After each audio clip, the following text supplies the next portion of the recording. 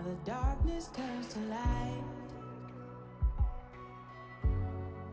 No, wait, you feel alive.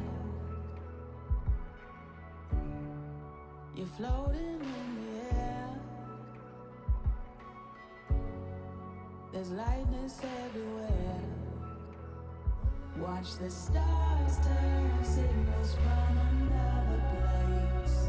See the colors burst, lifting off to outer space. On a new path, waking up, it's not too late. There's no time to waste, we will elevate.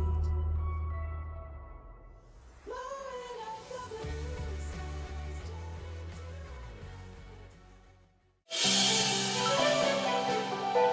CTBC Bank is Taiwan's top financial institution, but we're not stopping there.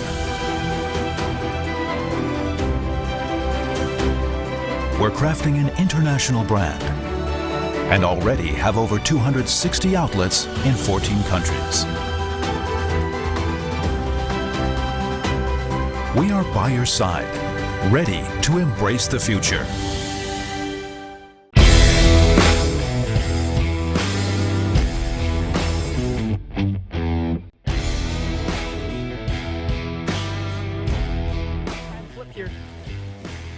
It's a little risky right now. Holo taking a lot of damage as they move in. The Smite fight is on. It gets secured by Gemini, and the fight is going. And once again, Rest was running wild. But meanwhile, in the backline, what a massive combination between Mission and Atlan. Gemini acting cleanup duty right now as the double kill comes in from Mission, and they will be able to complete the delayed wipe, buying a little bit of time, or letting Eminem buy a little bit of time as he does dish the damage out with those chakrams. I don't even think they need it. They're just going to teleport Rested and feed him the kill right now. Ow, excuse me, Mission.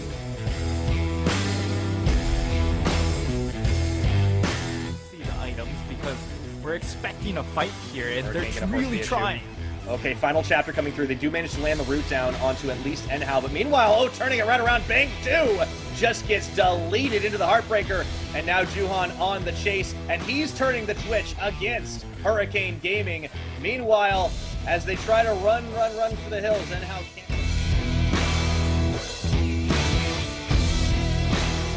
More, he's in position, waiting for the minion wave to put down that Herald. Nothing Taco can do about this. Well, they're gonna try as they go in with the full combo. Dragon's Rage into Q1. Like it's pretty much all over but the Nexus, Clement. Yeah, we're gonna find out if Kongyue can get a lucky steal right here. He has no vision in the Baron pit so far. He's gonna have to guess on this one. They turn for it. They don't really need the Baron. In fact, they just need the kill. Kriskata goes for a godlike on this one as they then collapse in. Massive moonfall. The double kill for the Zeri. Even further, Lil V deleted and no one left.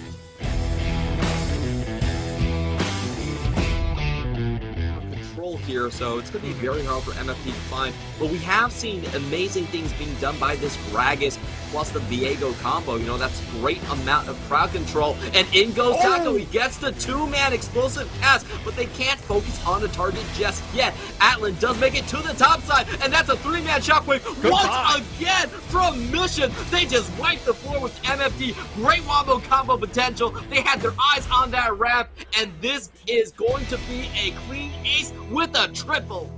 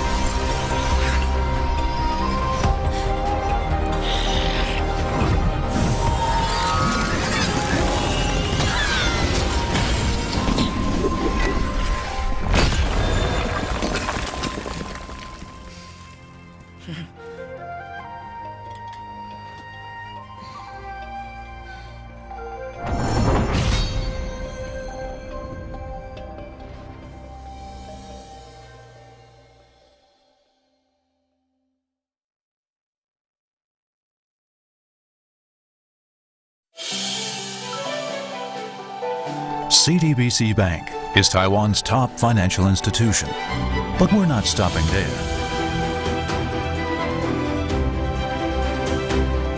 We're crafting an international brand and already have over 260 outlets in 14 countries. We are by your side, ready to embrace the future. As Zaun's living battery, Zeri uses her electric powers to charge herself and her weapons for any situation. Full of spark and energy, Zeri electrifies those around her when no one else will. Her foot is always on the pedal, speeding and zapping around the battlefield with ease. This current has a short fuse, but even against impossible odds, she refuses to give up. Lightning in a gun coming through.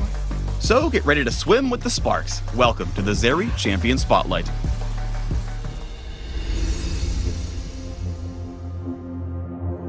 Zeri's passive is Living Battery. When damaging enemy shields, Zeri shields herself for a portion of the damage dealt. Any shield Zeri gains grants her a brief movement speed boost. No slowing down. Zeri volts things up with her Q, Burst Fire. Rather than a traditional basic attack, Zeri fires a barrage of 7 rounds that damages the first enemy hit. It has an incredibly low cooldown that scales with attack speed and no mana cost. Burst Fire will also crit and apply on head effects. For all intents and purposes, her Q is a basic attack skill shot.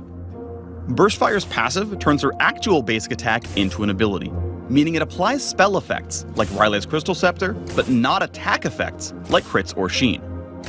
This ability can be charged by moving and casting Burst Fire, dealing massively increased damage and slowing at full charge. It also deals extra damage to low health enemies, making last hitting minions a little easier. But be careful because attacks drain charge, delaying her access to that big chunk of bonus damage. Got the fuel up. Zeri's W is Ultra Shock Laser, an electric pulse that damages and slows the first enemy hit. When the pulse is targeted through terrain, it widens and extends into an ultra shocking laser that hits multiple enemies. Zeri's E is Spark Surge. After dashing a short distance, her next 3 salvos of Burst Fire will pierce, damaging enemies beyond the first. Attacks and abilities on enemy champions reduce Spark Surge's cooldown. Zeri can surge across any terrain she touches, no matter how wide. While skating over terrain, cast Ultra Shock Laser for more voltage. Got him. Zeri's ultimate is Lightning Crash, which unleashes an electric nova that damages nearby enemies. Hitting an enemy champion grants Overcharge, which gives increased attack speed, bonus on hit damage, and a chain lightning effect on Burst Fire. Overcharge also stacks, providing increased movement speed per stack of Overcharge. Attacks and abilities on enemy champions add stacks and extend Overcharge's duration to ramp up the movement speed buff further, which lets her kill enemies in a flash. Or without it. Gotta hurry. People need my spark. While you might be ecstatic to attack, be cautious with excessive auto-attacking and draining your charge. Instead, use abilities and kite enemy champions for a fully charged slow, then rail them down without a sweat. Come on, Zeri. Fight to win. Remember that. If you spot your team in trouble, Spark Surge is a great tool to swiftly join the fight. Target some terrain to skate over, and right before you land, cast Ultra Shock Laser for an electrifying entrance. Being a literal battery has its positives, especially in rapid-fire moments. Lightning Crash early in fights, and keep Overcharge stacks up with abilities and charged attacks. With all that extra move speed, skating circles around the enemy team is a breeze. Look at them scramble. We crushed it. Even if a situation looks dire, Zeri can turn the tides with a multi-target Lightning Crash. Fight's getting messy. At least I'm consistent. With overcharged speed, use Static Surge to quickly reposition yourself and provide Burst Fire support from a safer position. Like a familiar shiv, chain damage among enemies and speed your way to victory. Lightning always strikes twice, or 3 to 7 times. Uncover more about the Spark of Zaun in the links below.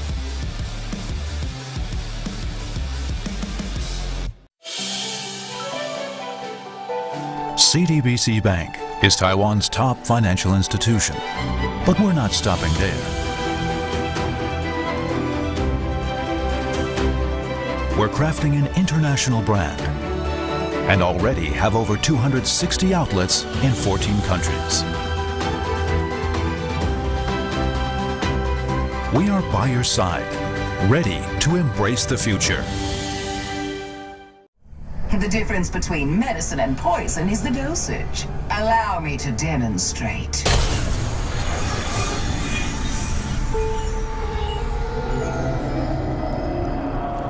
Ah, my favorite part of the job.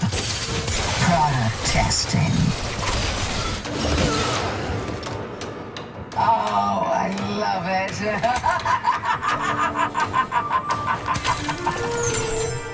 Move now! Die for me. I don't need to get my hands dirty. Oh, but I do enjoy it. Kill them and suffer! Work for me or work against me. Doesn't matter. Everyone comes to my side eventually. I bankrolled your pistols naked, Samira. Those guns are mine by right. Step aside, worm. Don't think, just do. Get over here. Remember who helped you in your hour of need. Never cross Renata Glask. We don't have to be enemies. Let me change your mind.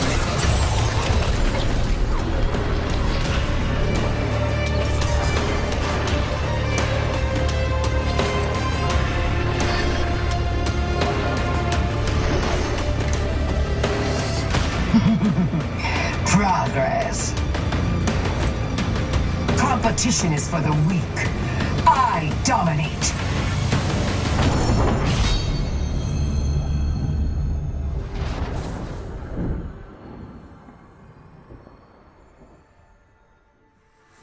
It's Ms. Glask, if you value your life.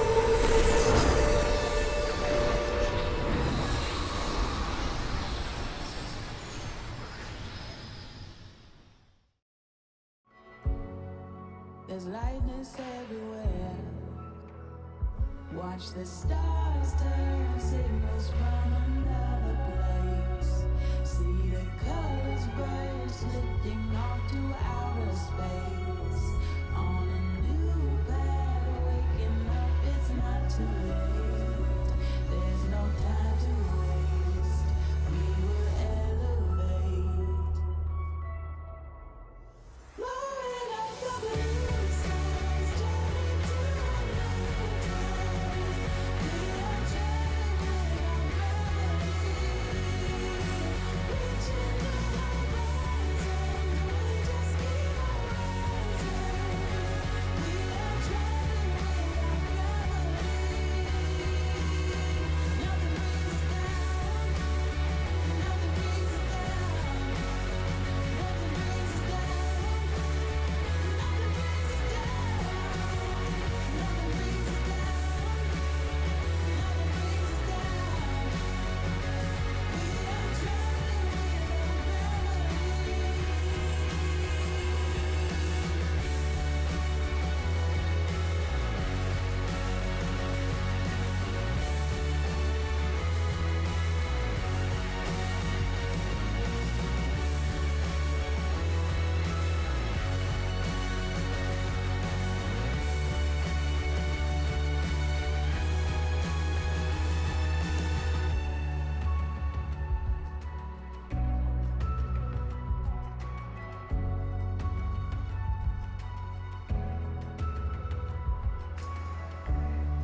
You're carried by the sun. New chapters have begun. Tomorrow never ends. You're rising up again. Watch the stars turn signals from another place. See the colors burst, lifting off to outer space. On a new path, waking up, it's not too late. There's no time to waste. We will elevate.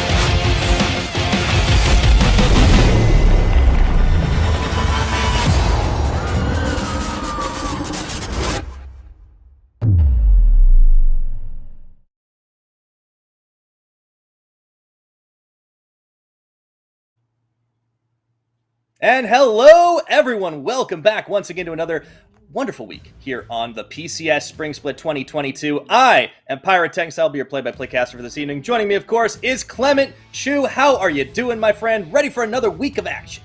I'm absolutely thrilled to be here, and this week is our start of the Lunar New Year, which is the Year of the Tiger, and coincidentally, it's also the week of the Sem 9 Tigers, because they're going to play a third of their games in this just 1 week alone, moving all of their Week 1 games to this one.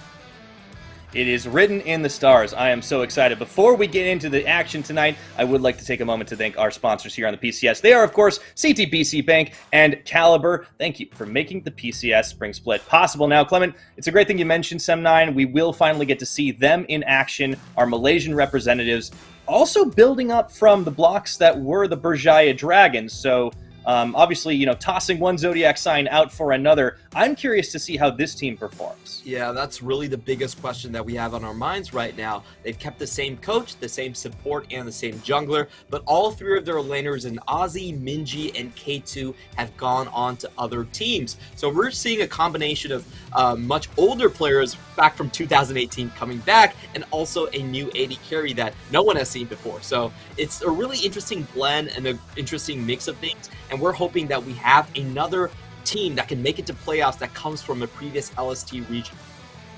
Absolutely. I'm really excited to see what some of those new players can do. In particular, we have seen some new talent coming in and really tearing it up in this split when there just are so many new faces. But there's a lot to get into today. We have 6 games to make up for having to delay the ones from the last week, and it is going to be an action-packed week of them, and I think we'll be getting that up in just a minute. There are, of course, a little bit of things to go over in the past, like what happened last week, just to catch y'all up if you've been missing out. Any massive surprises for you, Clement? Because I can think of a couple. Yeah, I think the 2 big ones are definitely MFT, Meta Falcon Team, and Deep Cross Gaming. These 2 teams, honestly, we didn't know what to expect for them, but Deep Cross Gaming has shocked all of us with this unique Smite top roaming style, really the Avenger squad coming for J-Team. And then Meta Falcon Team is coming in also with a very unique set of sensibilities, which is they're just playing triple dive every single game, and sometimes they will catch other teams like Beyond Gaming off guard.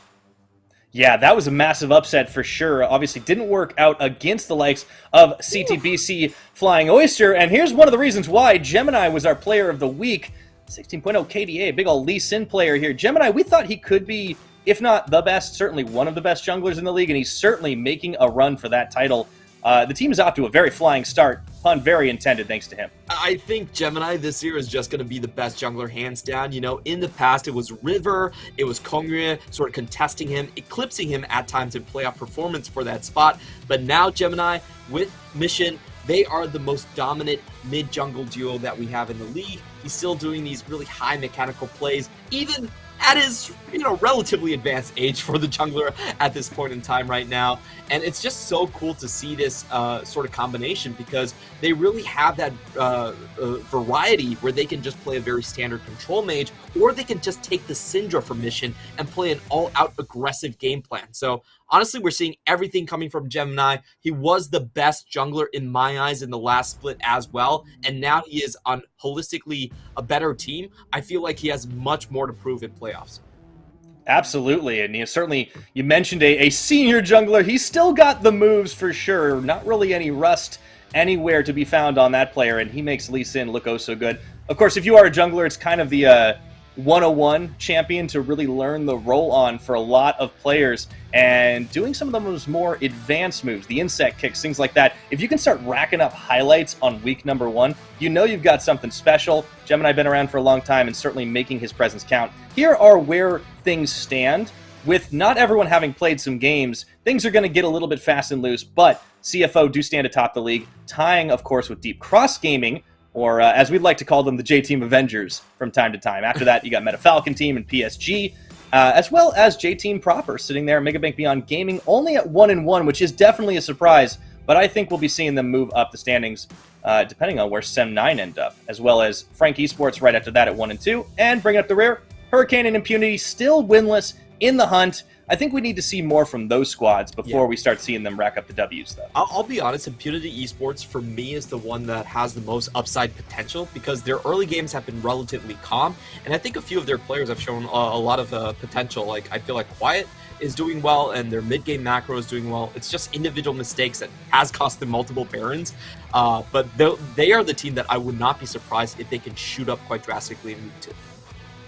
For sure, and of course, the Org's been around in the PCS for a bit of time as well, and we'll see if they can start to bring glory to the name. For the rest of the squads in the hunt, of course, this is a very different-looking PCS than you might all be familiar with. I think a lot is up in the air, especially with the departure of some of the top players, but also lots up in the air with the champions that have been picked so far, obviously there's a lot to talk about here with, Zeri and Xin Zhao being so popular, and of course some of the more expected things, the Aphelios, the Gwen, the Nautilus. But these new picks Deep Cross Gaming are bringing out here, of course, the Bard Smite, I'm loving it. Nesty has been having a ball. The Heimerdinger's come to play as well. We've had some great games to kick us off. Yeah, and honestly, if you look at these two champions, what's so interesting about it is that they come as a package. You have Heimerdinger that will auto-push the lane, even against something like Caitlyn and Karma, and then Bard just roams down with their jungler to make a 4v2 tower dive happen. They really have this so well thought out. I felt like the last time they played against Frank Gaming, Frank actually had a very good counter composition, but it still didn't work because they are willing to go outside of the box to get that shove potential in the bot side. So honestly, if it ain't broke, don't fix it. I expect Deep Cross Gaming to run this same composition until someone bans it or someone can actually crack open a win against it.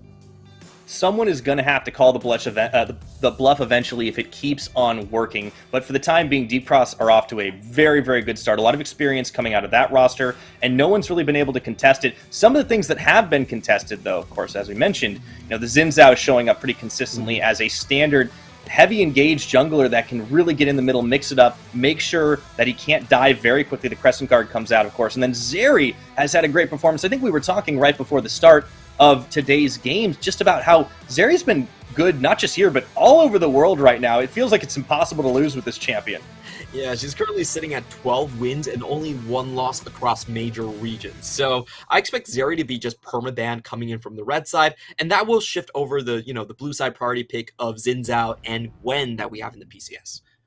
Absolutely. We are still on patch 12.3 today, of course, so nothing major has changed. Don't worry about, once we get weeks into it and Renata gets enabled, everyone starts banning that all over the place. But for now, we are good to go. Let's take a look at today's matches, though. Starting off, we do have CTBC Flying Oyster taking on Sem9, who are going to be pulling double duty as they have to go back-to-back and play up against PSG Talon. A tough order, but if they can pull out even one win there, I think that is a absolute statement to kick things off for the Malaysian representatives. Of course, and we do have to set some expectations for this squad coming in. As we said, they're basically Berjaya supporting cast with new carries, and we don't have to guess about if there's an upgrade or a downgrade. Let's just say they stay even. That's probably a 7th or 8th place team. So just looking at this matchup against CTBC Flying Oysters, they have a very, very tough road ahead of them. As we can just see of their players, a lot of familiar faces coming in from that first team, and I do think that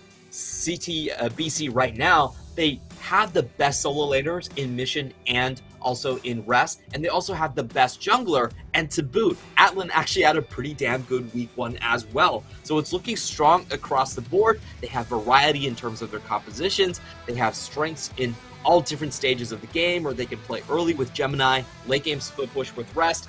It's just a very smooth sailing for them because they can switch up on any opponent they face. Yeah, they really haven't had too much trouble to start, and I think it's because you mentioned, not only do they have really strong players in solo lanes, and of course, Gemini, who might, by all accounts, be the best jungler in the league, if not right now, maybe for the rest of the split.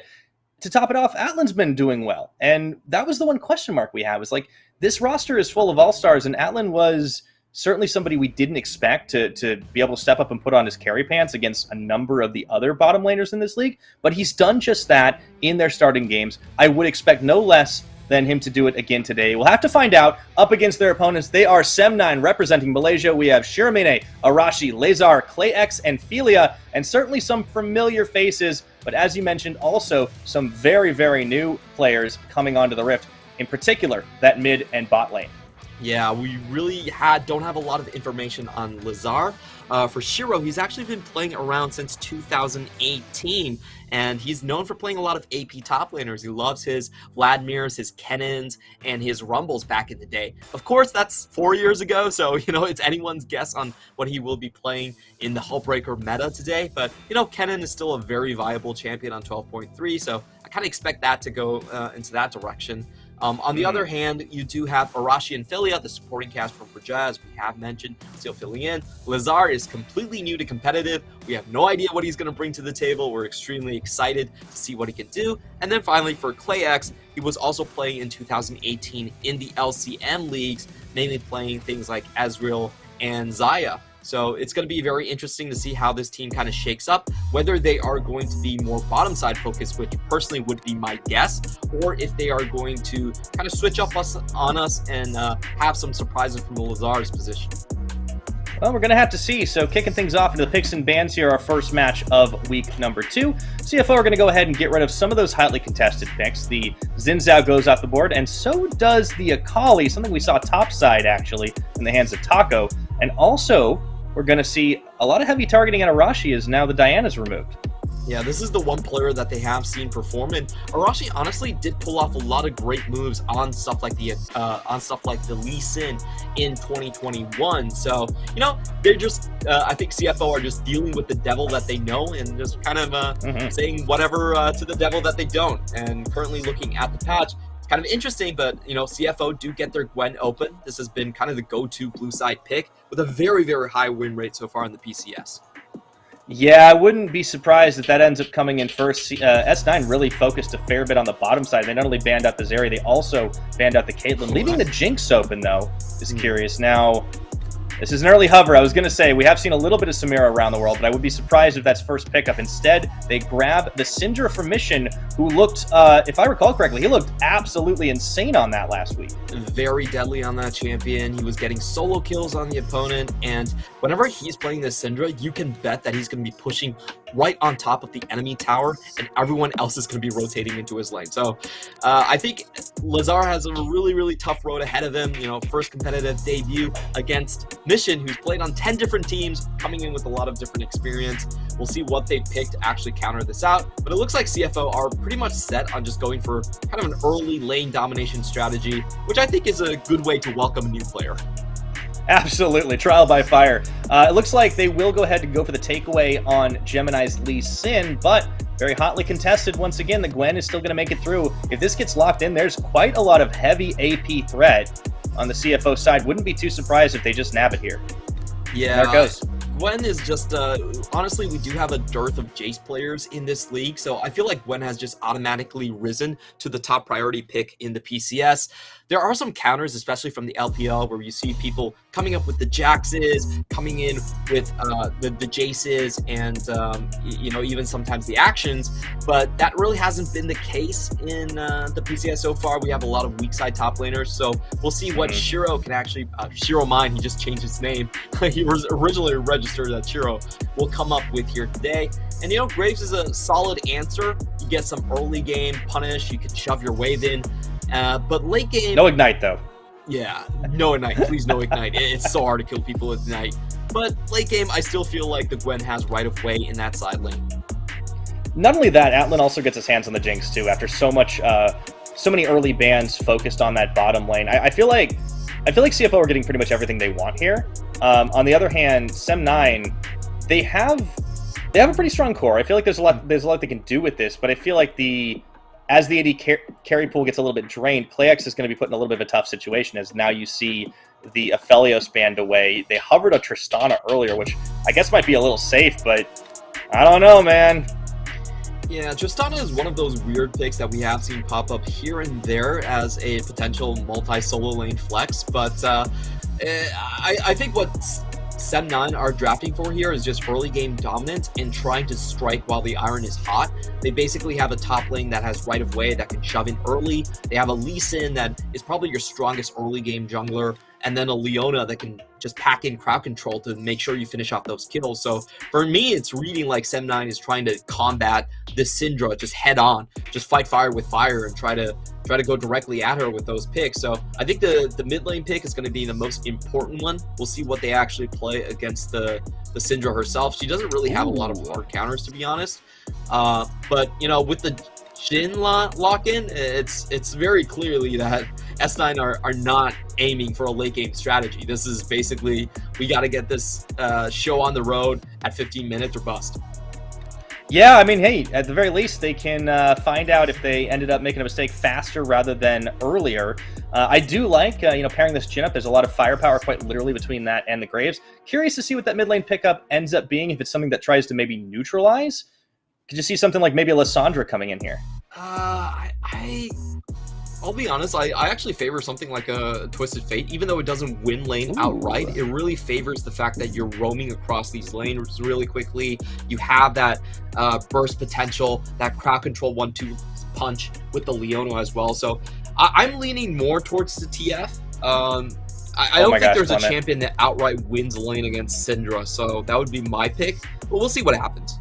This is a scary comp. Viego made it. Obviously, Viego isn't like the same power level that he used to be. Made it all the way through the big bands, and now Gemini's got it. There's a lot of kill potential, a lot of kill threat. Let's see what Sem9 lock in to finish things off before we get to the end of it. A Zoe ends up being the choice at the last minute shift up, so this becomes a little slippery all of a sudden. Yeah, I am not a huge proponent of the Zoe into the Syndra matchup. It's definitely one where if you get lucky enough and you catch her outside of vision, then you can make a kill with the Lee Sin. But generally, overall, Syndra does have a little bit more priority in this lane. So I do feel like, CFO's draft is massively favored, not only because they have all of those late game power spikes with the Viego, with the Gwen, with the Jinx, they also have an early game mid lane that can actually shove the opponent in quite easily. So if I'm looking across the board, it does look towards me like CFO has just got all of their bases covered, and we really need to see some sort of early game miraculous skirmish come out from Sem9 to actually stabilize and pull them ahead. Yeah, if one thing that Sem9 has going for themselves is that there's just, there really isn't any footage for other teams to study, to look at it, but that's about to change after this game, of course. If they can take on the likes of CFO early with this incredibly scary, heavy damage composition that, as you mentioned, really does have kind of peaks at just about all phases of the game, that would be a big eye-opener, and I think a lot of people would start paying attention to this squad, but it's going to be such a tough ask. But just the nameplates alone, it was already a challenge. Looking at this composition, they're going to have to be so careful not to overstep their bounds in this one, but they do have some tools. They do have the ability to fight. I'm curious to see if any of the newcomers can come out swinging and make a name for themselves, because, man, especially in a couple of these lanes, you can't get an experience gap that is wider on the big stage than the likes of Mission versus Lazar. I want to see if the rookie can do something, or if Mission's just going to slam him into the ground. Yeah, it's going to be a really tough one for him for sure. I think this match, from Sem9's perspective, most of it does come down to what the jungler can do to actually impact. He does have a priority matchup versus the the Viego, and he does have potentially shoving lanes in the top side, and also some kill and pick potential with Lazar in the mid side as well. So I think Arashi is going to be where most of my focus on. In the bot side, you do see some potential for maybe level 3 to overpower them with the Jhin matchup, but overall bot lanes have been pretty static from what we've seen. And just taking a look at the runes right here, there's actually something a little bit new that we're seeing, but Rest is going to go with the Lethal Tempo, a very aggressive rune into the likes of Graves. This is basically a level 6. We're going to chase you down. I hit my triple slow, and I can cut you to pieces. That's sort of the goal that he's going for. It's not your usual sort of a laning setup with the Conquerors and a little bit more sustain. This is an outright level 6 kill with the Ghost Summoner being selected as well. Yeah, we've seen this from Gwens in the past, of course, but, with the new season change-ups, it's not quite as easy as it may have been before. Early start, a little bit of Ward Wars. This is just going to be the supports bashing heads. In fact, though, Koala does manage to get the better Ophelia there with a little help from Atlan. Still got to be careful up against the Jhin lane. The range for Klayax is going to be his saving grace to kick things off on this Jhin. Yeah, we are just going to see Atlan try to outshove this lane. And so far, Jinx has been the, outside of Zeri, has been the dominant AD carrier of the PCS. Great late game potential. And we're seeing these level 1 trades as a huge part of it as well. Just, switch over to Rocket and just shove in the entire backline minion. We've seen this happen quite a bit. Jhin has been a very favorite champion as well, but I think he's mainly played for the potential to get picks outside of his own lane. So we're going to see how that comes in. And Arashi already making that trip down to the bot lane. However, I do want to mention that he was actually spotted on his Raptors, and you can see Atlan right now placing the ward down, knowing that Lee Sin might be lurking around this bot side. Yeah, CFO definitely showing good game sense, paying attention on the minimap and getting those wards down early. It's good to see. This is the team that has all the fundamentals. They have such an experienced core. As we mentioned in week 1, our biggest question mark was how well Atlan was going to be able to perform with this team of superstars. So far, so good. there's plenty of games to play yet, but, you know, if he can hang with everybody, it's kind of hard to find a weak point on this team. Yeah, it definitely is. And, you know, we have to focus in onto the mid lane once more. Somehow Mission is up a full wave. Yeah, I'm not sure what Mission. happened there. But, yeah, this is why I'm not a huge proponent of the Zoe matchup. I feel like it's actually pretty difficult to get out of lane against the Syndra. In the LPL, this is definitely considered a counter pick. And this is painful. This is just very difficult to watch. That is the Mission diff right there. Unfortunately for Lazar, welcome to the PCS. Enjoy your stay. Mission is going to try and shove your face in, or at least freeze you out for a little while. Good start for the Syndra.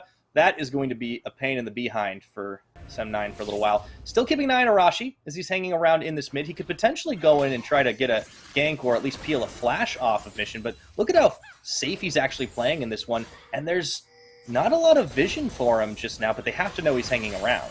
Yeah, and you can see this is the sort of diversity that CFO can throw at you. If they're winning in their mid lane, it can actually allow their side lanes and their jungler to just free scale up. There's no pressure on CFO right now, despite Lee Sin and Zoe, two very strong early game champions. And honestly, if I'm CFO, I don't really have to do anything in this setup. I just hold all of my lanes steady, make sure both of my side lanes are warded up. And the most important thing for a jungler in this spot is actually just not to show. If you don't show anywhere on the map, then Arashi can't pick apart one of these lanes because he has to be thinking about the potential for a counter gank. Now, I like what Lazar is doing here. This is definitely what you should do if you're getting frozen out. You try to tag their jungler and make sure you can find those 2v1 opportunities. Always an opportunity. It looks like it's going to be a 2v2 opportunity down bottom, but just supports trading health bars for the time being. Nobody's interested in an all-in just yet. And as you mentioned, yeah, controlled gameplay. Controlled aggression even from the likes of CFO, who don't have to do much because they do have such great late game between that Gwen and that Jinx. Also the Viego, who always has pop-off potential. There's so many threats here, and Mission's winning early when he's supposed to. So everything going according to plan to kick things off. Yeah, and we have seen a very similar comp idea being ran in the LPL, where this comp does extremely good off of resets. You get the get excited from Atlan. He's going to be attacking with 25% just overall attack speed buff. And then you have Gemini, who's going to be able to get an entire new champion worth of skills to just pop off and continue to roll throughout the composition. And, you know, the first kill is actually very easy to set up when you have Nautilus and Syndra together. So it's a very well-rounded comp. It's strong late. It has power points early. And now we're seeing potentially CFO actually go into a mistake because they were spotted by Lazar's ward. This could be a trap they walked themselves into. Not pulling the trigger just yet, even though Lazar does get stunned by the Scout of the Week.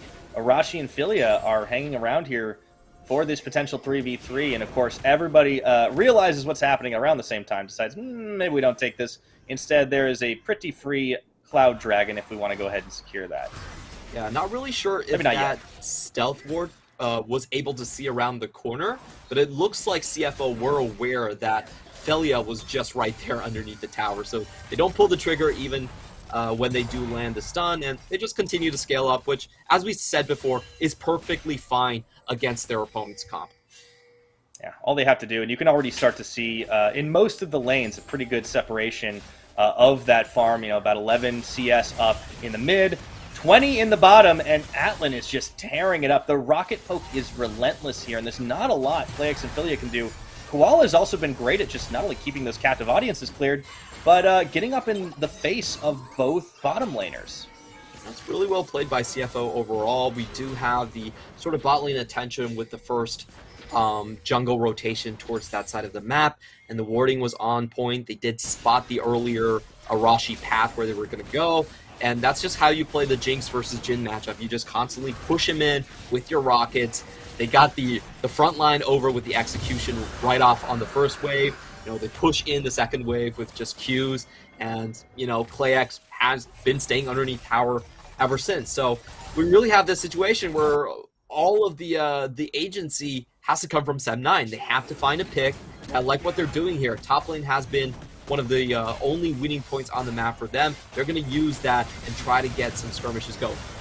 We'll talk about that in a minute because we got a skirmish on the bottom side. Clayhouse getting caught up by the grenades, the Flame Chompers. No level 6. No, he just hits it. Atlan, he doesn't have the mana as he just fires it off at the last second. And Philia intercepts.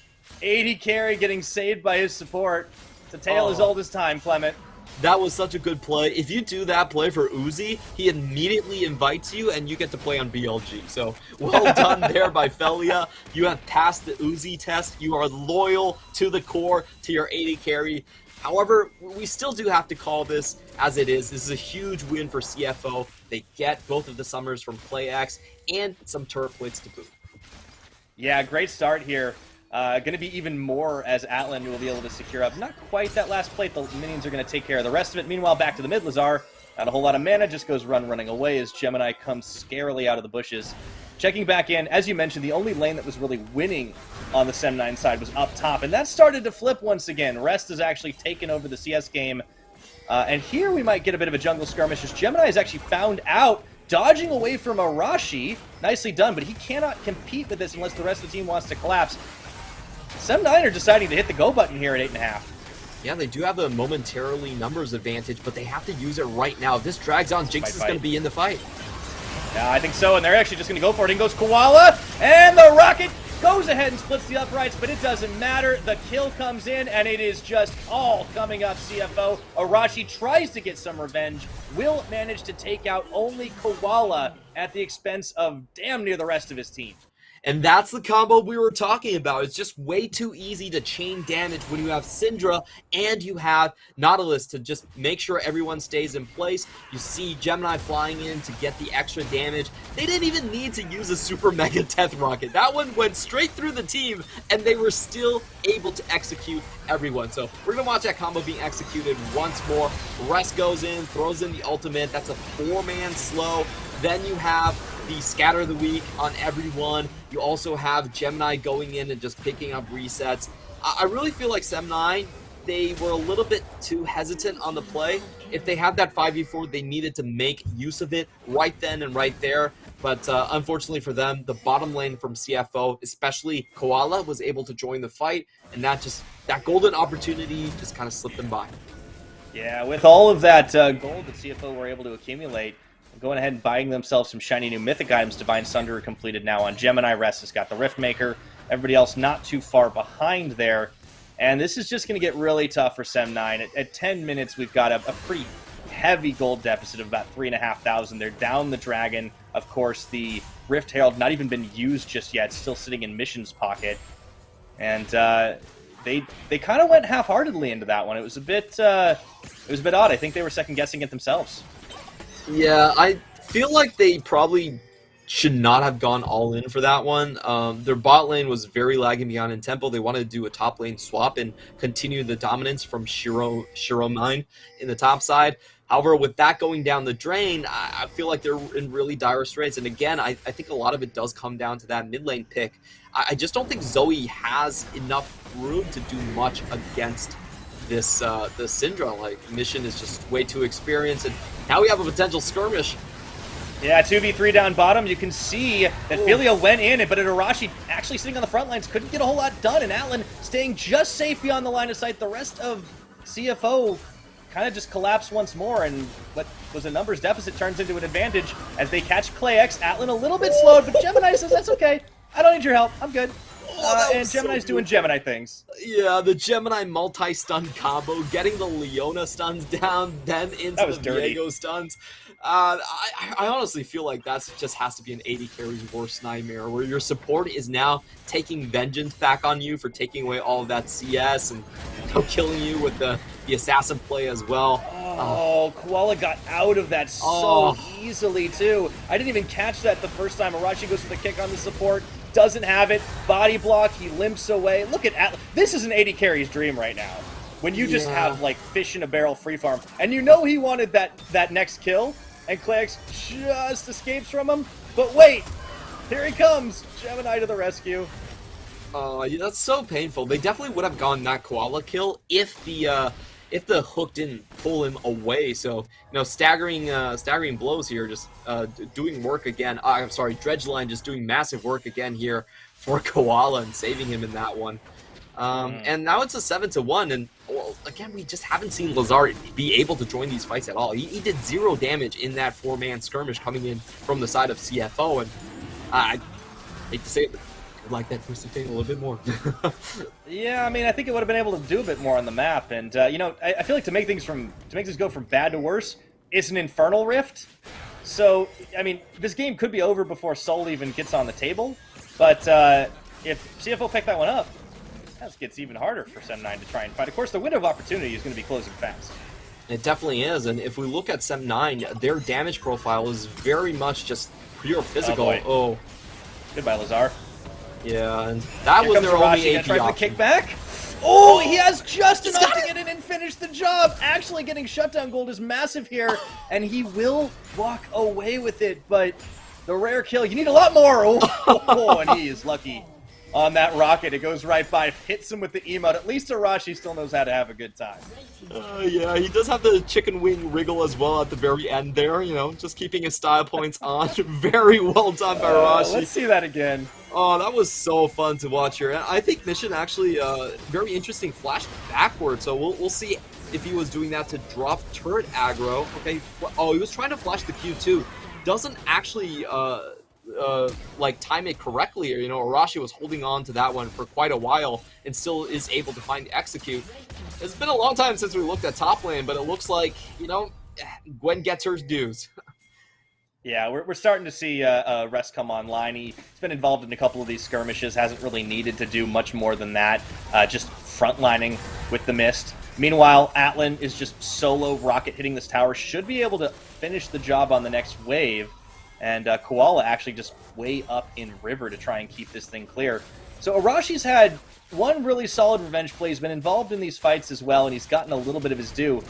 But I feel like he needs to really be pulling double duty if he wants to get more done in this one. Because you look at how the gold is starting to get out of control. Rest and Mission are at a race to a top, with Atlan not too far behind. Nobody but Arashi's even in the running for top 5. Yeah, he basically has no damage from the 3 of his laners at this point, so he pretty much has to kick Atlan into the entire team every single fight. Like, that's the way Sem9 is going to have to win these ones.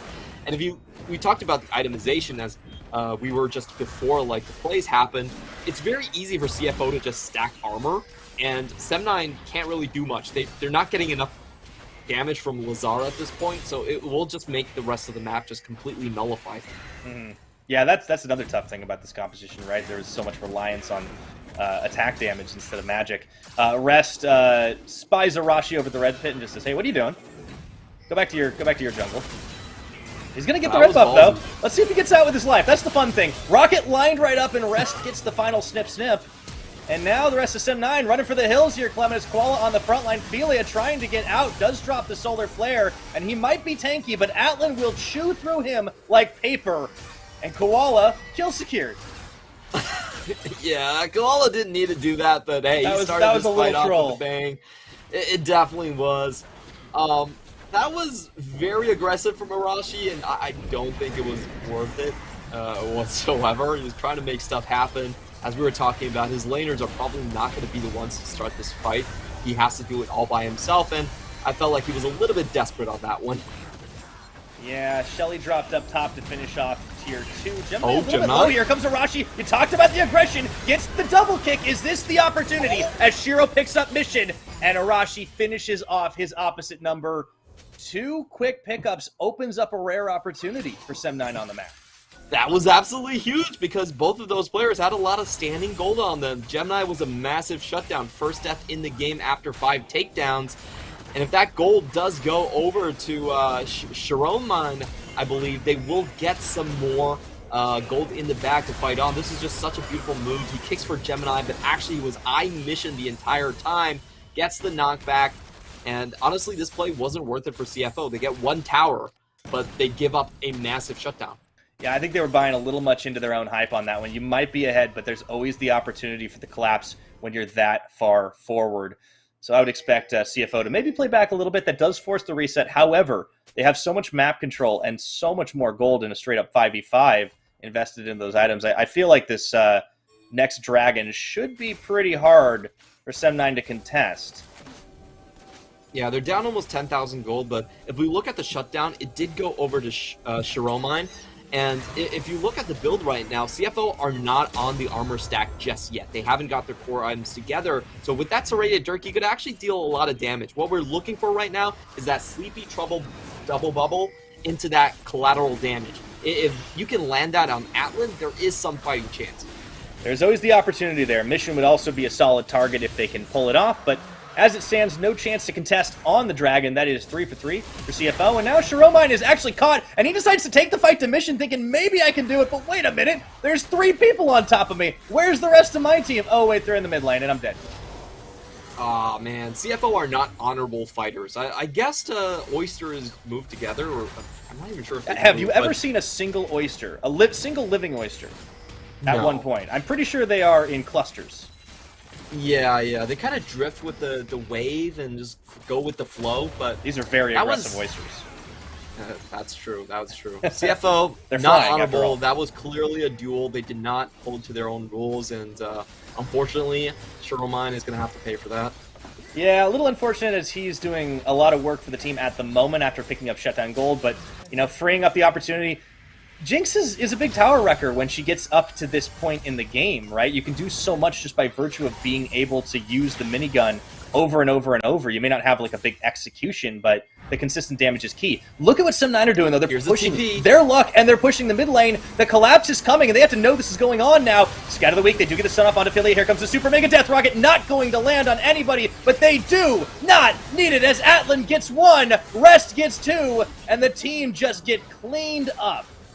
Oh, there was absolutely nowhere to go. The Gwen was coming in from the back with a ghost, so you can't outrun her. She tags the slowdown. Koala lands the crown control. Gemini gets the stun to knock everything off. And once again, Atlan misses everything. This is actually really impressive to see. When you have, like, mission landing stuff, when you have Nautilus and Gemini landing their crowd control, but, you know, Atlan's still not landing anything. Maybe the 3rd time's a charm, but... Unlucky. You know, honestly, that was the only remarkable thing about that fight. I felt like everything else was just how it was supposed to be. Yeah, I mean, credit to Some9 for not going quietly into the night. You know, they may not be making plays that are necessarily good percentages, good odds of winning, but they're not sitting back and waiting to die. And I respect that. I feel like that play is a play that you have to do if you're this far behind in the game. What you're basically banking for is that the enemy cannot coordinate a flank at the same time. So you have a lot of burst potential. Maybe you can catch Mission off guard, get a kill there, get a tower there. And a lot of times when teams are rushing in to try and defend their towers, they're going to be coming in but like one-on-one, and that will give you opportunities to pick them off. Unfortunately for CFO, their surround was just way too well done, and they landed too many critical crowd controls just right off the bat. So, you know, Some9 really didn't find their chance. Oh boy, 20-minute Baron right now. Should prompt a reaction, but with the superior 5v5, CFO are feeling pretty confident about their chances, already down to 5,000 health. Mission just waiting in the brush. The curtain cult is open. Arashi has to be a hero here. He's gonna go in, gets the steal! Will it be worth it in the end? We'll have to see. The steal goes down, and Bilia's gonna get caught here, should get destroyed. The rest of the team needs to escape as the Sleepy Trouble Bubble does land. Arashi, man, his back must be breaking from all the carrying he's trying to do this game, Clement. Yeah, we just saw a teleport from Shiromine as well as he goes directly back to base to try and defend. Rest is eyeing on Klax. Flashed in. Rest is not done with him on the needlework, but Gwen is immune in the miss as she tries to move forward. Collateral damage, it's not going to be enough now. Shiromine is going to chase him all the way to Fountain, try to get that 1v1 delayed. And he, I believe, will be the only one to keep the Baron buff. Yeah, that was...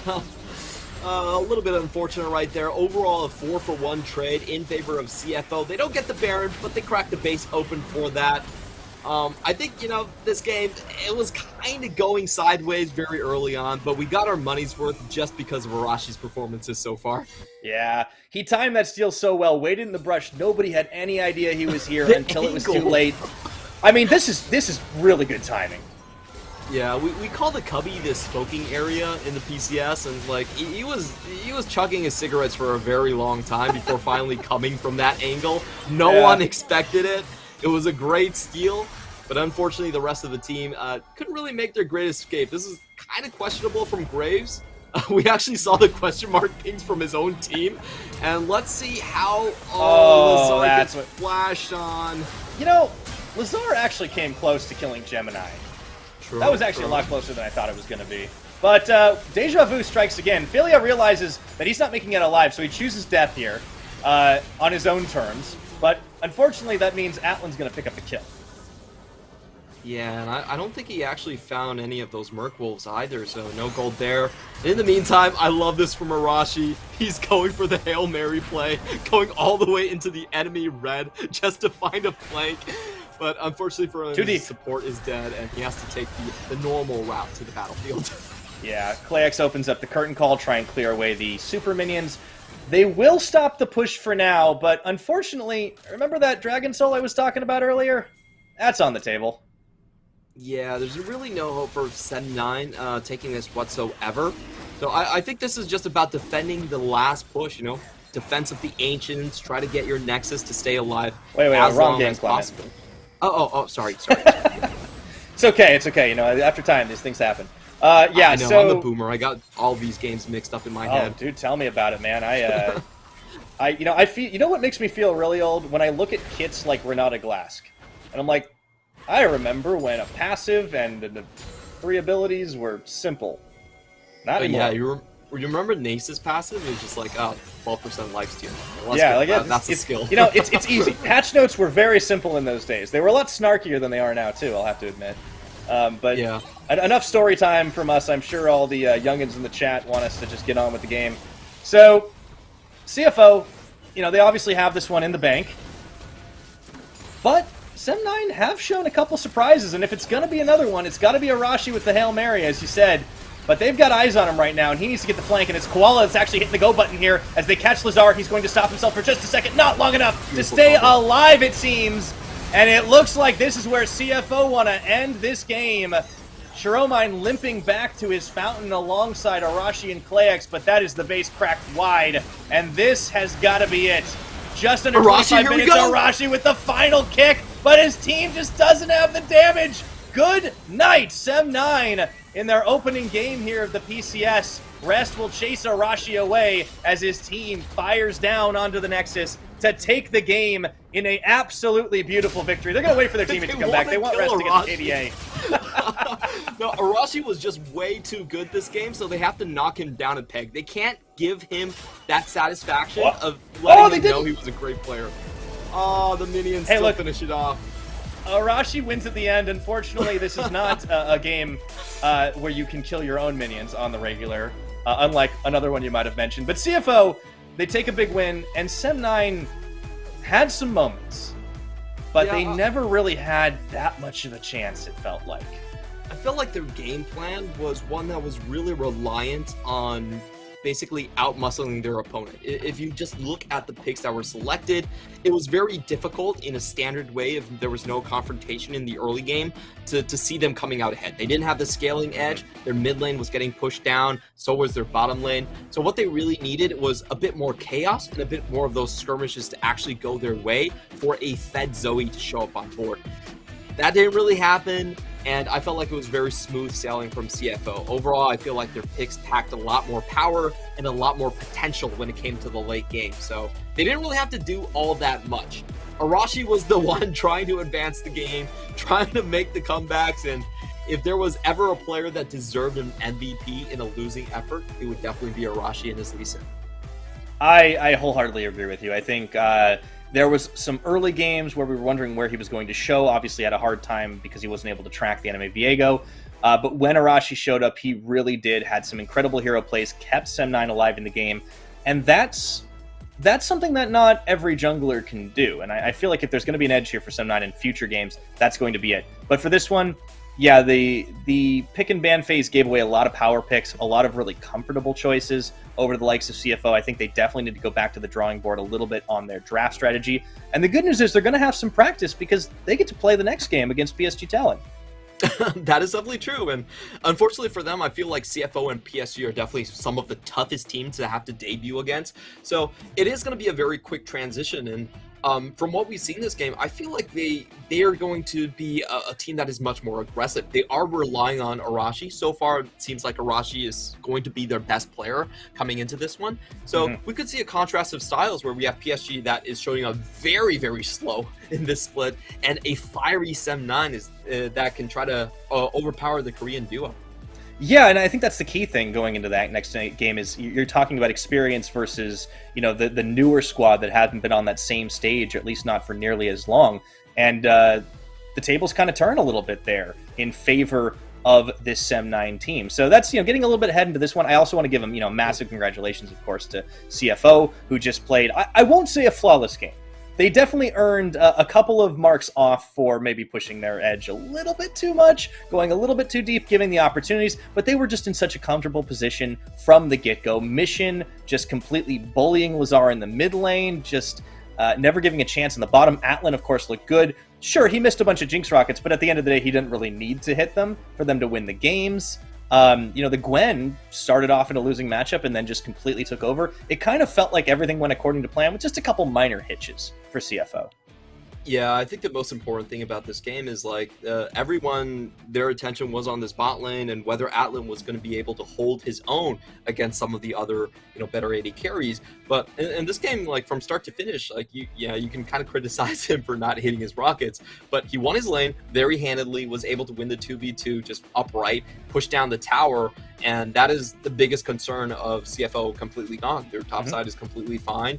I like the lethal tempo Glen. It worked perfectly this time. He was able to take the tower against the Graves without any jungler help. He just straight up took it. So, there's nothing really wrong to see from CFO, and I think it's going to be very interesting to see if teams can kind of crack this strategy where they're going to go aggressive mid jungle and then just go scaling into the side lanes. It's very difficult to fight that if you don't have the same caliber of talent on all of these lanes.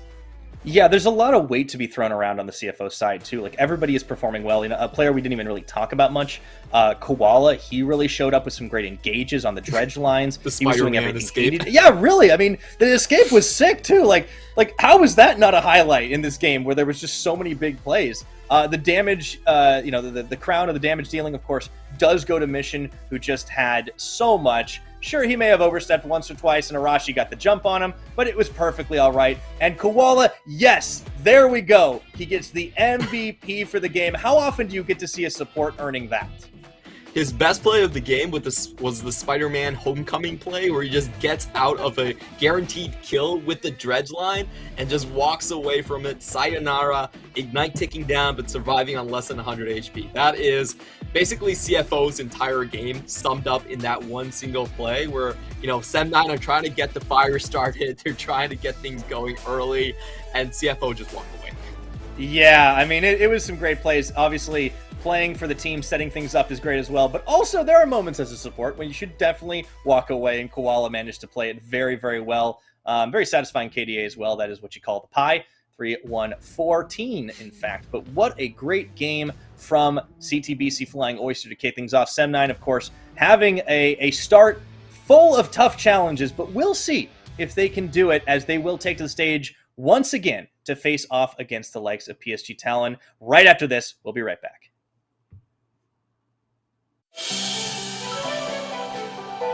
CTBC Bank is Taiwan's top financial institution, but we're not stopping there.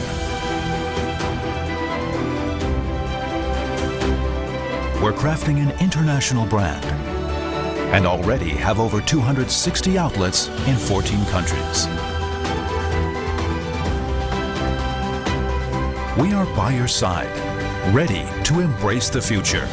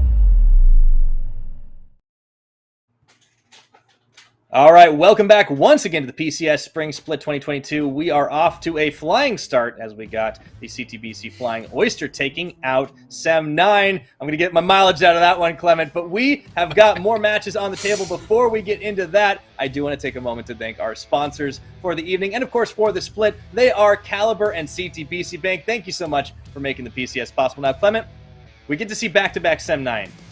And it is going to still be a tough one for them because they face off against PSG Talon, defending champions, of course, with some differences in their roster, as anyone who's watched the split will know in the mid and the jungle. Yeah, we do have Bei and Juhan coming up into the mid-jungle position, and they really do bring a kind of a different flavor. We had Bei just play a tank Rise build 3 games in a row. And Juhan is now their main killer on the team right here. So I think what we've seen is, despite the stats, what you will expect is, I think, a slower game plan, especially evident in their game against Impunity that went on to 31 minutes. They're very happy in playing this 1-3-1 style and just leveraging their overall talent with Nabi and unified late game into these team fights. So it's kind of interesting because I think they are going through a lot of transitions. One is generally slowing down the pace, having to be more aware, especially for Kaiwing, that his mid jungle a lot of times are not going to be there with him in these 3-man hit squads, and also of the fact that they are now more of a split pushing team than they ever have been. Yeah, it's an interesting change-up with their new players coming into the roster, and also the way things have started off, right? You know, we can expect some growing pains, of course, especially with the loss of some superstar players like River and Maple. But of course, Bei and Juhan to fill the shoes coming over from NS. Red Force will see their full lineup: Nabi, Juhan, Bei, Unified, and Kaiwing. And these are still our defending champions. We'll see if they can get back into that form as they face Sem 9 today. It's been a little bit of up and down, right? They face off against their rivals on day number 1 in Beyond Gaming. They get beaten, and then they just kind of beat down some of the weaker teams in our league. So we don't really know exactly where this team is at. I feel like the Sem 9 game is going to be a good test for them. Yeah, I would say that PSG definitely are not the tempo team that they used to be. The PSG of old would not let an Impunity game go beyond 30 minutes. There's no possibility of that happening. But I think this one is definitely a little bit more measured. What we have seen their plays a lot is Hanabi in the side lane, and then Juhan and Bei try to set up a 2-man place on the other side lane. So I think their coordination might not be there just yet, and they're being more split and being more comfortable in terms of just devvying up the map and playing like mano a mano. Absolutely. Of course, their opponents, we just saw them on the Rift. They are Sem 9 representing Malaysia, with Shiromine in the top lane, Arashi in the jungle, Lazar in the mid, Clayx on bot lane, and his support partner, Philia. As you mentioned before, this is the supporting cast. Of course, the old Berjaya Dragons, especially with Arashi and Philia, but a lot of new faces as well. In particular, last game, Lazar had a tough debut against Mission. I feel against Bei, he's against someone that is a lot closer to his level of experience. Yeah, I definitely don't see Bei as being as lane dominant. Of course, PSG across the board are positive in their gold pretends and their CS pretends, but they aren't exactly crushing. So I think Lazar will be able to breathe a little bit. And the big question here for Sem 9 is, are they going to go for the strategy that they showed us in the previous game, where it's all about early game aggression, it's about Arashi on the Lee Sin making plays, or are they going to scale alongside with PSG and play more of a team fight style? I think both options are relatively open for them. You know, PSG, I presumably will allow them to go both routes in this one, and it's just up to Sem 9 to kind of choose their destiny. Yeah, I'm curious if they decide to try and shift things up, because if they draft the way we saw last time, it definitely feels like an early aggression team. If they can maybe round out the damage a little bit more, we'll have to see. But into the pick and ban phase we go. Akali Lee Sin is going to be removed from Arashi's side. And of course, Zeri continuing to rock that high ban rate. I know Sem 9 got rid of the Caitlyn last time around. I wonder if they might want to consider... Okay, well, I was going to say the Jinx, but the Aphelios is also a good takeaway from Unified. Yeah, I really do see just like these two being kind of perma-banned, especially against PSG. They've shown that they can play both of these champions quite well. The other big ones right now are going to be Jinx, Jhin, and Caitlyn. We do have a really contested, I would say, AD carry pool, and it's very clear to me that kind of Jinx rises above all of these three. So it's going to be interesting. I feel like PSG will not go for Jinx first pick, but they will kind of just dangle it in front of Sem9, see what they do. And Unified has always been known as a very prolific Jhin player, so that's how I kind of see the draft going. On the other hand, contemplating that last ban because, of course, they left Gwen open last time at their peril. Hanabi, also a very solid Gwen player up in that top side, and they maybe don't want to give Shiroma a hard time, but they will ban away the Croc. Interesting. So that's an interesting choice here. Yeah, it has mainly been a mid lane pick rather than a topside pick. A lot of champions can actually deal with Renekton quite easily these days after the stun nerfs to him. And PSG, like I mentioned, I feel like they are going to go for just a very solid draft strategy.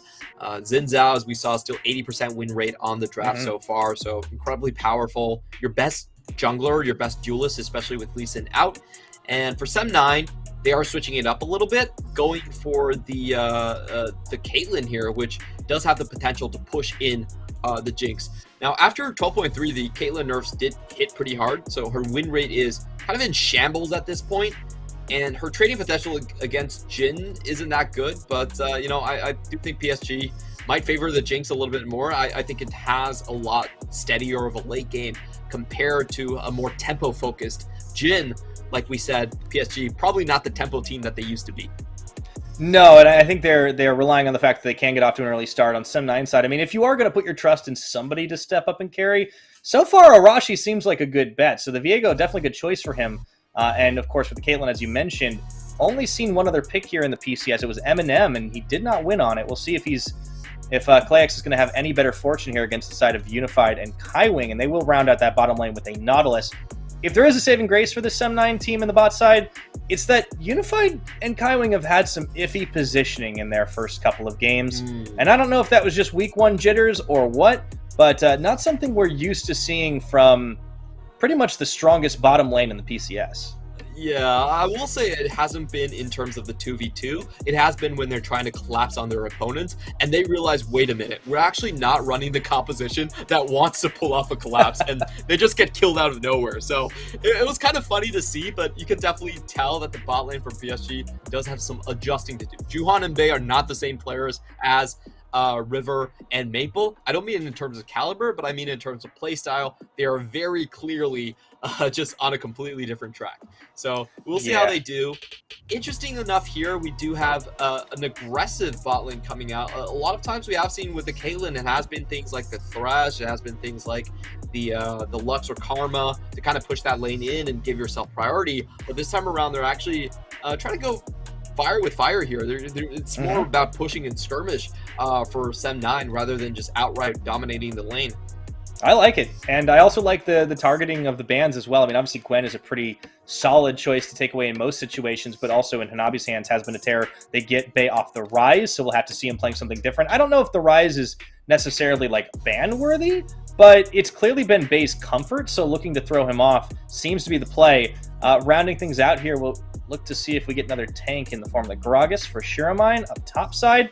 It is going to be blind against the likes of Hanabi, so just trying to play it a little bit safe here and saving their mid lane pick for last, looking for that counter pick. Yeah, Sem9, they still need one big chunk of damage coming in from their mid lane. I feel like in the early game skirmishes, when you have Caitlyn and Gragas, there is a substantial lack of burst damage to round out this composition. So I'm really interested in what they're going to pick. I feel like PSG taking away the Syndra here is incredibly smart because Syndra actually rounds out Sem9's composition really well. So really see this as a takeaway pick here. And now they do have to pick a top laner into Gragas, and I feel like Hanabi's been actually very comfortable with a lot of different champs. We've seen the Gragas for him, we've seen the Tryndamere. Hanabi, even though he's a weak side top laner, I feel like he's very comfortable in this patch to just play a side lane split pusher. Don't really want to see this Sejuani. It's kind of a boring pick here. It would go into their team fighting. Ornn is a little nicer. I'll take it. Oh, but yep, there it goes. Okay. I mean, it helps them on a 5v5 level, right? I mean, sure, they could go 4-1, go for the split. It definitely seems to suit them, but I would like to see if this iteration of PSG can go back to that team fighting. And here's a champion that does round out with some solid magic damage if they wanted to pick the Vex, but instead they swap it up to LeBlanc, a much more assassin-y pick. Seems to be what Lazar is preferring in his couple of games. And oh boy, LeBlanc versus a Syndra pickup in the mid. That's a fun matchup to watch. It doesn't matter who's playing it. It definitely is, and this is the Sem9 we wanted to see. We were talking about this in the pregame. The big question is, are they going to scale along with PSG, or are they going to fight for the early game? It looks like Sem9 are solely focused on just early game domination with Arashi and Lazar here. So it's going to be very interesting to see. I love teams that can actually try and play aggro in this meta. There really aren't a lot of them. So this is one of the few gems that we have left in the PCS. Yeah, and it's great to see Sem9 coming out the gate swinging, right? Especially up against a couple of tough opponents. You know, we saw in their previous game, rarely do we get to see the full-on, like, back-to-back, like, 2 games, 2 different opponents kind of situation, which can be a little bit tough to prepare for. But if I had to guess, based on the current form that they would have seen this previous week, the opponent that they probably would have identified as easier to beat would be PSG, given the fact that this is a team that's still finding their footing with their core mid-jungle swapped up, as opposed to CFO, who have just been, by all accounts, as close to flawless as you can really get so far. So if they if they had to split time prepping this week, I would bet that they would have split their time a lot more focused on the PSG side. So let's see if that is the case. Let's see if this composition can take it to PSG Talon, to the defending champions. Will Malaysia's representatives here manage to get one over on them and get their first win of the split? We'll find out as we load up onto Summoner's Rift. It's going to be explosive, though, Clement. That's for sure. Yeah, we still have Sem9, repping the Malaysian Tiger here. This is really paying homage to the Kuala Lumpur Hunters, who also had a tiger in their emblem. So just want to point that out. It's great when you see tradition being passed on. I think they have that tradition of being absolutely ferocious hunters. These guys are trying to snowball the early game with a very interesting build here. We actually have a press the attack coming out from the Viego just for their burst damage. So they're very much focused on killing Bay over and over again. Let's see if they succeed. Yeah, well, Bay's going to want to have that flash handy, inbuilt escapes unless you count Scat of the Week. And I am excited, Going to be going with those Hunter Instincts, the Eye of the Tiger. It is, of course, the Year of the Tiger, as you mentioned. So happy Lunar New Year to everybody who celebrates. I'm excited to see if Sem9 can ride this aggressive wave to a win. If they go 1-1 this week, like I said, that would be huge. Didn't matter who they got the win against. It would be a good statement coming out because we didn't really necessarily know what to expect from this squad. The 2 carries, very new unknowns. It's hard to make a big debut on the stage with a lot of talent at this top level. We'll see if they can do it here today as we kick things off. And we do see some instant adaptations from Game 1. Sem9 actually warding up their Raptors this time to make sure their jungle pathing isn't going to be exposed, and Narashi can make way to that bottom lane. Both of the junglers, as we expected, nothing really much to see in the Gragas versus Ornn matchup, so are going to be pathing into the bot side. As for the bot lane, we do expect the Caitlyn to be able to shove out with the Peacemaker just a little bit easier. So it will be some fights going over onto the bottom lane scuttle. Ooh, Kaiwing really stretched that dredge line. I was about to say, Klax and Philia have the advantage of having literally just played against this matchup, but they are off to just as rough of a start. Yeah, losing half of the HP right there. Very unfortunate for them. A lot of free damage being done by Unified as he's pushing the wave and also dealing damage to the bottom side. So things not going as expected right here. And oh no, another one. Oh dear. Oh, that's first blood. Unified. Well, that's kind of the Unified we expected to see. A real rough start for Sem9's bot side. Yeah, the Ignite goes down. Heal was saved by Klax, which in this case was probably the correct move. He was going to die anyway. And Lazar's getting shoved in too. Oh dear. Well, this looks a lot like Game 1. So far, we're ticking all the boxes. The only difference is we're not waiting for a Gwen to start manhandling topside. But yeah, this Arashi, well, better hurry up and get to 6, buddy. Yeah, not what we wanted to see for an explosive game right here.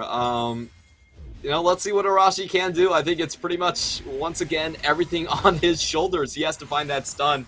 And, we should talk a little bit about press the attack versus Conquerors. In a solo duel, if you ever find yourself in a position versus Xin Zhao, then Conquerors is going to do a lot more damage. I think it's a better rune in teamfights as well, as you do have more sustainability. But for the PTA, you get that sudden burst of the proc and also the exposure damage that grants you a 12% increase from your laner. So it's much more of a just trying to burst down mid laners.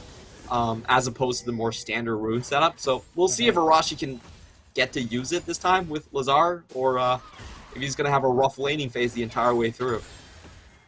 Yeah, we're going to have to see here. To his credit, Lazar has managed to stay deathless and to at least catch back up on some of the farm, even though he was shoved out. You know, definitely expect him to try and make some of these trades, but you can see some of the experience difference coming to play here as the top laners will just bang heads a little bit here. I wouldn't expect a solo kill up top, but you never know.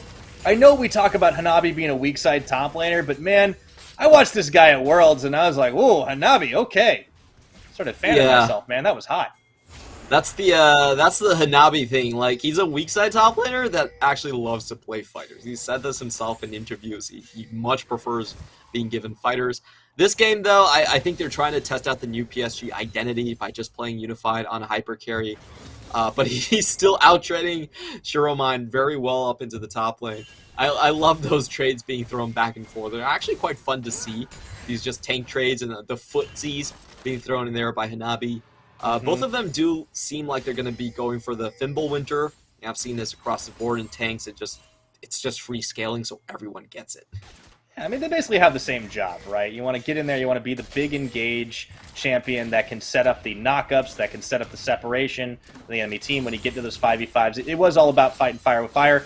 We'll see, now that Klaex and Philia have kind of stabilized just a little bit, yeah, they're getting out-traded. If they can maybe use that Caitlyn range, if you can set up like a trap combo, Arashi is here, but Kaiwing, oh man, he didn't quite see him until the end, and now you got Unified actually isolated, but unfortunately, the rest of the cavalry arrived anyways. Yeah, that was a ballsy move from Arashi to try and separate Kaiwing from Unified and go directly for the AD carry, but unfortunately for him, there was backup in the Xin Zhao. Juhan was waiting right there.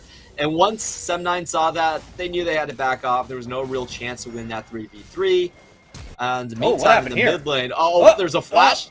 Oh dear, Lazar is very dead. Oh. Yeah, I didn't see how that one got set up right there, but there was a deep dive. Juhan going to come and escort Bay back to lane. Meanwhile, we got a 2v3 down bottom. Trap's going to go down. Arashi actually getting rooted a little low on the health bar. Does not have 6 yet. And there's no way they could fight that. So it's a back away 2-0 now on the kill score for PSG Talent. Imagine being Lazar in your debut against one of the 2 strongest teams in the PCS. Things have just not been going well for him. And, you know, I think this really defies the purpose of that PTA Viego that we're seeing here. There has been no sort of burst potential coming in from either Lazar, Zoe, or his LeBlanc so far. Yeah, and it does seem like it's a bit of an experience difference right now. There's the Scout of the Week, it lands. Bay is obviously not following this in, a little low on mana, but how does this happen? Lazar goes sniffing for trouble, it seems. Bay gets the early level 6 here, so he does have the ultimate. Lazar should be taking the safe way back to lane, but he walks directly in front of Bay, uses his W, and that's just the go sign for Bay. He knows that there's nothing stopping him, and he doesn't even land the stun, he just throws out the ultimate for the kill there. Very unfortunate. Lazar could have played that a lot safer. Textbook definition of a rookie mistake there, Clement.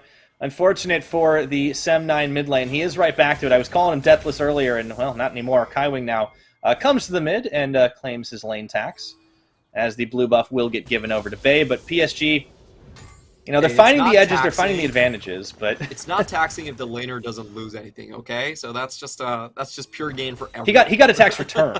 You know, he's doing okay. Yeah, exactly. That's the only thing I want to see the IRS for.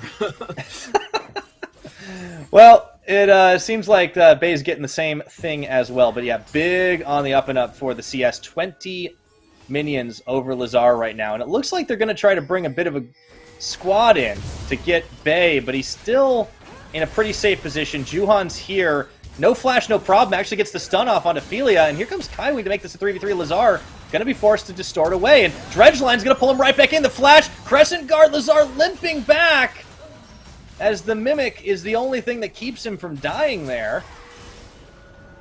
Yeah, again, I think on most of these Herald plays, we do see Sem9 just being a little bit hesitant. If you can see, they roamed their support up. Philia went into the mid lane, but Caitlyn stayed fine. So it ended up just being a 3v3 in the mid anyway, and I feel like if you're going to do this play, you have to be willing to just scrap your bot lane chances and go all in. Like, I mean, you're already losing against a Jinx as Caitlyn. I feel like it doesn't matter what season it is. That's probably the indicator you should maybe not keep laning. Yeah, I feel like going for a full aggressive play here. Like, they actually had the position a little bit earlier, but without the AD carry there, it's, you know, they couldn't really do much. So I felt like this play was just kind of scuffed, and once again, PSG are able to profit off both sides. They win the skirmish quite handedly, and they also get the Herald. Yeah, not to mention, also the Dragon was picked up a little bit earlier on as well. I hadn't even mentioned that one because that was just kind of free in the rotation. Does mean that the Cloud comes up a little sooner, which also could mean we get a spicy Rift change-up in a bit. Clayx pushing forward to try and get a little bit of chip damage. Don't think he'll be able to secure a plate here. Philia, Lazar, and Arashi going in for a red buff play, and this is going to get sniffed out by Kaiwing and Juhan pretty quickly. And I don't know about this one. Even Unified's coming through, and that's the flash double over the wall right now. Unified going to flash it as well, and all of a sudden, they thought they were safe. But there is no escape from this deadly trio of PSG Talon. Lazar getting stunned by the Scout of the Week for a little assist. Bay picks up a kill for his trouble, and Philia is out in no man's land, hoping for the stealth back, but I think he's just going to have to take the L here. Gets the execution at least. Well, that's a small win for Sem9, and you have to be looking for those. I felt like the idea there was actually quite decent, but unfortunately, as I think we were going to see in the replay, the first one to fall here ended up being Arashi. So great target selection coming in from PSG. What Sem9 were banking on was that, you know, Bay was going to be a little bit late in this rotation. They could get that first takedown and then snowball with the Viego to find multiple kills, but unfortunately PSG read this play super well. They focused down the Viego first, there is no reset potential whatsoever, and then Bay lands the crowd control to close the trap. So good idea, you have to look for those risky comeback plays, but unfortunately the execution was on PSG's side. Yeah, so that does extend the gold lead a little bit here further now as we crest the 11-minute mark in just a few seconds. Arashi still looking for something, an edge for his team. Hasn't had quite the same impact as of yet as he did on the Lee Sin in game number 1. They're going to try to set this dive up. Unified is isolated for the time being, but they have a small window to close, and they don't have the support here. It looks like they're not going to opt to take it just yet, especially knowing that Kaiwing and Bay should be close behind. Juhan still hasn't dropped that Rift Herald. You can bet your bottom dollar they'd be looking to do it bot side if they can collapse on this, and it seems like that's the game plan. Yeah, it's going to be so hard for Lazar to come over here. He has to walk into his own jungle, knowing full well that there could be multiple people waiting for him there. I do think PSG are just going to go for the standard play rather than do anything risky. Oh, Arashi is spotted out. It's unlucky for him. Hit him with the sad B. He knows. He really tried. They could just push this in. I don't think they have to do anything crazy for this. It's just, you know, push in and go straight for Drake. It's a lot of time they're spending just running away and kind of being herded into this one right now. The Flame Chompers go down. Arashi gets stopped, pulled in, and 1-2. How do you do? Unified picking up a quick kill, and they just go all in on the collapse. It looks so easy for PSG.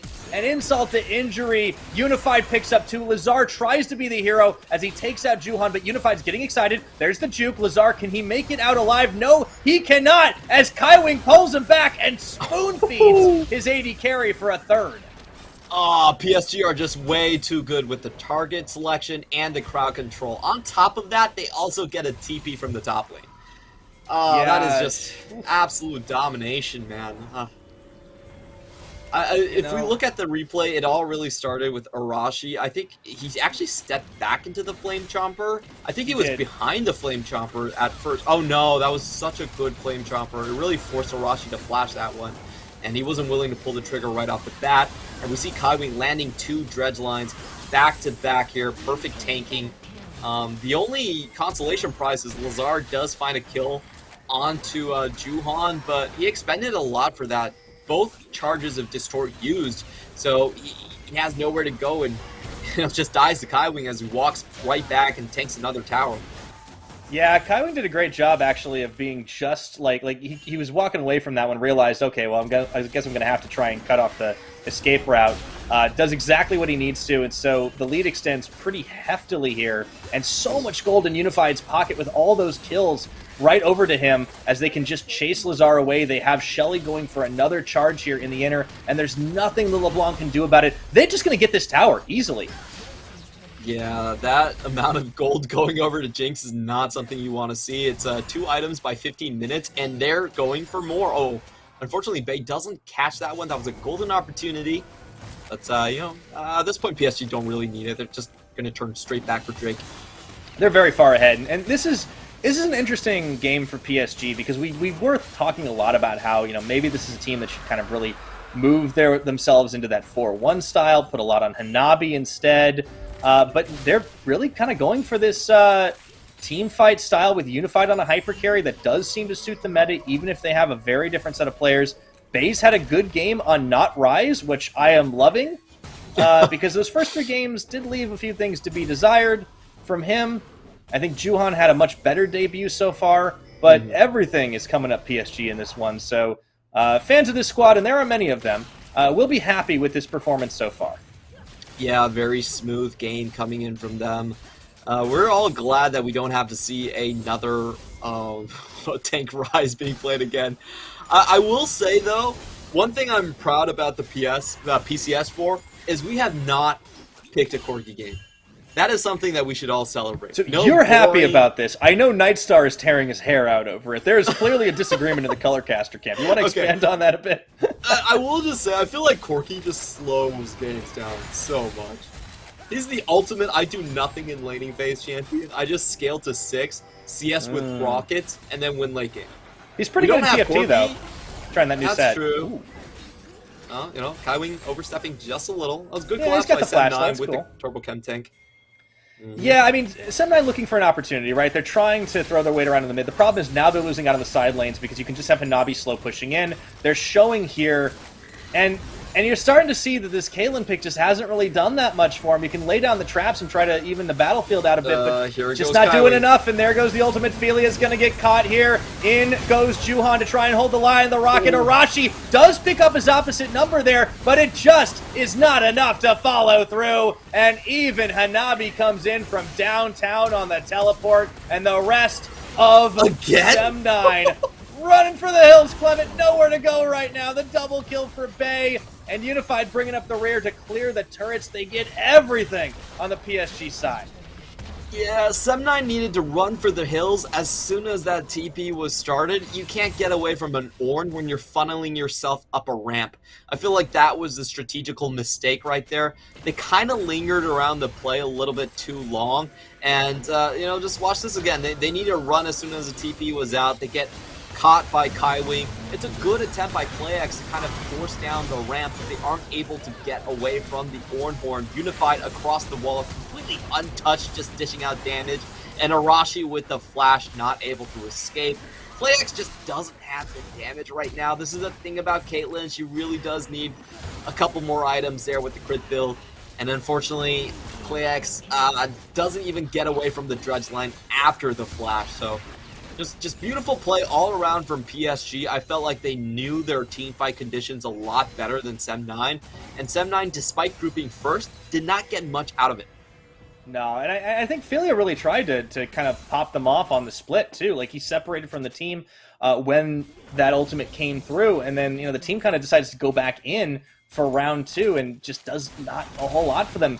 PlayX doesn't have a lot of damage and also not a lot of health, as you're seeing. The Rocket's going to finish the job. Oh, man.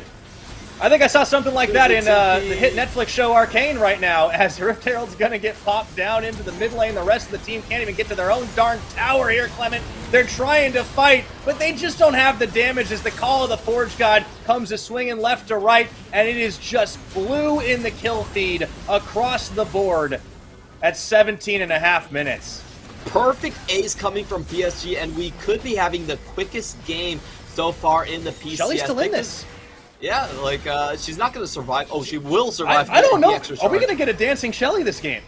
Are we going to get 2 dancing Shellys in 2 weeks of the PCS? That would be I would love that. Crazy. Leave it alone. No. Oh. Why do you do this?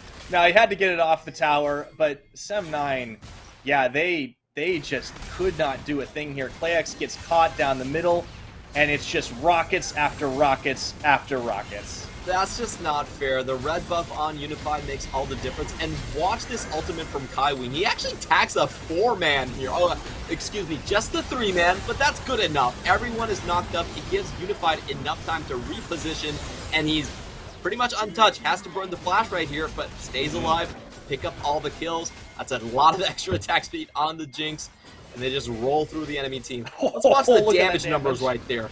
I know, calling that a fight. Oh, calling that a team fight might be a little disingenuous there, but that's all the same. Unified has had an absolute pop-off game. He was fed the kills exactly as he needed to from Kaiwing early on. He did what he needed to in the positioning, stayed in the back. Nobody could dive him. And it's just, I mean, if you're the Jinx in this situation, you're having a blast. This is like the perfect game situation for you. Yeah, 7-9 had to run through so much crowd control crossfire. There was the Crescent Guard, Horn, Scatter the Weak, and you also have the ultimate. Barashi might be having his comeback play. Hanabi's still tanky enough. The explosive cast does knock Juhan, unfortunately, right into Arashi. The damage difference is massive. Felia's going to try to come give some relief, but it doesn't matter. They're just going to get Shiromine out, and that's it. Poor Arashi, we have man. An imposter amongst us. We have an imposter. Unfortunately for Arashi, he was ejected out into space. That was just sad to see for someone who's been working so hard for the team, but sometimes things just happen that way. Yeah, I suppose so. 20 minutes in, PSG looking to close this one. Another scat of the week, and the rocket comes in, and Lazar almost gets taken out, or rather his clone does. All the same, it doesn't seem to matter right now as PSG are just muscling their way in, taking out not only the tower, but looking for more. The Jinx is running wild right now. Everyone's falling down in the health bars as they limp back to the fountains, and this base is owned by PSG Talon, as Arashi just cannot do a thing to save his team. Ace in the hole does absolutely nothing as Hanabi tanks it up here, and with the Nexus in the sights, this should be our fastest game, I would think. Bay comes up with a big kill for himself. Shiro's trying to tank through, but not going to happen here as they look to just clean it through. Lazar has to wave goodbye to his Nexus as PSG will take a win in their opening of Week 2. You know, I was saying that PSG might not be the same tempo team they used to be, but they just dusted off Hurricane Gaming in 21 minutes, and they finished 7-9 in less than 21. So they still got the chops. They still have that dominating bottom lane. They still have that good coordination team-wide, and honestly, they could be proving me wrong here. I don't think this composition necessarily was a tempo team comp, but they could play it like one. And that's PSG. Dominating victory from them, what we could have expected in the last split, but they definitely showed up. I love to see Bay on a more aggressive champion. I loved to see Unified and Kaiwing firing on all cylinders. I think that Week 1 performance was maybe just a blip on the radar there, Clement. And maybe we do see PSG coming right back to their old ways, even with a couple of new players. Honestly, good on them for keeping the schedule tight today, because we had 6 games, and they're making it look like we maybe don't have quite so many. Yeah, just a 20-minute and a 50-second game right here.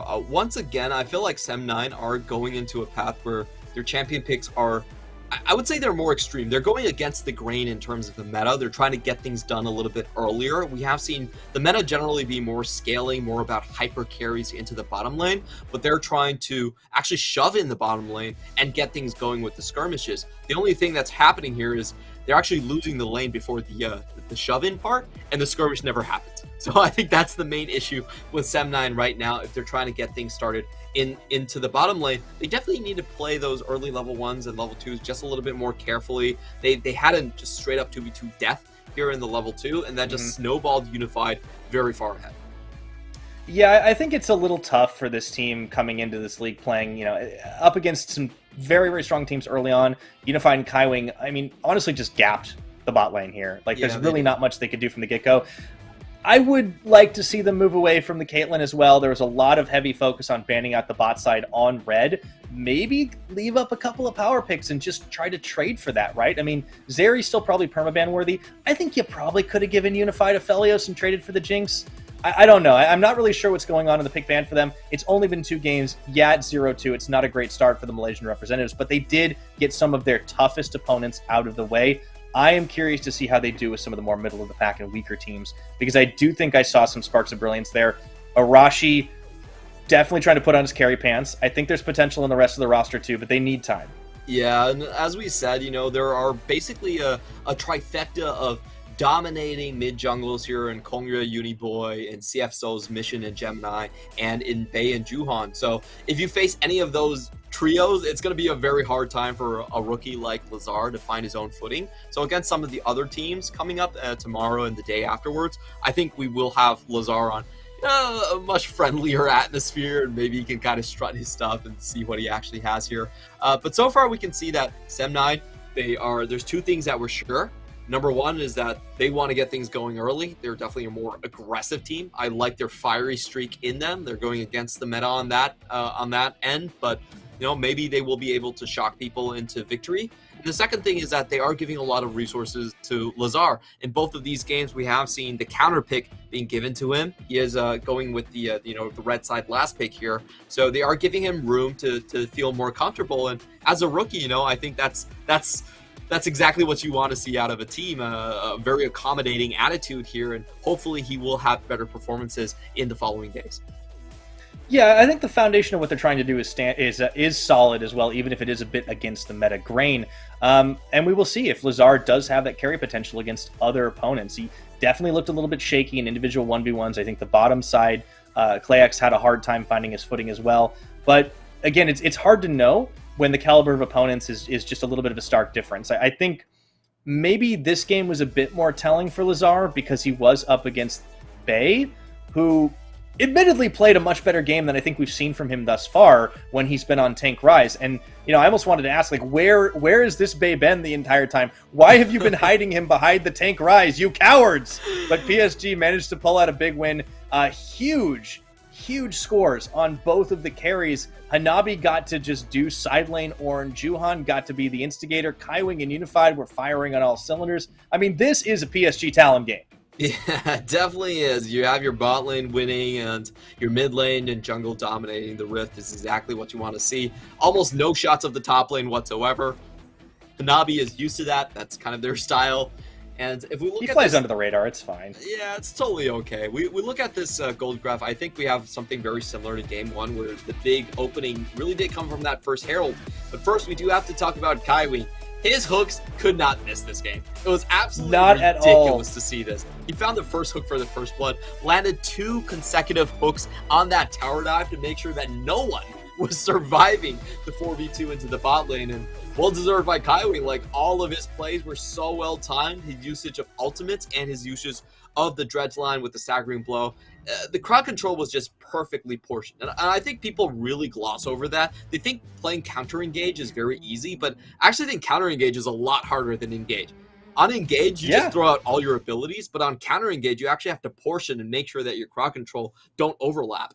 And he was able to do that perfectly this time. Yeah, no, I love it. We got 2 games, 2 supports, 2 Nautilus is getting the MVP. We got a whole lot more coming up next, so don't go anywhere. We'll be right back after this short break. CTBC Bank is Taiwan's top financial institution, but we're not stopping there.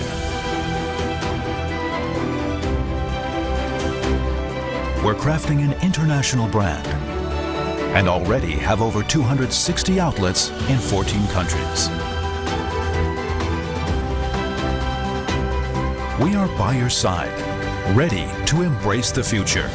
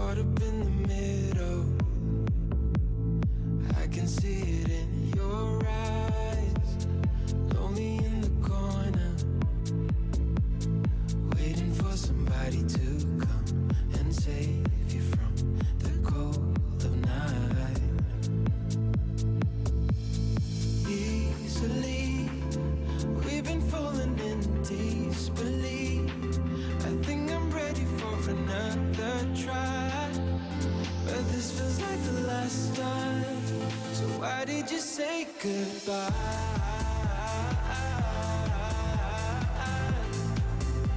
It's better to say goodbye.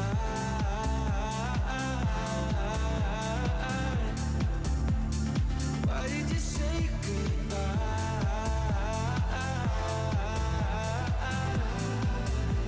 It's better to say goodbye.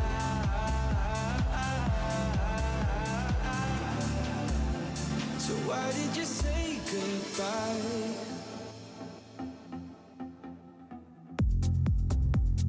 Quiet like the ocean, with a rumble running deep. This is how I see you, when you hide your feels from me. Why you heavy-hearted? Cut the silence, talk to me. Release your mind, get what you need. Easily, we've been falling in disbelief. I think I'm ready for another try, but this feels like the last time. So why did you say goodbye?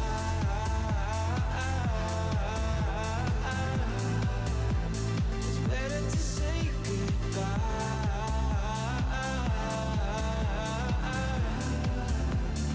Why did you say goodbye?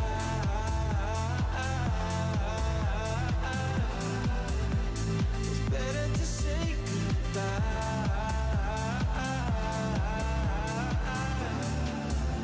So why did you say goodbye?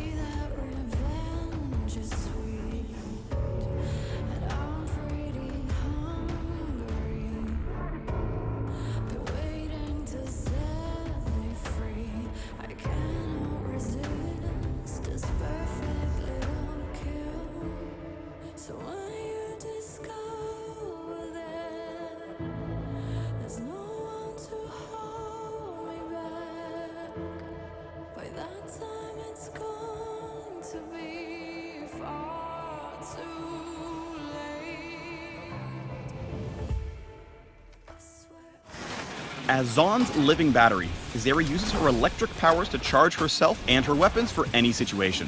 Full of spark and energy, Zeri electrifies those around her when no one else will.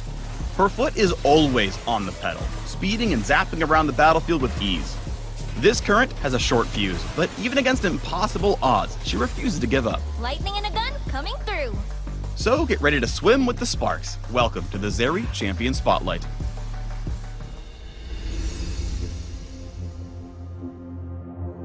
Zeri's passive is Living Battery. When damaging enemy shields, Zeri shields herself for a portion of the damage dealt.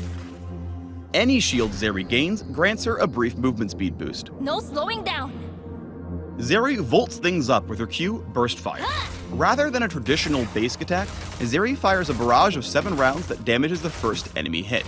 It has an incredibly low cooldown that scales with attack speed and no mana cost. Burst Fire will also crit and apply on head effects.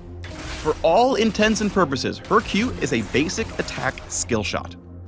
Burst Fire's passive turns her actual basic attack into an ability, meaning it applies spell effects like Riley's Crystal Scepter, but not attack effects like crits or Sheen. This ability can be charged by moving and casting Burst Fire, dealing massively increased damage and slowing at full charge. It also deals extra damage to low health enemies, making last hitting minions a little easier. But be careful because attacks drain charge, delaying her access to that big chunk of bonus damage. Got the fuel up. Zeri's W is Ultra Shock Laser, an electric pulse that damages and slows the first enemy hit. When the pulse is targeted through terrain, it widens and extends into an ultra shocking laser that hits multiple enemies.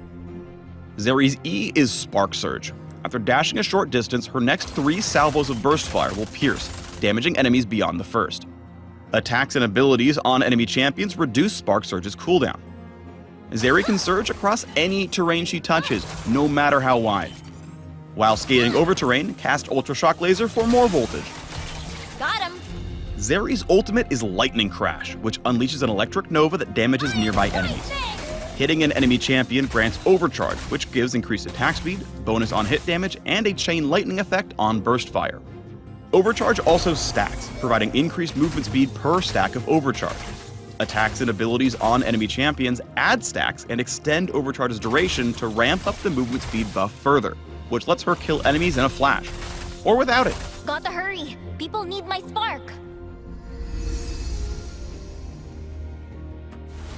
While you might be ecstatic to attack, be cautious with excessive auto-attacking and draining your charge.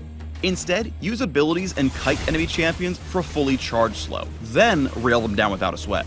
Come on, Zeri. Fight to win. Remember that.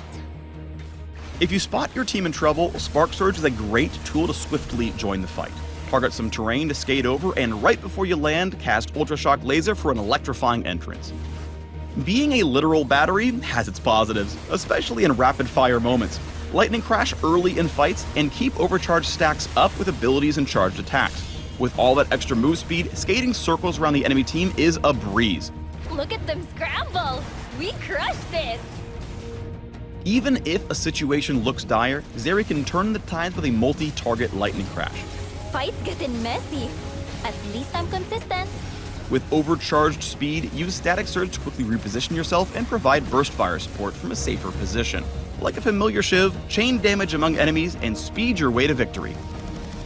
Lightning always strikes twice, or 3 to 7 times. Uncover more about the Spark of Zaun in the links below.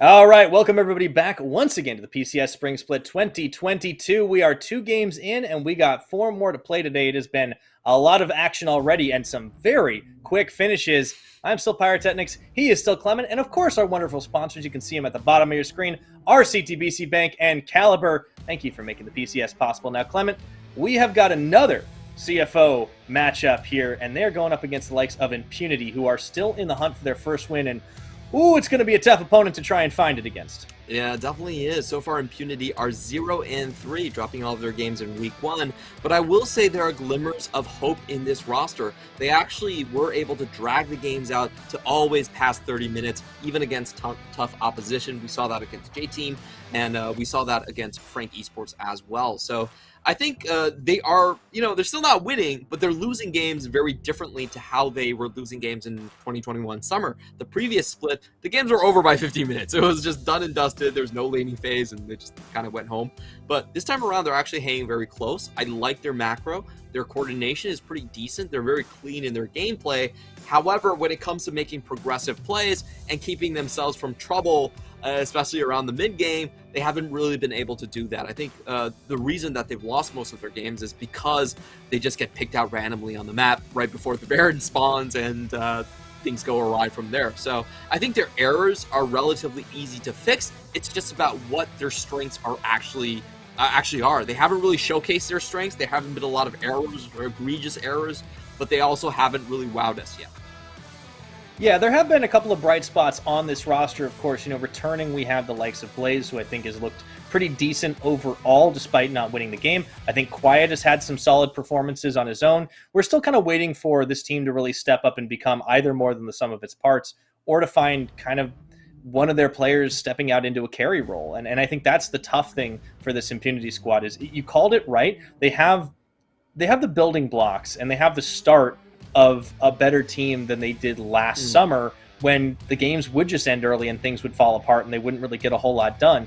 But this squad, I feel like, can grow into a better team that can probably make it into the playoffs at the very least. We just need to see that. And unfortunately for them, this is such a tough challenge today up against the likes of CTBC Flying Oyster. But we'll see if they have the opportunity, if they have the chance to do it. I think the early game definitely seems to be where they are shining, where they are the strongest. And let's go ahead and take a look at their roster. They are Quiet in the top lane, Taco in the jungle, Faith in mid, and then the bot lane rounded out by Blaze and Kralix, who you might recognize from last summer. And this is a team that is still looking to find their identity here in the PCS spring. Yeah, we do see a completely revamped top side coming out for this squad, and so far I actually do like Quiet's performances quite a bit. He had a really good game against Kurt earlier on, and he has showcased that he is willing to pick up the fighter. So he's not just going to give the opposing top laner like Rest a field day. He's not just going to bend over and fold, basically. For Taco, though, he's had a very, very quiet 3 games so far. I don't think he's been able to really accelerate the game, but, again, no major flaws just yet.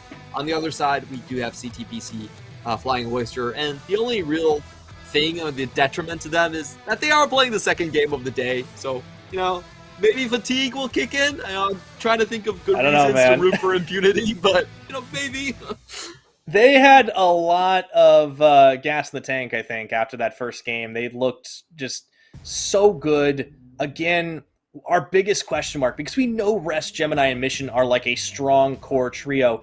Our biggest question coming into the split was, how was Atlan going to look with Koala in the bottom lane? And so far, the answer is pretty damn good. But also Koala earning the MVP in that first game. We've had, it's crazy. We've had 2 games, 2 supports with the MVP on Nautilus. But let's talk about the junglers, because even though Taco's had some good plays, I mean, yeah, this isn't exactly fair. You're doing my boy Taco dirty, man. You can't compare these. Like, it's a 3 loss, so Taco's stats are going to look terrible. I think that's kind of granted. However, I think the similarities do start with both of these players really favor the Lee Sin. Taco, so far, Lee Sin only player. So it's going to be interesting to see if who's going to get the Lee Sin and what counters are there against the Lee Sin. We have seen things like the Volibear being very popular. He provides a much easier to execute stun, and he has a lot more presence as a frontline tank. I think that could be a good go-to. But overall, I think what we're looking for is really Taco to get things started a little bit earlier, and maybe to give Impunity more of that oomph in the early game. Yeah, we'll have to find out as we do enter the pick and bans. For this one, Impunity on the blue side will start by removing the Cinder and the Akali. Of course, Zeri still rocking the permaban. Zinzao taking off the board for both junglers too. Lee Sin so far still being left up. May not be first ban worthy, but, well, I might be wrong, as they do remove it. So Gemini nor Taco will be able to play at this game. And I do want to say, for all you Impunity fans out there, blue side so far has won 10 out of 14 games. It's pretty big. Actually, it's even more than that. Sorry. It's actually 12 out of 14 games. So, hey, Impunity are on blue side this time. But, you know, to dig a little bit deeper than that, a huge reason is because red side does have to carry a lot of these uber bans here. We have seen the Zeri be almost perma-banned, and looks like the PCS is following in the LCK footsteps of just perma-banning the Renekton as well. Ooh, first big Tryndamere. Impunity going to come out swinging this game, Clement. Are we going to see the Hull Breaker on quiet? Definitely could be. You know, Tryndamere this patch has had a very surprisingly high win rate, and I think one of the reasons he's coming out here is not only is he a flex pick, the other reason is he can actually counter the Gwen quite well. So we could see this as a preemptive answer to rest basically his favorite champion in the Gwen. That is an entire possibility here, but they have left a couple of strong jungle champions open. The Diana is going to be coming through for Gemini here. Now, looking back at what he was able to do on this champion in the summer, he was rocking an 83% win rate over 6 games on this champion, just in the regular split alone. So Gemini certainly knows his way around it. And of course, we've got an Orianna ball delivery system already established in this first round. The Wombo combo combination here, very difficult to play against. And so far, what we've seen from Faith is he is mainly a control mage player. The Victor or the Rise, neither of these champions really fare that well against the Orianna. So, oh, I love this 1-2 punch. This is smart. We were just talking about how Tryndamere counters the Gwen. Now you have both of best worlds. You get the Trin and you get the Gwen top as well. This could also potentially be a Gwen jungle. So there's still a lot of flexibility coming out from how Impunity wants to build this roster. Yeah, I like this from Impunity. I mean, so far what we've seen in a lot of the drafts today have been, you know, kind of things start to slip a little bit out of control, usually for the team on the red side, as you mentioned, really having to carry those heavy bans. Now Impunity are giving themselves some really strong picks. They also take away the Nautilus that Koala looked so good on earlier. Bot lane just hasn't really been prioed in this first phase. It's about to change as Atlan will get his hands on the Jinx. So we've kind of got a fair amount of damage on the CFO side here, and that should get locked in. Probably get swapped. I was about to say, could get swapped over for the Aphelios, and Atlan is going to opt into that one. Yeah, that's a fairly interesting draft from CFO. I think they're going in line with the meta here. You get your hyper carry early, and with the Orianna and the Diana, you can actually decide whether you want to go forward, play something like a triple dive and just round out with a fighter in the top lane and engage in the jungle, or jungle in the support, excuse me, or if you want to play just pure zone for Atlan. Now, looking down on CFO's roster, these guys clearly favor playing more towards their top side and their solo laners, so I do expect them to actually all in onto the Diana and get our more dive buddies. So you can see Impunity just trying to ban those engaged supports away from them, taking away the Leona. I think this is a really smart choice. I'm kind of curious how CFO will look if they actually go for the other style, which is protect Atlan. That is not really a strategy that anyone has been used to playing towards. Not when he was on with Machi, and not really with CFO from what we've seen so far either. So it's kind of an interesting juncture here where Impunity are kind of taking away the options and now forcing CFO to sort of force them to play a protect Atlan comp. Yeah, it's an interesting shift up on the draft. So the Tom Kench does come in here. And I think CFO is just trying to wait to see, like, all right, where's this Tryndamere going to go? How do we adapt to it? You do have to trust at a certain level that, like, no matter if it's rest or mission, you're going to be able to handle it, or you're going to have to be able to handle it. Those are two very strong players on the CFO side. But we are going to finally get, well, probably our answer, as it could still shift up at the last second. With so many bot lane bans coming out, the Ezreal does fall next in line for Blaze, who I do believe played it a fair bit last split. And if this Kassadin gets locked mid, I do believe that makes it a Gwen jungle. Ooh, this is so much fun. Ah, the Rise. Hold on. I'll talk about diving. You can take a party portal all the way. Yeah, we do have Impunity now with the triple dive, and let's go. This is a composition that, again, we have seen in the mid-game team fights. It's very difficult to kind of walk through Orianna, what she can do, and we actually saw probably Mission's best game so far, being played in a relatively similar setup where he was playing the Orianna against a triple tie. They had the smoke screen, the same exact picks in the top and mid, and they were able to just dissuade the enemy team from coming in. They had to walk through this dissonance field, they had to walk through Shockwave, and then there was a smoke screen. So in the mid game, CFO should have a very easy time at the Herald and at the Drake, but Impunity do have that late game that we're looking for. Remember, Impunity has the longest game time so far in the PCS. If they make it there, this is an unstoppable 1-3-1. As a Graves, you're not running away from the Tryndamere, and as an Orianna, you're not running away from the Gwen or the Ryze. Yeah, this is a lot of fun picks and a lot of really interesting choices coming out of the Impunity side. I love what they've done on their blue side pick ban. And key there, making it to the late game. It's all about that survival because they have the scaling on their side. And they've been able to pull it off even against tough teams so far. I think this is the real road test. If they can be the ones to knock CTBC Flying Oyster off their perch atop the league, that opens eyes because this team is winless. If they can turn things around, I mean, that's massive. I feel like this draft just hits CFO on so many levels because they take away the late game scaling from this team. They make sure that Gemini is on something that is actually much more late game. Diana is not going to have as much impact in the early game. And also they force them to play more of an Atlan focused comp, which, you know, Atlan has never really been the main damage dealer on his previous teams. So, you know, this draft is so intelligent from Impunity. It checks so many boxes, but the question at the end of the day is still, can you out execute? These mid game fights are going to be absolutely brutal. And I don't mind if Impunity don't entertain them whatsoever. I would actually rather see Impunity just stick to their lanes, you know, not really even venture for those Drakes and those first Heralds, and just try to scale up. Try to slow the game down as much as they can. As we get off to a start, we do see some choices on the Summoner side. Of course, the Gwen rocking the Ghost in the jungle, as is Quiet's Tryndamere up top, but also Blaze with an Exhaust Ezreal. And, well, so much for slowing things down. Taco got a little bit gutsy by dashing the wall here, but he did have faith as his back. Yeah, not really a risky move whatsoever. Just trying to check out where Diana is going to start here. I feel like for both of these teams, we're not going to see a lot of action. Their junglers really don't pack any crowd control earlier on, so no ganks whatsoever.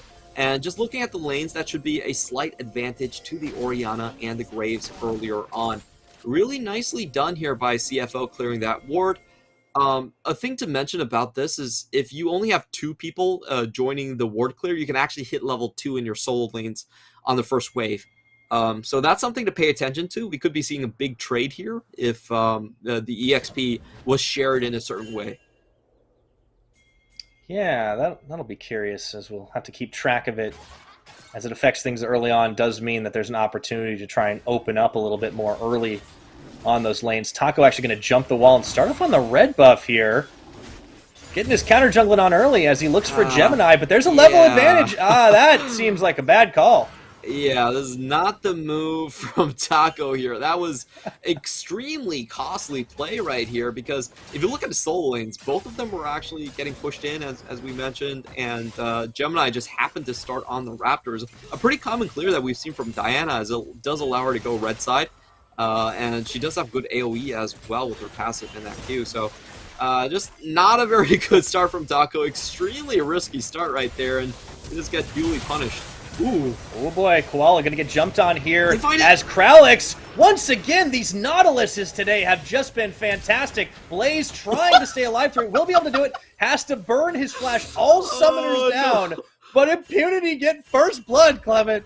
I know, that was so ridiculous on the back end of that trade. You could see Atlan with a Severum right there, able to face tank 2 level 2 champions plus a couple of minions and still come out ahead. That's I don't think that's supposed to happen, but, you know, that's just Aphelios for you. Let's watch this 200 years of collective game design. This yeah, is Blaze, ridiculous. I love this. You can see the exact moment when Blaze goes, wait, no, I'm out.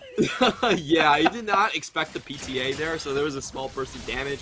And to be fair, Blaze was actually pretty low HP, but unfortunately for Blaze, he actually loses the flash on the back end of the trade. Overall, still a win for Impunity, but, you know, could have gone a little bit better. So Impunity are the ones that are pulling the trigger on early plays. One, very ill-advised, does not work out. The other one, costly, but still ends up with a kill in favor of the AD carry. Taco gonna have a little bit of a rough time on this red buff to start things off. As you mentioned, smite, set a little he's fine. behind. He has the smite. You're right. He's okay. Back to Krugs. Let's go. This time, Scissors beats Rock. One of the few times that actually happens. You know, you wouldn't be able to pull that off with my cousins and stuff like that, but for Taco, it does work out. And we should see him just full clearing to level 6. I do expect both of these junglers to be doing that. Prolix, in the meantime, I wonder what he's trying to do here. It's kind of an interesting Having a bit of a giggle. Yeah, he doesn't really have anywhere to go here, so I guess he's all I can think of is he just wants to give Blaze a bit of solo XP. I mean, if there is a tactical decision behind it, I don't know. Sometimes I also like to make fun of my jungler for no reason. That's true. I feel like but I'm toxic, so he just doesn't have anywhere to go, so he's just making sure that at least Diana's not gonna pop over the wall or something. So yeah, maybe it's a protect thing. Yeah. And in the meantime, we do have the lanes as we expected. Rest doing pretty well for himself, and Orianna coming up to a big CS lead. Kind of normal in these lanes. So I feel like CFO is going to be able to, at some point, just leverage this into the first Herald. I think that's going to be the next point of contest for these two teams. And with both Soul lanes pushing, they should get it relatively easy. Yeah, shouldn't be too much of a problem for them. As you mentioned, though, Impunity do want to, overall, they wanted to slow things down a little bit. They've gotten a little bit of an edge for themselves, but it doesn't mean too much. However, there's a lot of game to go before they get to that power spike, before they get to the level where they can really execute that triple dive. So they've calmed down for just a moment. I am a little worried about when Taco will become relevant, because he did kind of set himself back. Level 6, yeah. I don't know how big the experience gap is going to be, but I would certainly wager that Gemini will be the first one to be able to get an active hand in any of these lanes. The two big plays that are coming up, I think, are both on CFO side. The Herald #1, and the second big play is Diana hitting level 6 first. Taco, in terms of the EXP, he should be behind. We see him about 1 camp there. And interestingly enough, Gemini's not even going to wait. He's just going straight in. Yeah, they're going to go for it as they've caught on to Kralix and look for a little revenge. Gemini is going to be able to make that kill happen at level 5, looking for Blaze now. He may not have the Moonfall, but he's certainly got a lot of damage. Yeah, he's just trying to leash off the wave, and that's going to be the first Drake going directly towards them as well. Mission has this wave completely shoved in. I don't see Taco being able to get in here. He doesn't have that level 6 just yet, so I don't even think he could go for a steal. Doesn't even have the flash, so just has to walk away. This is a good play for CFO. I mean, I don't think the expectation was really there that Diana was going to be able to do much pre-6. Sometimes just going a little against the expectation throws people off enough to where you can make the play. CFO getting a little bit of an advantage in the gold, also picking up that Infernal Dragon. Faith a little behind on not only farm, but also his health bar here, and Koala sniffing around to see if he could do something about it. Very difficult for Rise to walk up against this wave here. They want to dive this. I don't think they have the damage just yet. Yeah, they're going to call this one off. It's a little bit dangerous for them. I think just zoning is good enough. They should be able to take the turret plate, and Koalas will be there for moral support, and just in case something goes wrong. Yeah, get that one plate, walk away happy, just start to build those little advantages. And again, it is about getting out of this lane, getting into the mid-game where you're going to have your power spikes, and you can just try to flex on Impunity. So far, so good. And this is a huge purchase here coming in from Diana. Let's see what she gets. Hits level 6 before Taco. Does get the Hextech Accelerator, and it's a good chunk of burst damage. We already see the pings going down. The top side is where Diana is going to be headed, and this should just be a Herald play right up. But we do see Kralix moving up there as well. So, interesting scenario right here. We actually are going to find ourselves in a 3v3 situation. Mm-hmm. A little bit of skirmishes. That's what we like to see here in the PCS. It's going to be the back away, though. However, for Kralix, not fully committing to this one. As you mentioned, Herald seems to be the item du jour here for the CTBC side. Gemini going to go ahead and clear through his camps. Meanwhile, Blaze a little bit locked up under tower down bottom side. They've been able to keep up in most of these lanes except the mid, and I think, as you mentioned, that's not too out of the ordinary for the Rise versus Orianna matchup.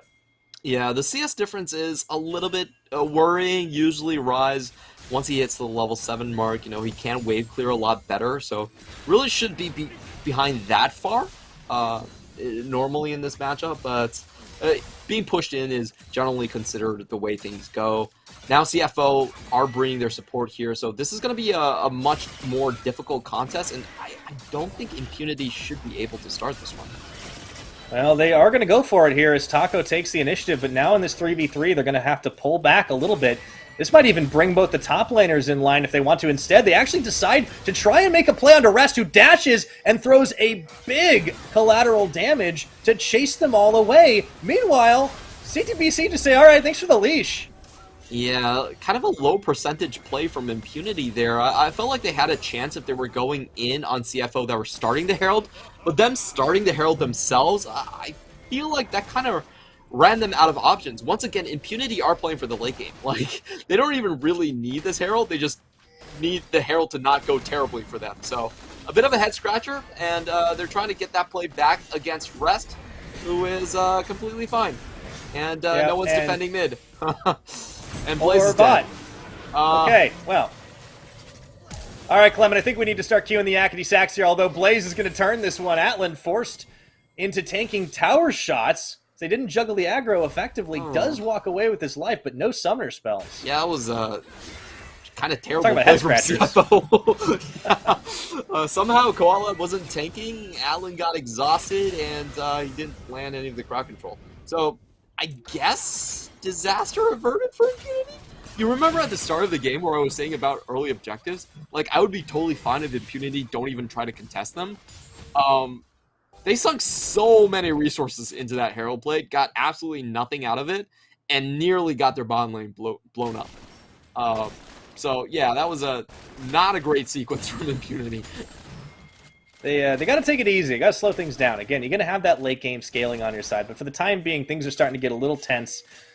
Gemini, lead the pack in the gold game at the moment, should have his rocket belt soon enough, and that means he can really start opening up onto this team.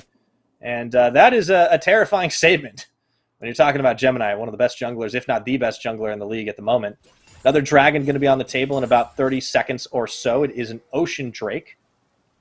Yeah, the rocket belt is when Diana really starts to get very dangerous. She still has her flash as well. And we could see the Orianna combo just go in onto the enemy very easily, where I feel like Faith is going to be the main target here. It doesn't have a lot of escapes there.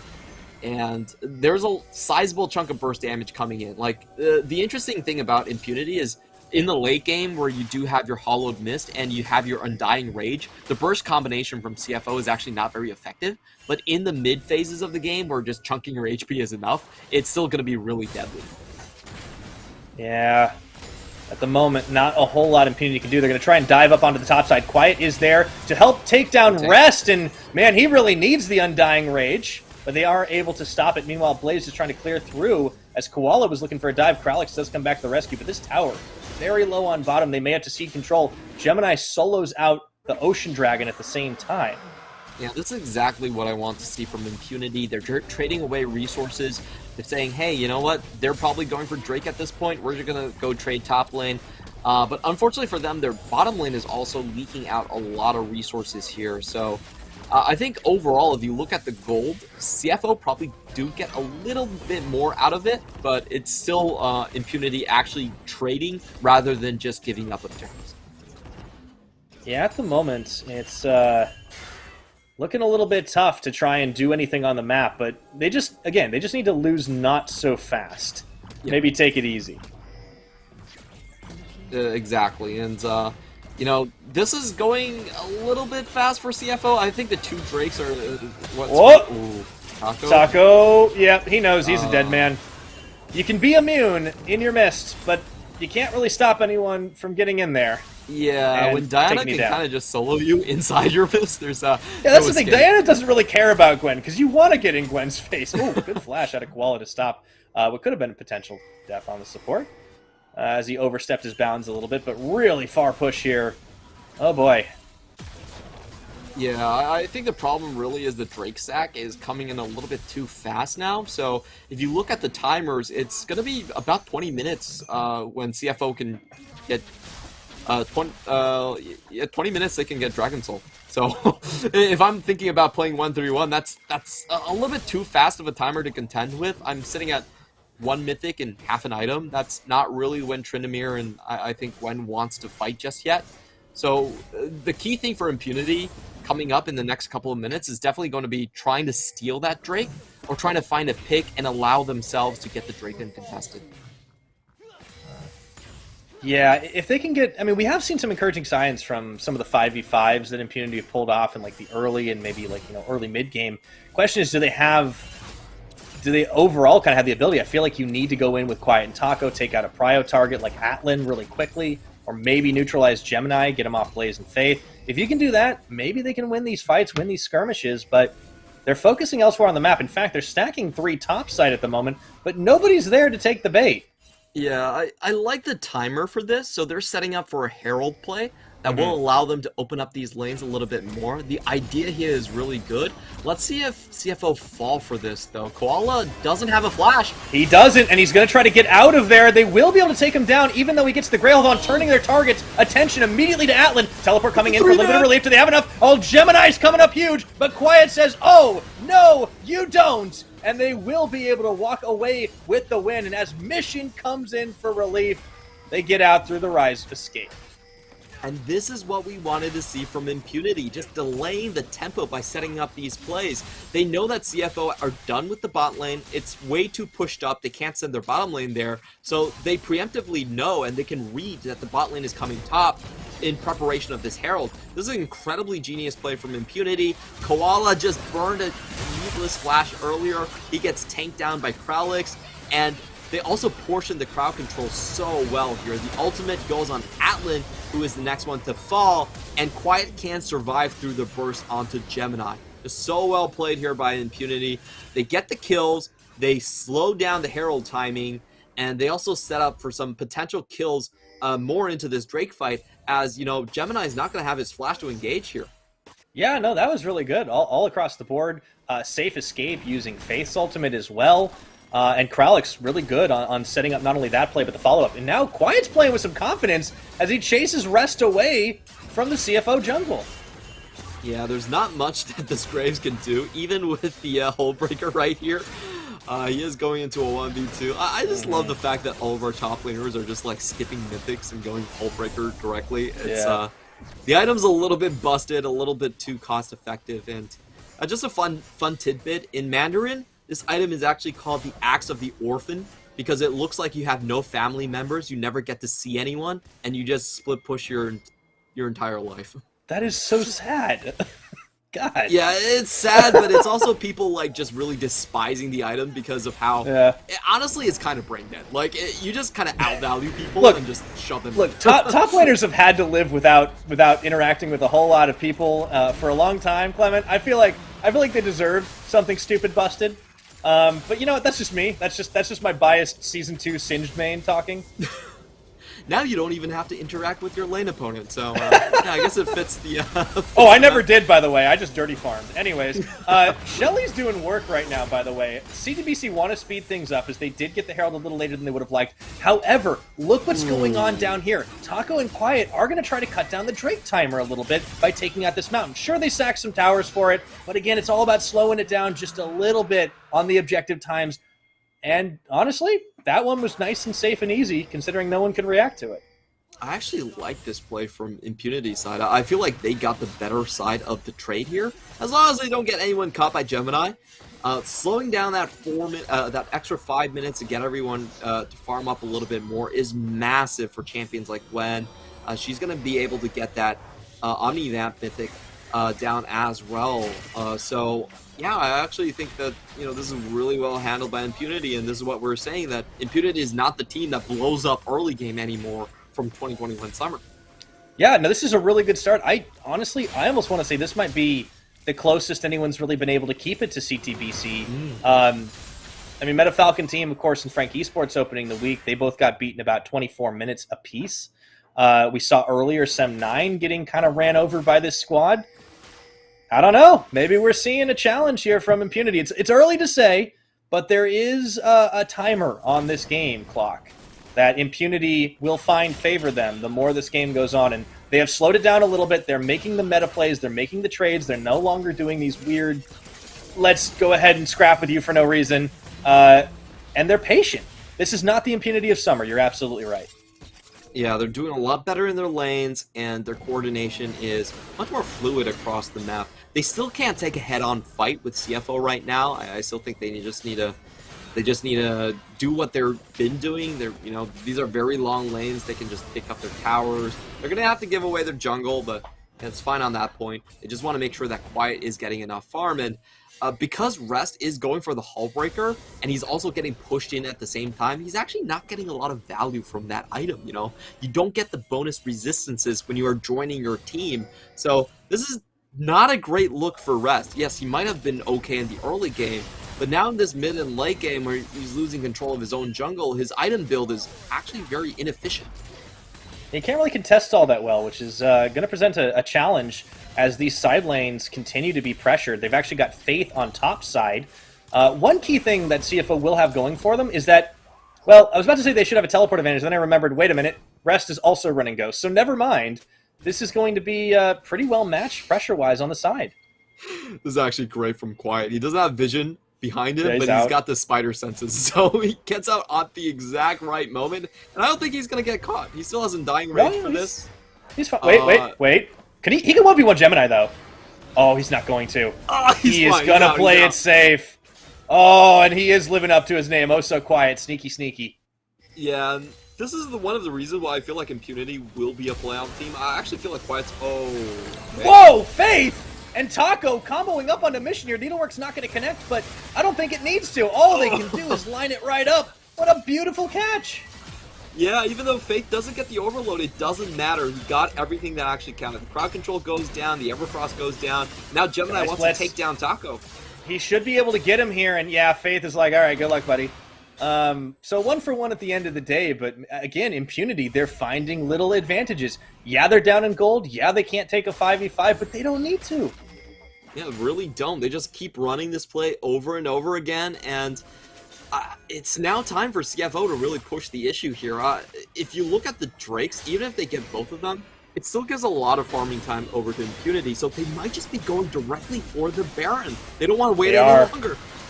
Yeah, and look at this, Quiet. He knows something's up, has to start running for it, but it's already gone down to half. I don't think they're going to get here in time to try and pull off a steal. Taco wouldn't even be able to. A desperation Hail Mary True Shot Barrage means absolutely nothing, and CFO managed to snag that before anyone can react on the Impunity side. Yeah, that's absolutely massive. With the empowered minions, that means goodbye to Tryndamere split pushing. And unfortunately, I feel like Impunity played a little bit loose with that Tryndamere that does not have the teleport. So I think they didn't really factor that into their calculations, and because of that, they will be losing out on the Baron. However, if they can survive the Baron, remember there really aren't that many outer towers anymore. So this Baron, I don't expect a huge amount of gold going over to CFO. If that Baron wears off and Impunity just traded 2 towers for it, it actually is an okay trade. Yeah, they knocked down the towers. They knocked down the towers that were like... The mid one was pretty close to falling over, but that bottom tier 2, I think, was the key. The fact that Quiet could stay just long enough to finish it, that was big. I don't feel like you want to contest this if you're Impunity. You bought yourself some time by taking that last mountain. Maybe... There's not much else they can get on the map, though. That's the issue. Yeah, I feel like they just do a ward clear journey to the top side. They know that no one's going to contest here. You pick up a couple pinks. They'll still add up to cash, and call it a day. At this point, I think Impunity probably understand that they're not going to be able to hold on to their bot lane tower. So what they should be doing is kind of like a 4-1 spread. Maybe have one person, most likely Rise because Faith does have the teleport here, split pushing, and the other 4 members on defense. Yeah, it looks like this bot tier 2 is going to be made short work of by the entire team of CFO True Shot Barrage. Going to tickle the minions just a little bit. That's about it. You've kind of got to defend here, though, and I think they're going to be calling for Quiet to come back, maybe go for a flank or something. This is obviously not a fight Impunity want to take, but it's being brought to their doorstep. Yeah, they don't have the best of wave clear right here. Rise needs to walk up, but he will be in Orianna range, and Gemini is looking for that potential engage, and he goes... Yeah, he's going to get rooted, though. Goes golden on this. Now Krelix is going to cover it up. Here we go. They've actually got Taco separating the rest of the squad. Now Gemini is going to fall down. However, is there enough damage left in the CFO bank tank to make it happen? Quiet going to fall down after his Undying Rage peters out. And it's a 4v4 right now. I think both teams got more than they bargained for there, Clement. And we're not done yet. The party portal only taken by Taco. It's like he baited himself. The communication from Impunity just a little bit off. I felt like they had a great start. If they just took down Gemini, that would have been a +1 on that trade. They would have stopped the Baron from doing any more damage. But unfortunately, I felt like Quiet's trade and Taco's trade in the back end of that were not exactly worthwhile. We'll watch this again. Prolix goes in, but, you know, does get baited out by the stasis right here. And after Taco backs off, I don't actually think Quiet needs to go in here. Yeah, he definitely didn't need to go that deep. They would have gotten the Gemini kill regardless. So afterwards, CFO is willing to just walk back in. It is a 1-for-1 trade in the end for Taco, so it's like not completely worthless, but at the same time, you kind of feel like they could have done more if they just played it a little bit more patiently. Yeah, or just committed one way or the other. Yeah, that was weird. Like, Faith throws down the portal and then kind of walks north, and Taco's like, wait, I thought we were... Oh, never mind. Yeah, that was a bit unfortunate. There was no bounty on Atlan either, and no sums either, so... I don't know, it felt kind of weird. Like, Taco didn't really trade anything, so... Yeah, I think overall, like, Impunity, you know, they could have done a little bit more for that, but, yeah, just nitpicking, they still stopped the charge regardless, and that's actually a pretty huge setup, because now Atlan has 0 summoners, and he's going to be facing up against Quiet, Taco, and Faith, so there's a lot of dive potential to just instantly kill Atlan, and Gemini and Mission only have burst damage afterwards, so if they can get the only source of sustained damage off of CFO, there could be a potential to just outright win a team fight. Yeah, you know, Atlan on this Aphelios has not really been able to do as much as he would have liked this game. Like, Blaze has actually been having a pretty decent game, and you look at the item difference as he picks up his Mythic, the Crown of the Shattered comes through for the Ezreal. You know, we're starting to get into that point of the game where the power spikes are going to start flipping a little bit. The decision-making, yeah, definitely needs a bit of improvement still, but Impunity should start to have the ability. They've lasted out the Baron buff. They did lose, you know, a tier 2 and an inhibitor turret down bot, but crucially they stopped super minions from charging, and that does relieve a lot of pressure. Yeah, what this Crown of the Shattered Queen does do is it basically means Impunity is now completely immune to the burst damage from CFO. There's no way you're going to kill this Ezreal, or this Ryze, or this Tryndamere or Gwen in one go. So CFO have to rely on the sustained damage from Atlan, and that's a big question. I really want to see if Atlan is going to be able to carry this team through. Oh, Quiet, though. Gets himself into a 1v2, but he's all right. He's out. Yeah, I think we're definitely going to be putting a lot on the back of Atlan. He's delivered so far in his CFO performance, but will it be enough for the rest of the squad? CTBC, Flying Oyster, looking like their next best bet, trying to secure that mountain. We'll give them the Dragon Soul on it, so that'll certainly help them knocking down some towers. Baron's also going to be on the cards in another 20 seconds as well, but this is the time for Impunity to be able to contest these objectives, as long as they're in the right place. Yeah, what CFO really want to do is just rush this Drake down before there is any chance of Impunity trying to fork them with the Baron. So I think they're just going to push and go. At this point, CFO should still be relatively confident in their ability to take this one if they are the ones that are setting up the terrain first. Like, walking through Orianna is still going to be a tall task for them. And you can see Rest already placing down the smoke screen on the ramp as well. They should just start this. I think for Impunity, their move is actually to bait towards the top side, where the vision is going to be lacking for CFO. They are going to actually take the portal here, and they will start off on the Baron. The question is this a commitment or is this a feint? CFO have to react to it. There's a lot of damage. They will kind of give the game up, actually. They don't want to take a 5v5. Yeah, I don't think the direct Baron start was the play that was called for. I feel like they could have sort of waited and try to flank CFO as they walk in. But starting the Baron, they're not a fast Baron taking team. If you think about Ezreal, it's not really the kind of percent HP or sustained damage that you're looking for to enable that play. And CFO just called them on their bluff immediately. Yeah, they are not going to go for this one. Again, it's waiting for a little more time. You don't want to give the Baron away, but you certainly don't want to get yourself into a bad situation inside the pit while you're tanking damage and all the debuffs from the big purple worm. I did Faith does just hit 16. flanked from the banana brush, potentially. That opportunity was actually very good for Impunity because that was the moment where Atlan was still lacking both of his summoners. Unfortunately for Impunity, Atlan now has his flash back up, and that window kind of closes. Now it's CFO's turn to do the same and just set this 5v5 up for themselves. Should be feeling pretty confident in their ability to do it. Burst damage may not work necessarily well against the side of Impunity right now, but it will certainly work well against Baron Nashor, and they are already getting it down. 5,000, 4,000, 3,000. You got to go now if you want to make the play, and it's already too late. Smited down, teleport, they're going to go for the fight. Anyways, they do catch Mission in the back of the pit, and it looks like they are on top of him with the shockwave spent on 2. He's still going to flash his way out, but they take down Gemini and don't lose anyone just yet. That was a close call. CFO gets Baron on 4. Will they get out with everyone else? The answer seems yes. Yeah, it does look like they will make a pretty nifty escape right here. Gemini falling down was a little bit surprising for me. I feel like at this stage of the game he should have some sort of a stasis or like a stopwatch ready, but apparently he didn't really have it right there. It's very common to see the Zhonya's coming in as the third item, but maybe he just didn't click it in time, or maybe he wasn't able to flash out. We'll check in the replay what had happened here. I'm kind of surprised that Gemini would just go down like that in this stage of the game here. Mission did a really good job escaping the entire enemy team. You know, he gets the flash here, gets Quiet to fully commit to him, and then flashes out himself. So well done by Mission to escape everything. Let's watch how Gemini actually goes down here. Oh, Gemini's already dead. Bursted. He got bursted real fast. Yeah, and there you go. Yeah, he had the Zhonya's the whole time, but he just didn't click it in time. Okay. Well, guess it happens. Now we every once in a while, you just can't hit the button fast enough. I think it can take these with both of his summoners up. I don't think he wants to.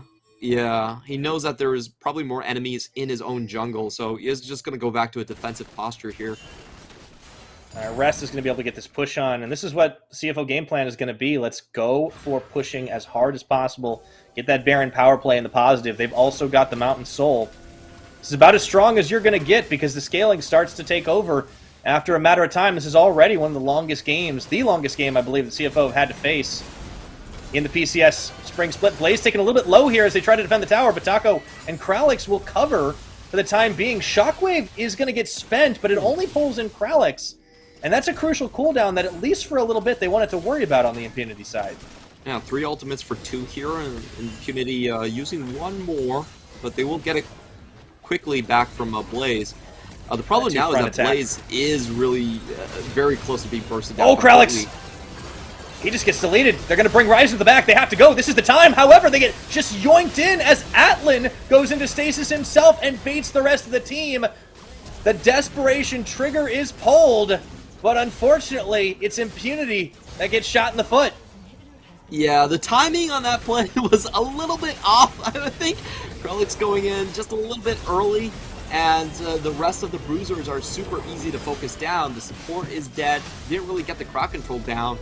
And even with CFO just stacking up the Moonfall and the Shockwave, they're still able to burst down both bruisers and keep Atlan alive at the same time. Great Quadra Kill from Atlan, and there goes the question. Can CFO rely on Atlan to be a soul carry in the late game? I think we have a very solid answer in this game. Yes, we do, Clement. And Impunity, a much better game from them than I think we might have expected coming into this. We saw the same strengths and unfortunately the same weaknesses. Just mis-execution in crucial moments. And it feels bad because it's the worst way to lose when it feels like it's so close and you're up against an opponent that by all rights looks a lot stronger than you. And then they just make one fatal error and it costs them the game. Yeah, I feel like the Baron play was definitely the one where they sort of mismanaged their resources a little bit.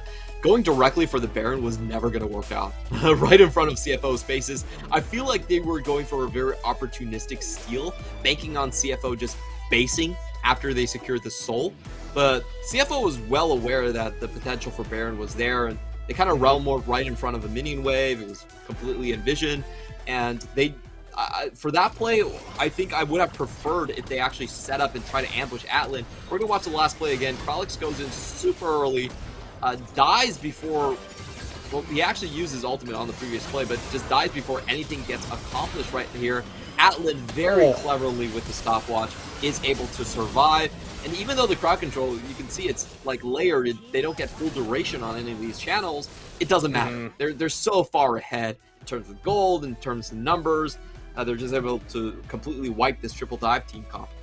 You want to talk about burst? Tryndamere didn't even get to ult in that one. That was just about how rough it turned out at the end. So unfortunately, Impunity, yeah, a couple mistakes really ended up costing them. But again, I think the fact that they were able to tangle at all with the likes of CFO just shows that this is a team that is definitely developed with their new talent into the spring split. And I really want to see more from them. I think against weaker opponents, we're going to see them have a much easier time. But for CTBC Flying Oyster, I mean, not a bad start. 4-0 now. They find themselves in this. I think this is the one they had to work the most for, to be honest, and I'm a little surprised by that, but it is what it is. Surprisingly enough, Impunity were the one, I think, to push CFO the most in terms of the drafts. Like, it's a really smart draft. They forced CFO into compromising positions on multiple fronts, you know, taking away their late game scaling, making sure Gemini cannot impact the game early, and then forcing them to rely on Atlan as their only source of sustained damage. Like, if you can do that in a draft, that really improves your chances against CFO. I think the only thing, once again, is that, you know, giving up that Baron play was just way too huge because they couldn't stretch the game out anymore by going through these side lanes. So that was ultimately their downfall, but it was a very close game. And I really think if you're looking at Impunity, do not look at the 0-4 number and just write this team off. To me, this is a team with a lot of upside and potential to overtake others in the standings. And it's going to be a long split, right? We are going to see this team grow and develop. I'm really excited to see what the future holds for them. And even though, as you said, yeah, they have started winless and still continue to be winless, there's a lot of chances for them to improve. There's a lot to like on this team. Definitely a squad you should not be sleeping on. But of course, a squad that no one is sleeping on is CTBC Flying Oyster, as they now are continuing an undefeated streak to start things off. This is a squad that's just so packed with talent, and you could see it here. Even though they were forced into some compromising positions, they trusted enough to make the plays. A couple mistakes here, there. Again, the biggest thing for me is just Atlan, the question mark. Maybe we were wrong, like Atlan looks just as good as everybody else in these 4 games. This is such a weird game because if you look at the numbers, Impunity actually out-damaged CFO. So they were winning on the side lanes, but the only problem is this: when it came to the team fights, Orianna really didn't need to do that much. Just lay down the crowd control, and that was enough. Only 4,000 damage from Mission, and they still win the game.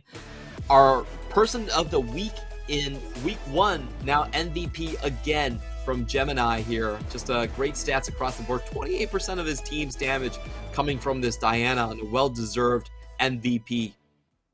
Yeah, I think it took him a little while to get going, but once he was able to do it, he was able to get into his old ways, start flexing on the opposition. Really good play from him. The burst still came through, even though it wasn't supposed to, even though there should have been buttons to click. Of course, he didn't get his own stopwatch. That's okay. He made sure to delete the Tryndamere in the end before he could get off the ultimate as well. So great plays from Gemini. We continue to see why we have rated him so highly in the league. And CTBC Flying Oyster, it's a 2-0 day for them. They can certainly go home happy.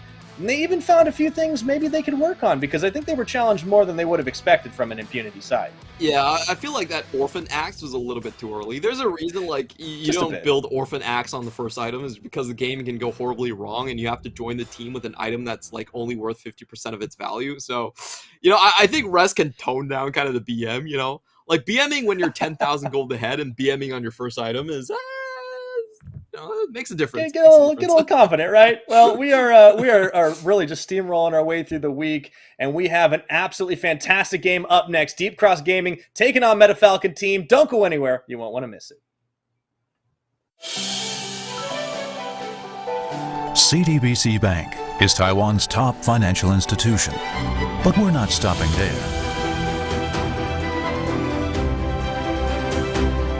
We're crafting an international brand and already have over 260 outlets in 14 countries. We are by your side, ready to embrace the future.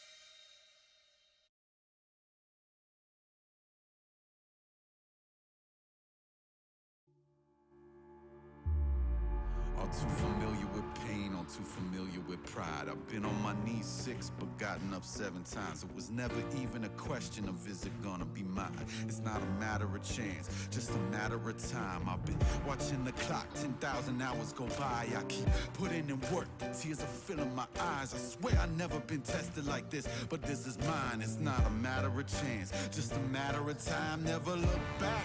If something's standing in my way, I always push back. If something seemed impossible, I never took that. Nah, cause now I know better. Can't stop, won't stop, I won't quit ever. The waters won't take me, the highest fall won't break me.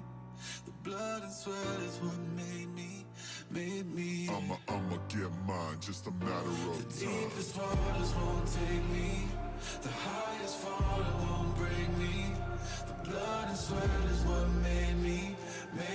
I'ma get mine, just a matter of time.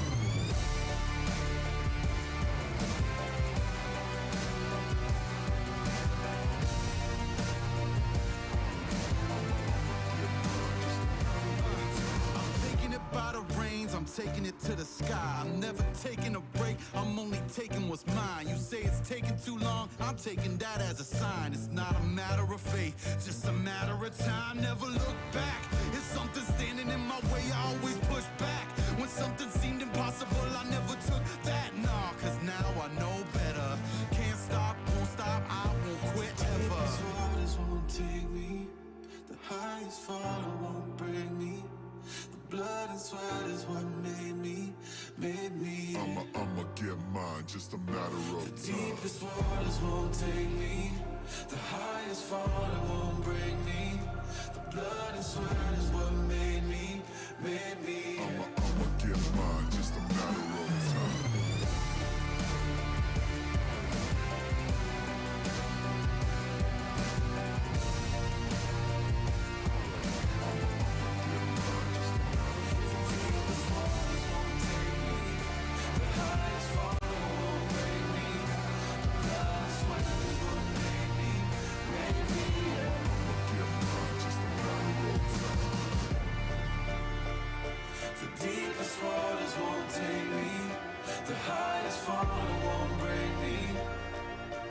I'ma get mine, just a matter of time.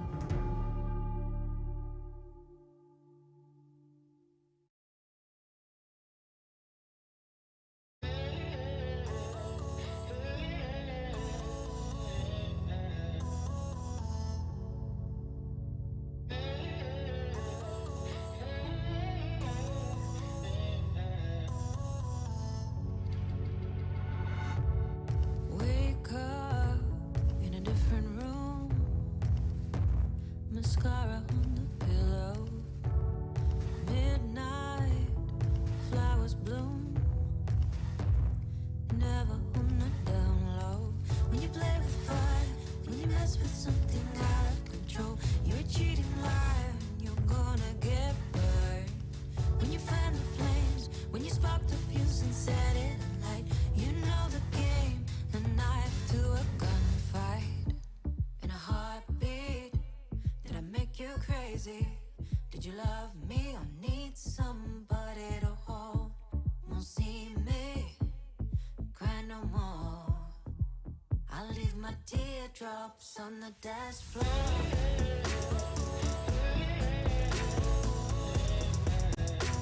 My teardrops on the dance floor.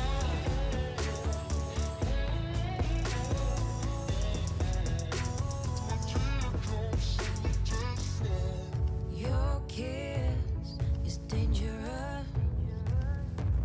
I'm walking on a wire. You're just the same as me, dancing in the fire. When you play with fire, when you mess with something out of control, you're a cheating liar, and you're gonna get burned. When you fan the flames, when you spark the fuse and set it alight, you know the game, a knife to a gunfight. In a heartbeat, did I make you crazy? Did you love me or need somebody to hold? Won't see me cry no more. I'll leave my teardrops on the dance floor. In a heartbeat, did I make you crazy?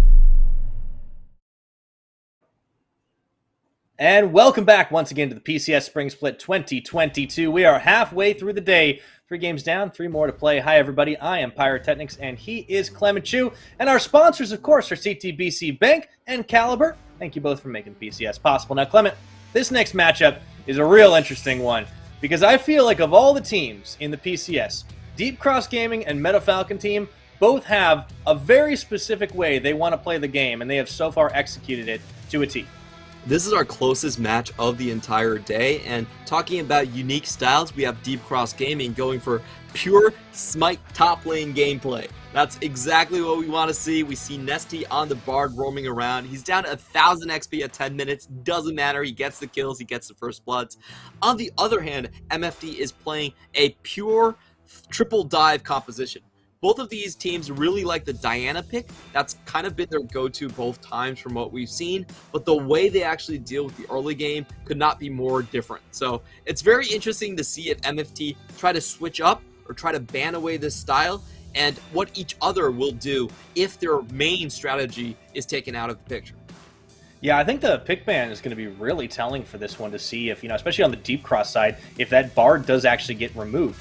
As all the threats you got to think about. I mean, obviously Zeri is pretty permabanned. However, we did see it go through for Kriskata. Also got a chance to play that Heimerdinger to pair up with the Bard. So definitely some interesting champions to start for the new bot laner on the side of Deep Cross. And on the Meta Falcon team side, this is the squad that's come up through Collegiate.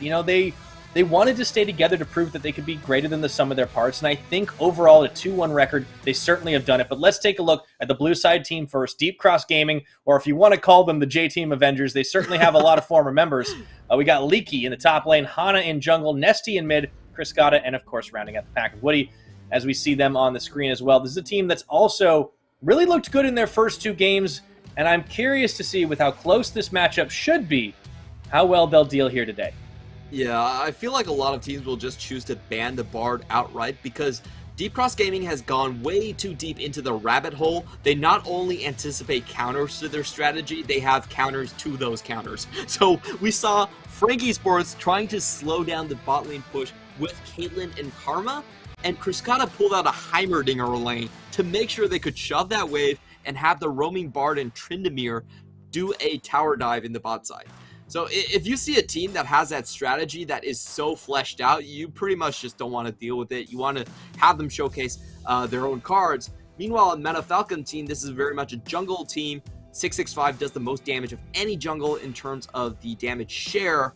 In the meanwhile, we have Wen playing a lot of bruisers to support him, stuff like the Renekton, and then Taco in the top lane, who is a really clever split pusher. We've seen some great flanks coming out from this guy on stuff like the Akali.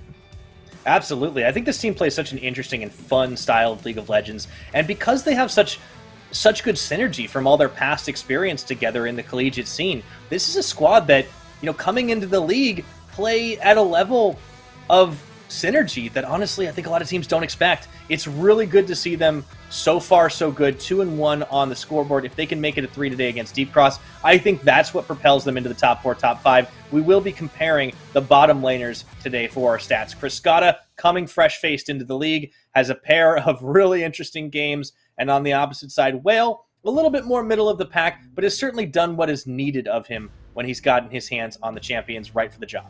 Yeah, Will's champion pool is what is very interesting and, to be honest, a little bit worrying because his job on the team is just to provide crowd control or go in with the rest of his team. Remember, MFT is a triple dive team composition, so the AD carry is, the role for him is really non-standard. In the meantime, Kriskata has the most DPM of any player right now in the PCS at 745. He's been doing a great job. Getting that Zeri, of course, boosts your chances, and Heimerdinger was dominant in lane. So here is the real question. Will MFT allow the Bard to go through, or will they just say, hey, you got to show me another card, DCG? Now we're about to find out. Starting things off here, Deep Cross going to go ahead and get rid of the Diana and, of course, the Tryndamere. Meta Falcon team start off by opening up on the Renekton. They also banned the Senna. This is something that Woody played in one of their games. Yeah, very interesting so far. They are just contemplating their options here. In the meantime, DCG, they don't mind just taking away the sort of hyper carries from 665. They could just ban the Viego as well, and that would really put 665 in kind of a tight spot. They would have no carries to play in so far in the jungle from this meta, but no, they're actually going to take away the Rise, which honestly hasn't even been that high priority. Very interesting choices here. Yeah, there's the Bard ban away, so it does leave Zeri up for Kriskata, and I feel like that's the bigger threat there as they get the insta-lock in. Oh, boy. We have read out those Zeri stats, you know, in the major regions on 12.3 out of 13 games has only lost once. So she's riding on a 90% plus win rate right now. We have seen people try to counter it out, as Hurricane Gaming has tried before with the Twitch. Did not work. Did not work whatsoever. In theory, that works. On OPGG, that works. Haven't seen it so far in the any of the major leagues. It definitely has been a little bit tough, and most teams have just opted to banning. A lot of newer champions with overloaded kits, that certainly seems to be the way of it. MFT do answer with a Gwen pickup as well as the Nautilus, which has certainly been a very high priority support champion just because of how tanky he is, the dredge line allowing people to get in there and mix it up. We've seen some really great Nautiluses. I feel like I'm saying that wrong. Nautilus is like a Latin word, so maybe Nautili, is that correct? I'm actually not sure about the plural for Nautilus. I was clearly not an English major, Clement, so you're gonna have to bear with me. But Deep Cross, you know, they also pick up for Hana the Xin, another hotly contested pick, and they also throw in the Leona. This is it's almost like they're saying, all right, MFT, we're gonna throw the triple dive right back at you. All right, so MFT are gonna have to go for a different route right here, and I feel like they're still going to go for a very similar strategy. It's the same thing when Whale is playing Kaisa. He's just there to add additional damage to make sure the triple dive can actually finish off the target. But this time they have a very difficult task. We have seen this Zeri just run with Cleanse and make her pretty much invulnerable to these triple dive compositions. She's almost impossible to lock down. She can go over walls. She has insane movement speed. So MFT are really reaching for the impossible right here, I feel. Unless they have a little bit more hard crowd control, I don't think they can lock down the Zeri. And talking about hard crowd control, now that I think about it, that's probably why the Rise is being banned away as well, just to make sure that there's no point-and-click CC on that Zeri.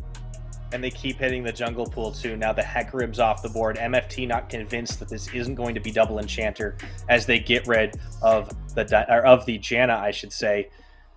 Still some time on the board, but I think they're definitely maybe not expecting what's being thrown their way, and Yeah, the Zeri kind of being made the centerpiece of this composition. Of course, it makes perfect sense if you get given a golden opportunity to take it. Yeah, definitely for sure. And we see the Rakan just being banned away, just Oh boy. triple checking Nesty. No enchanters for Nesty today.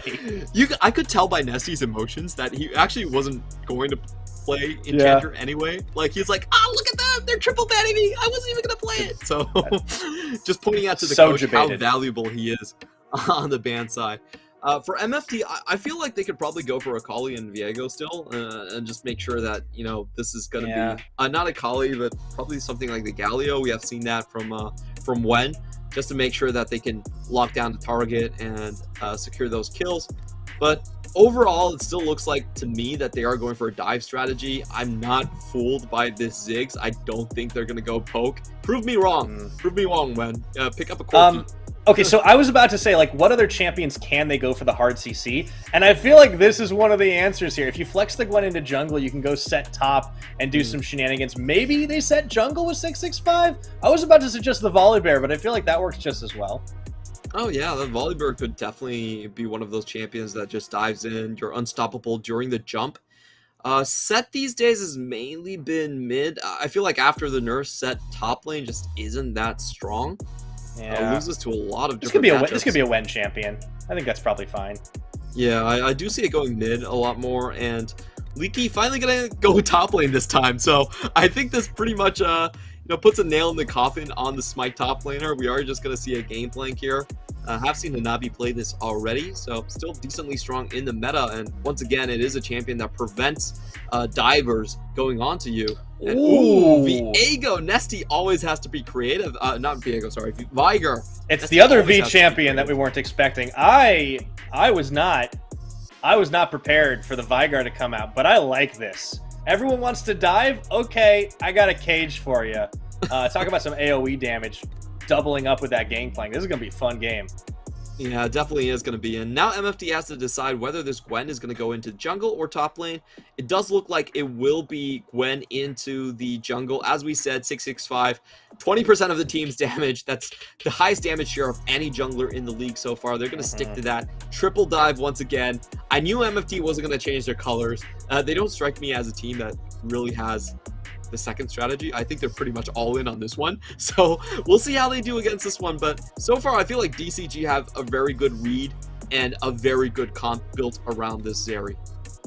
And it just seems like this is a team that has so many answers. They have a lot of experience in some of their core, even though they're pairing it with some new players as well. And clearly Deep Cross have prepared a deep set of strategies coming into this. It's not all double enchanters. We'll see if it works out for them, because we talked about how this was expected to be a fairly close game on paper, given the fact that both teams have kind of come out swinging with their own strategies. But it was Deep Cross that varied things up in meta. Falcon team that stuck with the tried and true. It's a hard to execute comp on the side of Triple Dive. They had a number of champions banned away from them. I do like the Gwen flex because 665 is such a heavy damage dealer. But will the other picks be good enough to survive in some of these lanes? I am a little bit worried about that, especially in the mid. I mean, now with the Vigar, I'm like, all right, Nesty might get a little more aggro than I would have expected. Let's be completely honest, like mid jungle from MFT is not going to be doing anything this game for like the first 10-12 minutes. I don't see them having any proactive plays. So I think we could be seeing a game very similar to the one that they played against CFO, where they just bleed out early before they can really get their pick comp online. And this is a great pick composition. You know, if you're talking about locking down a Zeri, Camille, Set, Gwen, like those are the best champions you could possibly draft to do so. The problem is I don't really see them going to mid game without a large deficit. Yeah, that's the issue, is surviving until the mid game without being just totally shut down.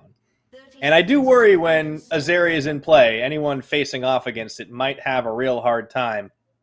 Taking a look at our choices of runes today here. Predator Vigar. Oh boy.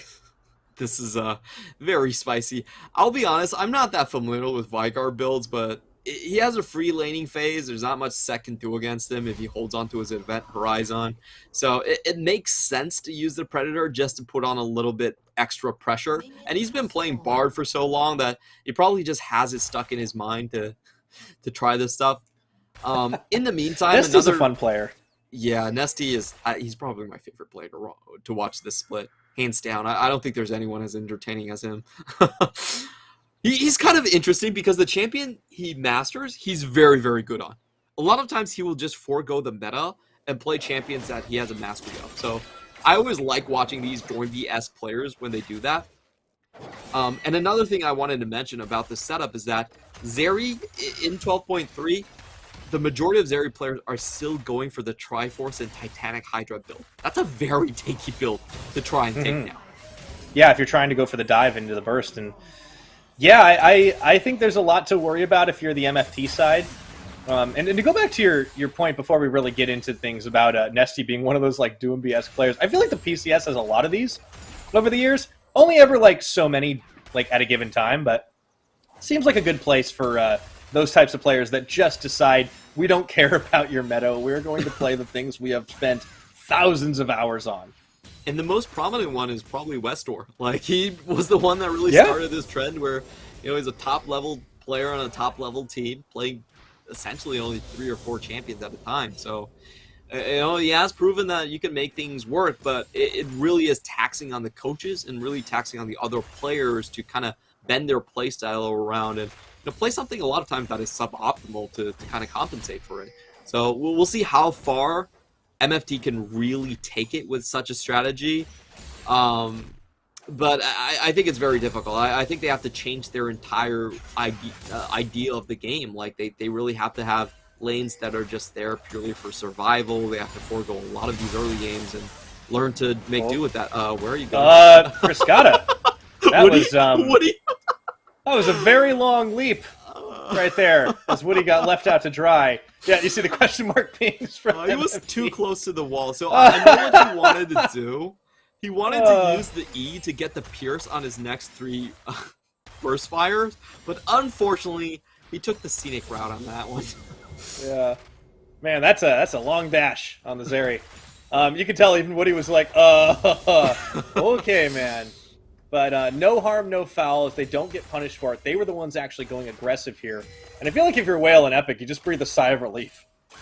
Yeah, that could have been a lot of damage going in. And early on, Ziggs, it's kind of hard to put a lot of damage onto people. Like, with the mobility that Zeri has, she can easily dodge out on the satchel charge. So you really have to be careful about that one. Here they go again. Round 2. Friscata dishes a lot, but he does take a lot for his trouble. I feel like that's more or less an even trade. Yeah, I don't think he had his E cooldown yet, and that's a problem about Zeri, is that you do get minion blocked on your Q, so you really need your E to be up to be able to trade within the minion wave, and unfortunately Woody went in way too early right there. The level 1 E has a very long cooldown, so I don't think they were actually able to dish out damage across the minion wave. Yeah, it's a little bit misfiring, but, you know, again, not really being punished for the misfire at the moment, so the game is just in, you know, the early holding pattern. If you're MFD, you got to be pretty happy with this, that you wanted to stay alive and get into that mid game without falling significantly behind and losing lanes. Yeah, sure, they're down a bit in farm up top, but I think they're pretty happy about how things have gone everywhere else. Oh, I love this play from Leaky. This is a really smart play where you just do a cheeky early teleport, make sure you get that early sheen, and punish Taco as much as possible. Like, Taco can't even go back to his own base right now because the tower is constantly being flooded with minions. He's going to lose a lot of EXP here, and you just continue to punish the Camille there. Like, what is Gwen going to do to you? Like, Gwen has 1 slow. Well, I don't know about Gwen, but I'm talking about Wen right now as he's chasing down Nesty, who does walk away without being killed. So, I don't know, man. I was like, if he has 6, I feel like that's a solo kill, but he didn't. It's just so painful to watch. This is the problem with NFT. The early game doesn't do anything. You can watch Nesty just waddling away on the Yordle. He doesn't even burn Flash, you know, doesn't care, and didn't even have Predator there. He just walks away from the game. And flashes into the emote right after. The emote game has been very strong this year, I have to admit. It definitely has. Especially from Arashi earlier today. I love Arashi just had to get that kill in Atlan. You know, you have to show him who's boss, so... It's about sending a message. You don't have to win the game. I'm not sure I agree with that one, but getting the emote when you can't win the game is, I think it's a good compensation. Yeah. He had fun playing League of Legends, and that's the real difficult thing for sure. Now, MFT will be able to secure themselves a Hextech Drake, and now Taco is in a little bit of trouble as the cage comes down. He flashes. I don't know if he should have, right into the waiting arms of Leaky. Yeah, he had to try and outplay with the Hextech Ultimatum, but he stepped on the, he unfortunately, he really didn't have a target and didn't use his ult whatsoever. I just think he knew he was dead by the fact that even if he dodged the ult, that's kind of weird. Like, as you were saying, if he didn't use the ult, he probably shouldn't have used the flash either and just submitted to his destiny, but he kind of ended up, yeah, I think he ended up on the wrong end of both sides right there. And if you look at the gold, this is what I was worrying about. That Camille matchup against the GP matchup is brutal early on, especially when you don't have jungle pressure. And Leaky just did a cheater. It wasn't even a cheater recall. It was just a cheater TP straight into Sheen push. Oof. Yeah, that's definitely a big bit of bullying going on topside, but they also brought Nesty to the party and Hana as well. So that's like, kind of extra rough at the moment. Nesty does get the blue buff over to himself, as he actually had Leaky tapping in. Lane swap comes through here for MFT. I think they were the ones who instigated it. Maybe just to give Taco a little bit of farm. Yeah, I do think they want to create a situation where there is a big team fight over the Herald. If you're team fighting, at least you're not laning. And right now for MFD, as long as they don't lane, they can kind of stop the bleeding just a little bit. Unfortunately for them, DCG can very well contest this. This is still a 4v4 scenario. The big thing to watch here is the Cannon Barrage was already used, and this is good zoning coming down from MFT, so maybe they can sneak this one away. Yeah, I really actually like the great use of the Ziggs bombs just stopping this, and now they've brought Wen here as well. This could still turn into a fight, but the Smite's already gone down, so they've secured the Herald. Epic is actually going to be isolated from the team, and 665 and Whale walk over the wall, but meanwhile, Wen could be in trouble. No, never mind! He goes for the showstopper, forcing Woody to flash away from it, and it's a bit of a wonky fight as 665 gets collapsed upon. And here comes Hana, MFT. They thought they could casually saunter away from that. They still did get the Herald, but the ensuing fight was completely in DCG's favor. I feel like MFT should have been happy with the Herald and just backed out completely. But unfortunately, I felt like they were trying to save Epoch on the top side right here. Like, this is just a full retreat. I'm not sure what you guys are doing here. Wen tried to go for a kill on the support, was not worth his flash for that. There's no way you should be expending your flash just for Woody's flash there. And they end up paying a pretty hefty price for that one. Whale also having to flash out of the Event Horizon too. So, yeah. MFD could have just called it a day and just counted it as a win, but just even the target selection was weird for me. I feel like they just kind of panicked in that situation. Yeah, that was a bit bizarre here. Now, Criscata is actually waiting in a bit of a bad spot himself. And he's just going to go ahead and go for the back and hope that Whale and Epic don't sniff for him. But, yep, he gets a little scared himself. He's going to be able to get back out to safety. A couple of head-scratcher moments there for MetaFalcon team. We'll see what they can do, though, with this Rift Herald now that they do have it. They have to create an opening first. Yeah, and they do have to get this pushed pretty far in as well. And I feel like at this point, Criscata is willing to step up and sort of challenge this. They do have both of their summoners, while WoW has no combat summoners. So yeah.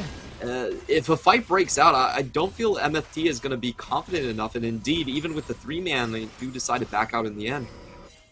Yeah, definitely a little bit of uncertainty from the squad, which hasn't really happened before. But I also think they've been, forced into some champion choices maybe they didn't want to take overall. The triple dive looked a lot cleaner in other games. Of course, it's still very early days, and yeah, there is the Event Horizon. Wen just stays in the center of it, which, I don't know that much about black holes, but I do feel like that's supposed to not be a good thing. But that's just how Riot designed it, so it's okay. Yeah, Event Horizon is, you definitely don't want to get trapped out on that one. I'm looking at the goal difference right here. This is very comfortable in DCG's favor, and I think MFT have to get this Drake stack. I think that's probably their best road to victory. In terms of scaling, I'm not even sure I would want to take this comp into the late game. Vigar actually scales incredibly well. The same goes for Zeri here. And I feel like they're making a big mistake if they just let this Drake go over. Instead, they're trying to force feed Taco in the meantime. Just tried to steal it. That is... Yeah, I think there's some indecisiveness happening here that we haven't seen from Meta Falcon team. However, now they are going to pull the trigger, looking for Hana and looking for 665, but he just throws down the mist and Gwen is immune. And they're going to go in for round 2. They got damage onto Woody, but will it be enough here as the turn is there? 665 is going to get just absolutely crushed out as Chris Gatta picks up 1, picks up 2. Hana gets a 3rd, and oh boy. Yeah, that was a weird turnaround. Gwen without the ultimate, you're never going to catch up to Chris Gatta anymore, and we have seen this play happen so many times before. Once this Zeri gets fed, gets going, there really is no stopping her. So we're going to watch this one again. They blow everything again on Woody. Not really the target you want to go for, and this time he also has the stopwatch. Again, Whale does not have combat summoners. A bit of a visual bug here as he just steps on water there, but does get taken down by the Zeri, and now we are going to see a very early Triforce. Most likely a 12-minute Triforce with a lot of movement speed to boot on that. You give away the Zeri, you give up that many kills earlier on, your tough situation. Now Nesty is going to get a taste of his own medicine trapped inside the cage, but even a 1v2, look at the damage, he's almost killing Taco, he does it! He's going to get 2! He's going to get 665 too! That's not supposed to happen! Oh... That was well played by Nessie. Event Horizon right on the edges, and they also stopped the Herald. That's a disaster for MFT. No. Oh, Clement, this is... Man, if you are MFT, you're feeling pretty bad about that. But Nesty, on the other hand, just says, all right, I will take my Everfrost. Thank you very much. Yeah, I like the attempt right there. You know, DCG wanted to get in on him before the stopwatch and everything, but that Event Horizon was actually didn't stun. Taco did a good job at dodging that one, but he couldn't dodge the damage afterwards, and Memorial he's Burst. just able to murder him. It's the thing you can forget when you don't play against Vigar very often, is that his R button just deletes you.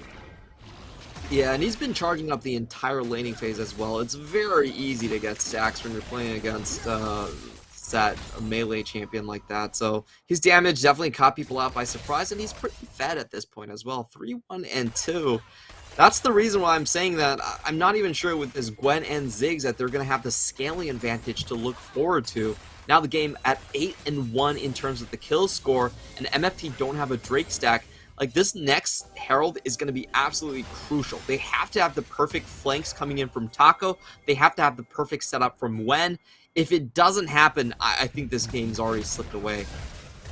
Yeah, and even the side lanes are going to be a little tough for them to contest right now. As you can see, Leaky just having a bit of fun with Cannon Barrage to pull Wen off of it.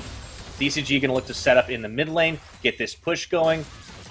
Zeri's fed, Vigar's fed. It's so tough to try and fight into this. You need to pick prio targets. You need to get on top of them, but they're so slippery.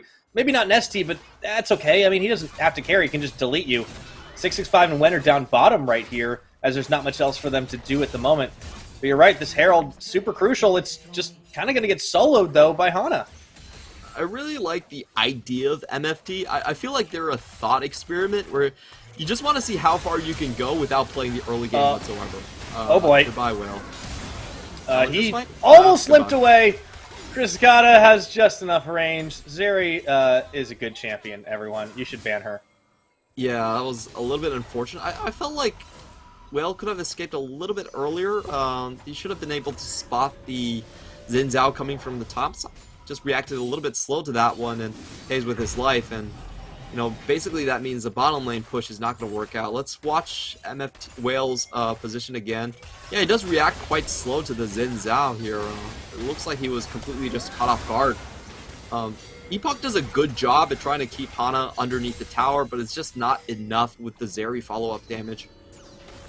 Yeah, it feels like they're just kind of at a loss for what to do at the moment. I mean, in the other games we've seen MFT play, even in their other loss, it kind of felt like they still had a game plan they were sticking to. Now it feels like they're sort of scratching their heads. They do know they have to contest this next dragon, though, since it's the only other objective on the map they can reasonably hope to try and fight for, but it's going to be tough. Against so much damage coming out, the Rift Herald is going to get popped in the mid, and Deep Cross are going to hope to try and force MFT's hand one direction or another. Oh, 665! Oh that was Gangplank barrels! That was huge damage right now, and Nesty is going to go in there, and they're going to be able to take him down isolated from the rest of his team, and even though Wen goes in for the suplex, I don't think they've got enough damage. Maybe they do, though. Nesty, as Taco, can they catch him? Oh, Nesty trying to walk away. Wen's just going to go ahead and get him at the end of the day if he can. But he gets maybe... slowed by the barrel! No, the stun! You gotta be kidding me. They can't touch the Yordle. Oh, you can't touch this. Nesty is way too good. That waddle is just so tilting. Watching him get away when his character can't even walk properly has to be the most infuriating thing for MFT. Oh, the damage difference just gapped them so hard with Leaky starting it off and Nesty flashing in on top of a Gwen to finish off the kill. That's just how far they are ahead.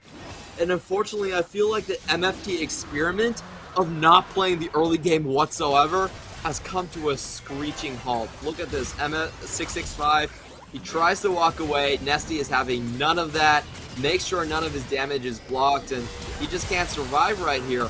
Look at Taco, he's been waiting for the engage, but it's the enemy team that has pulled the trigger first, and Nesty just walking away like that has to be so maddening to watch that. And the last barrel from Leaky, just well, not to mention the Zenith Blade. Oh, true. Leaky and Woody definitely playing Protect the President right now. Really, really well played from this Deep Cross squad. But what a heartbreaker, what a tilter if you're Meta Falcon team. You just can't touch the Vygar. And they also split target focus. I mean, I feel like Taco maybe could have done it if he had jumped on Nesty, but he went in Hextech Ultimatum while he was still in stasis. Yeah, I think they are flailing a little bit, but they just weren't expecting Deep Cross to just cut this deep, I guess. If we're thinking about NFT's perfect setup, they really need Wen as the main initiator because he is unstoppable when he does that suplex, so he has a potential to go through Event Horizon, and then you have the Camille as the follow-up, and then Whale staying very, very far back. He's not going to be able to do it this time as Whale says goodbye. Yeah, bye, Whale. Okay. Tower should fall, even though Taco does get the blink. Chris does get taken down. Maybe they have a chance now that there's no Zeri in this one, but oh, those Gangplank barrels are starting to sting here as Leaky goes on a rampage, and MFT might get a bit more. They grab Nesty, getting a little bit of revenge, but they are running fast out of health bars. However, they're still fighting here. Triple kill for the Gangplank, and a Quadra as the full cleanup crew comes through with Leaky at the front. Yeah, once again we see Will just getting picked up before he can really do anything. There were some glimmers of hope as Criscata was somehow ended up tanking the tower the entire time. But unfortunately for them, Leaky is just way too fed. He was sitting on Executioner and Triforce throughout this fight, and he wasn't being targeted whatsoever. So we'll watch Will again and see if he manages to get his ultimate off or dies mid-combo. So he doesn't even get his ultimate off. Criscata is a little bit too focused on taking down the tower before Taco can finish the teleport. Probably not the right play right there. And afterwards, you see this is an open hunt onto Nesty. Wen actually does a really good job on getting on top of the Yordle, but unfortunately that is his entire combo. He's going to fall down after this, and Leaky gets a lot of extra gold here with the Executioner. Triple kill and into the quadra kill with the last parlay. I feel like if you are a little earlier into the game, and you only are dealing with Nesty and Criscata being fed, that works out a lot better for you. But now, all of a sudden, the third carries come online. Leaky has become a terror, and the gold game is just going to keep growing. 19 kills to 4 here at the 20-minute mark in the game, and a 9,000 gold advantage or close enough. Quietly, Leaky has just been building up a massive lead. He was already ahead from the get-go, and Taco and 665 are going to try and take him down. That's a big old gold bounty on his head. Oh, he finally bites it. But Nesty is keen to get revenge. Hana going to cut off Taco, so they just flip it right back over, and 665 has nowhere to go. Yeah, that primordial burst from Nesty was... dirty. I don't think anyone expected that sort of damage. I really want to see how many stacks that Nesty has at this point. Even though he missed the cannon, it still is a lot of damage coming through on his part. And they're just trying to farm up Gwen at this point, but I don't think it really matters. This is a good play from NFT. We have to say a huge shutdown. Hopefully it did go over to Taco. He's the one that really needs it after such a poor laning phase overall. He does get the 1,000 gold bounty, but just watch this burst from Nesty. Bam! That was 600 damage with one ability. You can't dodge that. And good guy Hana even serves up the next kill for his trusted mid lane.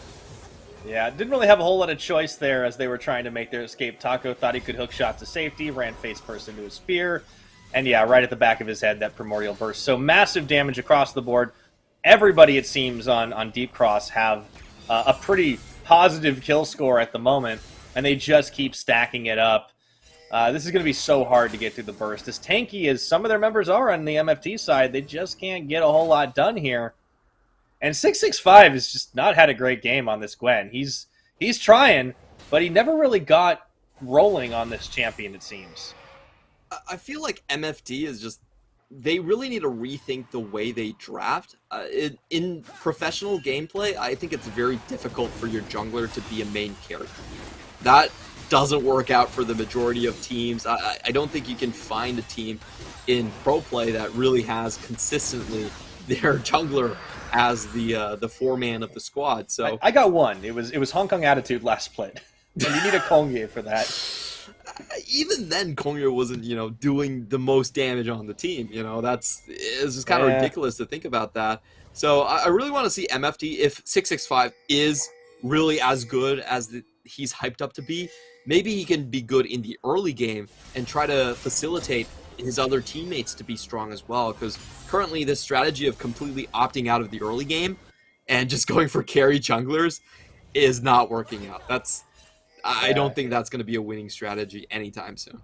No, I mean, against some of the weaker teams, you might be able to pull it off if you can just kind of hold them at bay. But a team like Deep Cross that just knows how to get in your face early on enough and start building up those leads, not going to let you do that. And now they're on the Baron in full view. But it's almost like, what can you do about this? Sure, they could try and go for the steal, but the 5v5 is so much stronger. Woody just going to try and stop the gank attempt, the steal attempt. Woody is actually going to tank things up here. The event Horizon even holds Wen off. And they're going to be able to walk away with this. 665 is going to try to take down Hana. Throwing down the Crescent Guard. They might just fight them in this choke point. A little low on the health bars. They don't want it, but Wen certainly does here. As he's looking for the damage, gets the suplex onto Hana. Here comes the rest of Meta Falcon team. They take down Woody. Do they have enough? Kriskata isolated. So much mobility on this Zeri. And I think he's going to be going down, but he's just trying to dodge. Even the Gromp is helping out in this one. How long can this man stay alive? Oh, that's absolutely ridiculous. Taco actually has to pop into stasis to keep alive, and he's still dodging. He's out. Oh, no, he went back into it! Oh, Kriskata, you were out, you madman! Oh, and now everyone's back. Everyone's back up the fountain. What is this fight? Barrels, epic, he's dead. Sorry, no, there's no getting away from that. Leaky will shoot you down. Oh! MFT had too much of a good thing right there. I guess I can't fault them for that. Like, what else are they going to do? Of course they're going to try and shut down the Zeri, but oh my god, that champion is so busted. Hey, look, technically they still traded positive. They got Kriskata, they got Hana, no, they got Woody, excuse me. I try to keep track of, who's dead because it's been so long. Kriskata, the crazy thing is, Kriskata had at least 3 chances to escape that, and he went back in. He did. That was almost legendary. Yeah, if he got out, that would have been such an hype play. Honestly, if he just stayed alive, DCG would have been able to mop that one up, but we'll watch the replay. The big thing here is that DCG actually had their magic resistance completely shredded because of the Baron, and they got hit by a 4-man whale ultimate. So it looked really good at the get-go because MFT chunked so much of these HP bar downs. When I honestly feel like he could have flashed a little bit earlier. He played this so greedy. He man. He waited and he held on to the I feel like he should have just gone directly for the kills with the ult and just went in with the unstoppable rather than with the flash E. with the flash face breaker. But afterwards, it was the Criscata show. You can see he actually walks back a little bit right there just to get another Q. Like a couple of times. That E reset. Yeah, almost got Taco too. That walk back was actually fine from him because he wanted to get the extra cooldown reduction on his E. So I understand that. And this was because he was just dead. So yeah, I think he actually played that pretty well. Like overall, I'm not going to fault him at all for any of those plays, but I think that was just a showcase of how busted this champion really is. It's once you get into the late game, if you're running just a bunch of bruisers, there's no chance you're going to catch her. Well, this looks like the beginning of the end here, Clement, as Deep Cross move into the base on two fronts with the Baron secured. A little shenaniganery going on after the Baron play, but they're right back into it, and most of their players still have it on, so they'll be able to take down two inhibs. And meanwhile, Taco was not at home, and he took a inner tower, which, you know, hey, that's something, right? Yeah, that does count, I guess.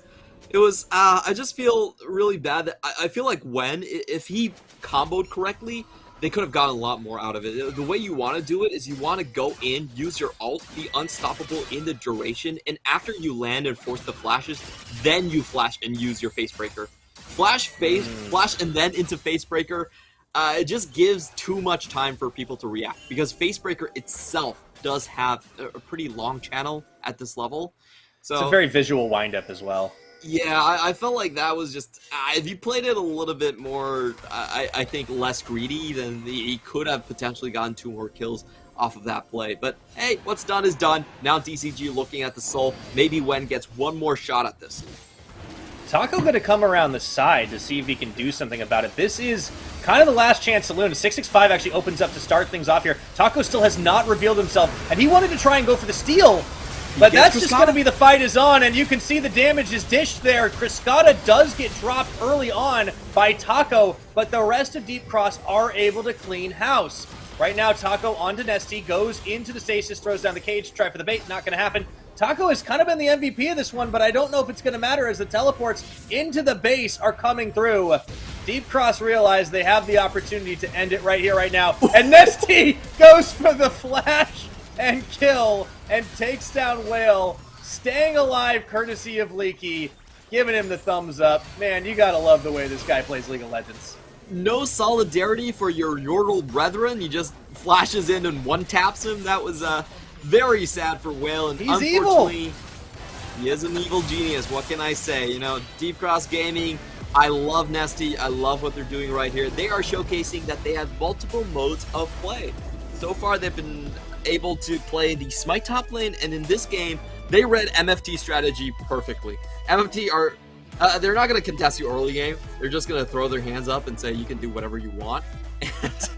I do love their... this one is so funny.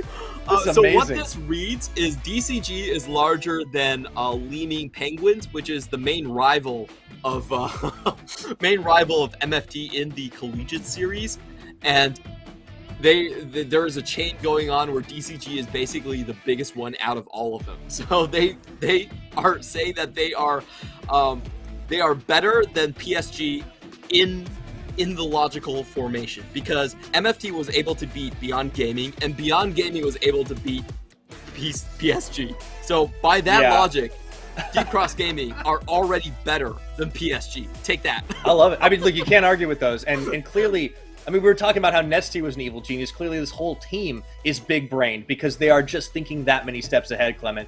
But in all seriousness, like, this was a brilliant game from them. Great reads, great strategy. They showed they don't need the double enchanter, and they could even bait a lot of bans for it, and still it was perfectly fine. Triple bans. Also, after that Vigar game, what are you supposed to do against Nesty? How do you even deal with this guy's champion pool? It's just so weird. Yeah, I feel like you just have to force him onto standard play. Like, what we've seen from this game is that DCG have not... first off, ban the Bard. I feel like the Bard is their go-to. You're not going to have the same effect on Janna. The Whirlwind is a much more telegraphed ability compared to something like Temper Fate. And the rest of it is you just have to challenge them early game. So far, we haven't really been seeing a Nesty and Hana being put to the challenge in terms of just a standard mid-jungle duo. And I think that is going to be the key. You know, these guys are known to be playing very supportive. They're known to be cheesing matchups by playing these really weird champions. But if you just challenge them upright with something like a Lee Sin and a Mage, I don't think they're going to get away with so much. Yeah, I think that's almost easier said than done, but maybe you're right. True. Maybe that's what the team's going to do is just try to beat them at the standard level. But so far, Deep Cross have looked really good. I'm so excited to see this team face off against some of our front runners. I'm looking at the likes of like CTBC Flying Oyster. I feel like that's just going to be so hype. It definitely is going to be, and I think that's where their main challenge is going to be when they face guys like Gemini and Mission, because these are your premier sort of early game hustlers, and you also have a Mission that's going to push Nesty in 24/7 and also take his spot. So that's kind of where I think the real sparks are going to fly later down on the line. But so far, Deep Cross Gaming have proven that they're not just a one-trick gimmick. They actually have the raw talent to power through a lot of these different compositions. And Leaky, I would say, this has been his best carry performance so far in this split. Yeah, I mean, he was really allowed to do it. He early on in the game, they set him up for success on this gangplank, gave him the opportunity to just do what he needed to, and just quietly banked up that gold until all of a sudden, oh, his barrels do 2/3 of your health bar. Okay. Yeah, no, I really like what we were seeing out of Leaky. It kind of gave us a little more optimism for like even more carries on this team. Chris Scotta, of course, just got to play a Zeri game. It was fine. He had some fun moments in that one. There are some deep threats on this squad, and I'm really liking what we're seeing out of them. Taking a look at just how this game went down, it was hardly really ever in contention because MFT just didn't really have much in the tank early on. Taco got set behind from the get-go. Obviously, you look at the damage being dealt. Whale really tried. There were a number of fights where I think his Mega Inferno Bombs did start to tilt the scales a little bit, but crucially, 665 never got an opportunity to really get rolling. When he had some good plays on the set, but it just never was quite enough. And I feel like all you need to do is neutralize 2 or 3 of your opposition, and that's plenty to win a game if you're DCG. Yeah, I feel like MFT, they have a lot of champion pull issues coming from both Wen and Whale. We haven't really seen standard hyper carries from both of them, actually. This meta is mainly about keeping a hyper carry ADC alive, but they haven't showcased, and if they can't play standard, we're going to see a lot more NST MVPs if they ever go into a BO5. Again, this man coming in with the Vigar of all champions and taking an MVP with the Bard as well. What can I say? This is, Nesty was kind of dropped from J-Team because he couldn't follow the meta. Well, this man is determined to carve his own meta in the PCS, and I honestly hope he can succeed. I love it, man. So far, so good on this Deep Cross squad, and man, he plays 2 games of Bard. He gets the Enchantress banned out. He's like, all right, I guess I'll go mid lane, and whips out the Vigar. You gotta just love the way this guy plays. A well-earned MVP across the board. Deep Cross having no trouble. Done and dusted on that one, and we have only got a couple more games to go, but don't go anywhere. We'll be right back with another. CTBC Bank is Taiwan's top financial institution, but we're not stopping there. We're crafting an international brand and already have over 260 outlets in 14 countries. We are by your side, ready to embrace the future.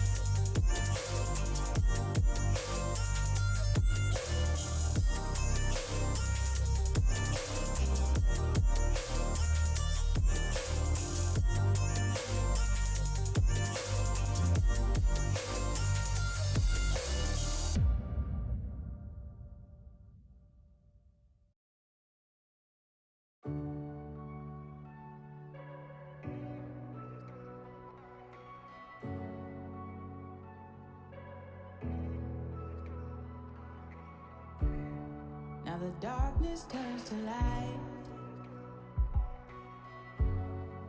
No, wait, you feel alive. You're floating in the air. There's lightness everywhere. Watch the stars turn, signals from another place. See the colors burst, lifting off to outer space. On a new path, waking up, it's not too late. There's no time to waste, we will elevate. Blowing up the blue skies, journey to a new time. We are traveling on gravity, reaching new horizons. We just keep on rising. We are traveling on gravity. Nothing brings us down. Nothing brings us down. Nothing brings us down. Nothing brings us down. Nothing brings us down. Nothing brings us down. We are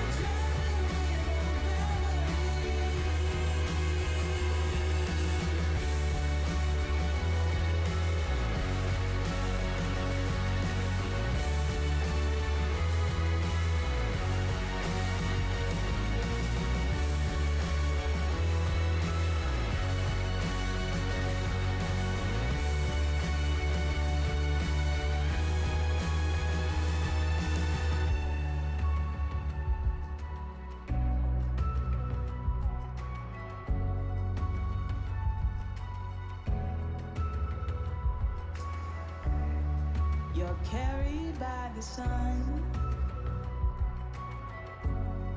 New chapters have begun. Tomorrow never ends. You're rising up again. Watch the stars turn, signals from another place. See the colors burst, lifting off to outer space. On a new path, waking up, it's not too late. There's no time to waste, we will elevate. Blue skies turning to a new world. We are traveling on gravity, reaching new horizons. We just keep on rising. We are traveling on gravity. Nothing brings us down. Nothing brings us down. Nothing brings us down. Nothing brings us down. Nothing brings us down. Nothing brings us down. We are traveling on gravity. Touch the sky, travel to the stars. There's a little bit of light that we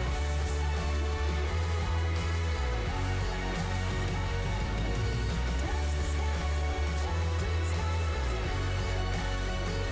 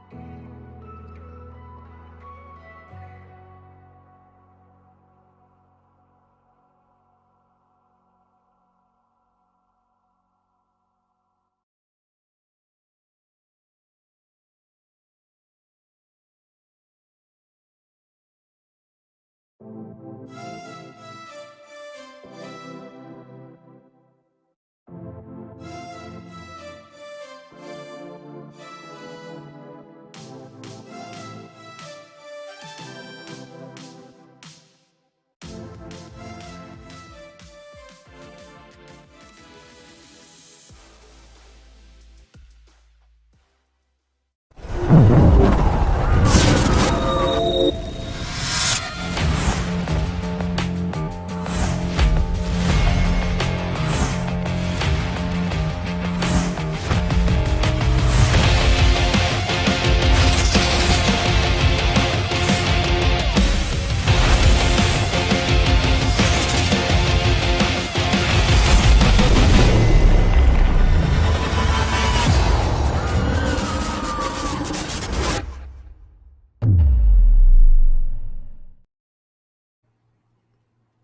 And welcome back once again to the PCS Spring Split. We are well on our way to closing out this first day of week number 2. A couple more games remain, and we're going to see how the standings all shake out. Hey everybody, I'm Pyra, and he is Clement.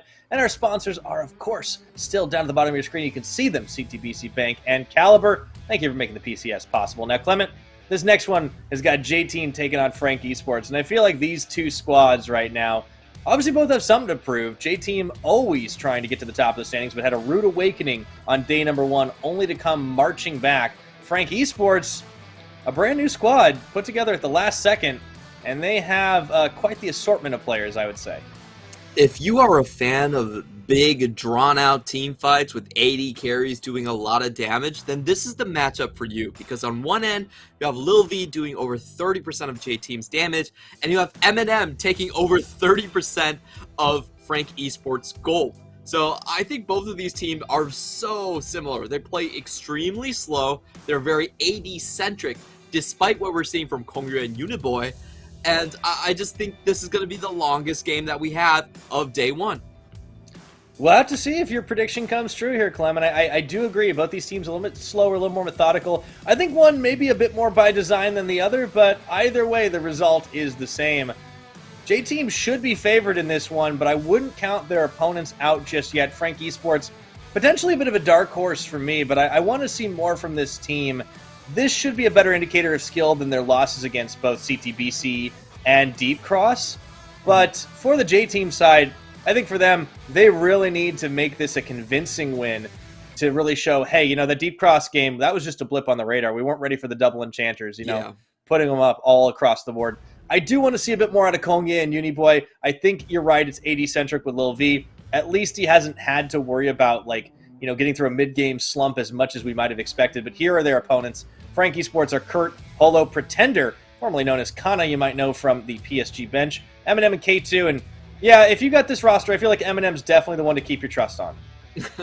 For sure. He's just been being funneled all of the gold, and I think the game plan is, hey, if you get a Zeri, you insta-lock that in, let Eminem do his thing. If not, it's probably going to go with Felios into Jake. So that's kind of the priority that's been pretty well laid out for them. And I have to say, Frank Esports has one of the most unsurprising champion pools overall. Kurt has played nothing but Gragas. He picks blind Gragas. He picks counter-pick Gragas. And to be fair, he's okay in the laning phase, but it really hasn't looked that well against certain matchups, and he will get split pushed in later on as the game goes. We have seen very much just standard mage stuff from Pretender. So this is a team without a lot of surprises. The question is, can they actually hone in onto their game plan and really refine some of the better, the finer elements of their strategy?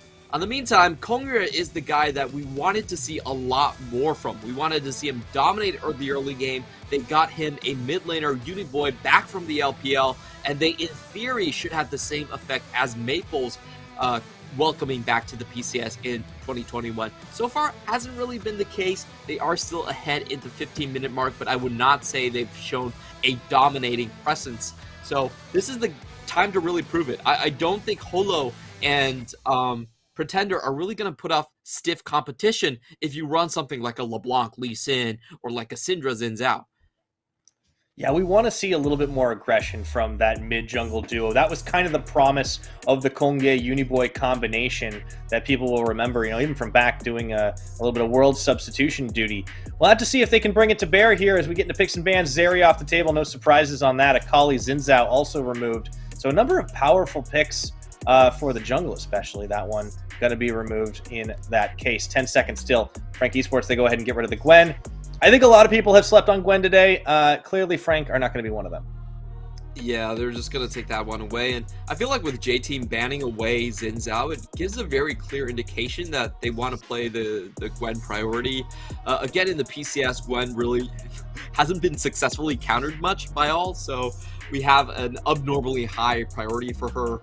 In the meantime, it's really interesting to see how these teams will deal with the hyper carries. Both Jinx and Aphelios are up. They could just trade either one. But I think from Frank Esports' perspective, they would prefer the trade and not ban one out because J-Team does still have priority on either one.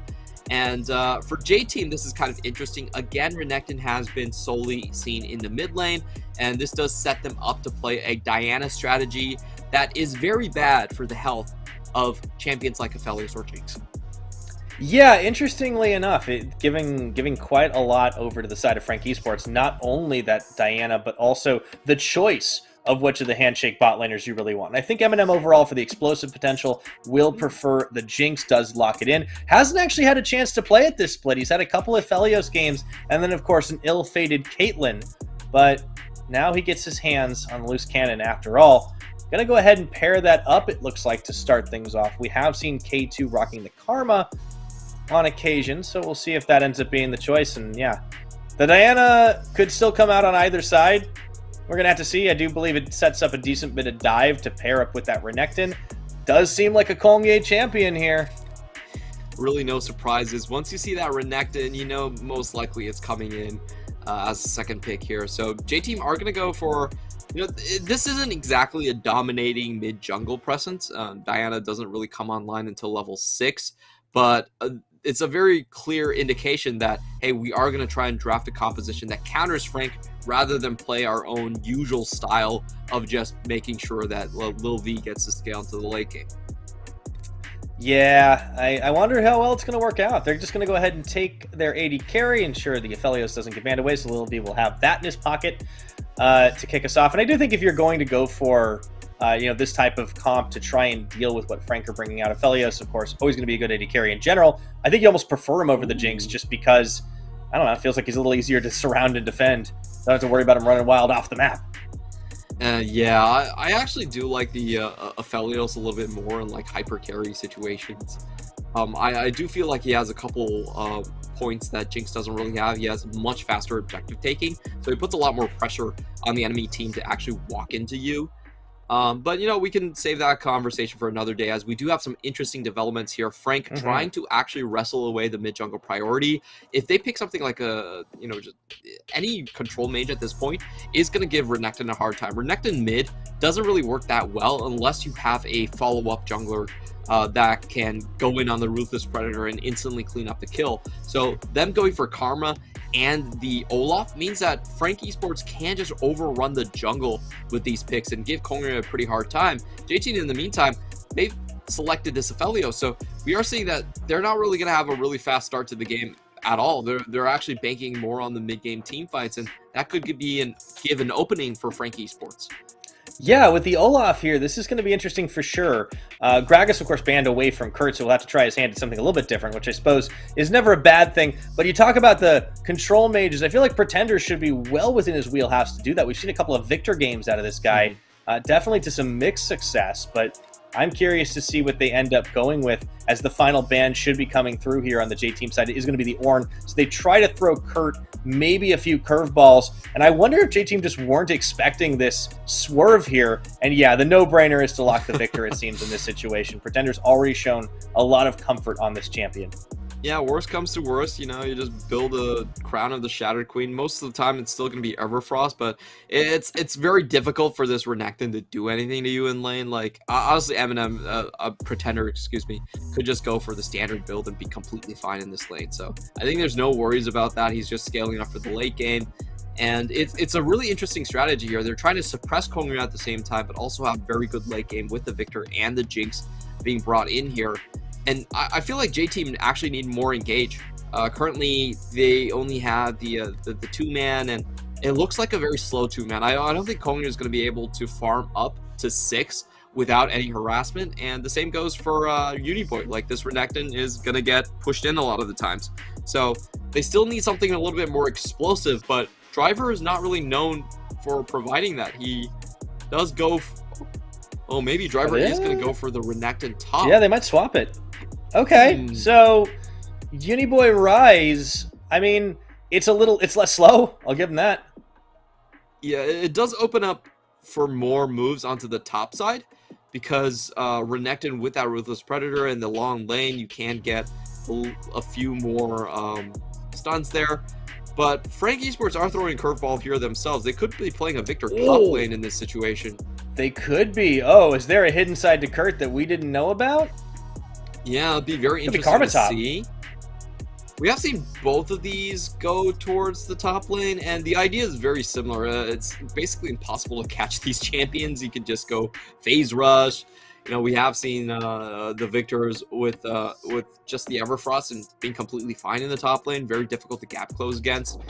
So we are going to be seeing essentially double control mage or double support, depending on how you want to cut it, with a sort of gap, gap check in the Olaf to make sure that nothing too bad is going to happen from Kongre's side.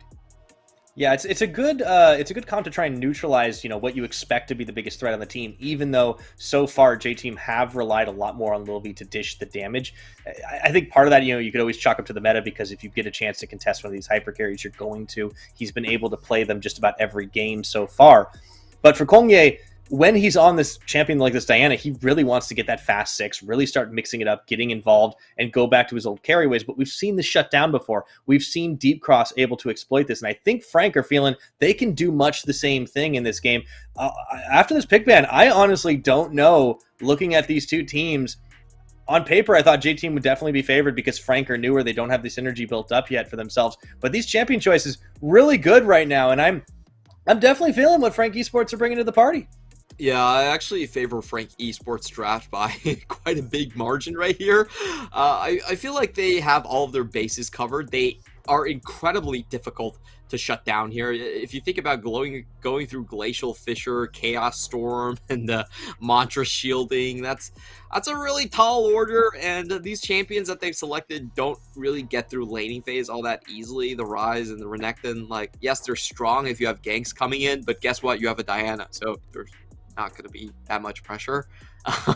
So yeah, I don't really like this draft from J-Team. I feel like they tunneled on what they wanted to do themselves, but they didn't fully commit to it. Like, I would have much rather see just the Renekton mid lane and just going for something different in the top lane, maybe a side lane split pusher to kind of diversify their options. But right now with the Renekton top, it's pretty much all in, and it's all in from a hole. You're not coming from a position of strength. You have to kind of dig yourself out before you can get going.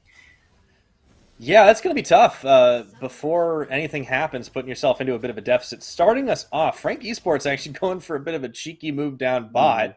Although with the full line of scrimmage start here on J-Team, they're not going to find anybody unless they really commit to this, but I don't think they will. I think Frank Esports are trying to torment J-Team.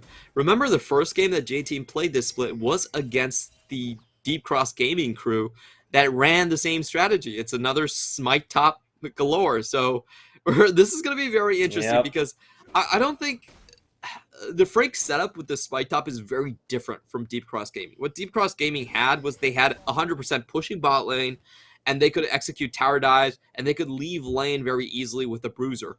But Frank Esports don't really have that. Instead, I feel like we're going to have a much more static type of top smite strategy where, yes, Kurt will roam, but not to the degree that we've seen from Nesty. Yeah, and that might give an opening here for Driver to, you know, take advantage early of some absence. We're going to have to see how it shakes out as we get onto the Rift. I mean, this is always an interesting start. Going to go ahead and leash up his top lane, or his jungler, as well as Holo is also going to match Kongye on the top half of the map to kick us off. Honestly, if there's going to be explosive potential, I always feel like it could come from the bottom. K2 on this Braum, you know, kind of matching the heavy engage with like the big shield that Braum can bring to try and stop the Jinx from dying. I definitely have some trust in Eminem, but also Lil V has shown himself to be very confident. And I wouldn't be too surprised if Holo makes a trip down there to try and odd those evens, if you know what I mean. Yeah, for sure. I think we're going to see a very different setup from Nesty. Generally, what I expect is for this Karma to be going around with Holo a lot more rather than trying to roam all the way to bot side. You know, in the bottom lane, they don't really have that much shove potential. It's kind of hard to control the wave if you are playing with this Braum.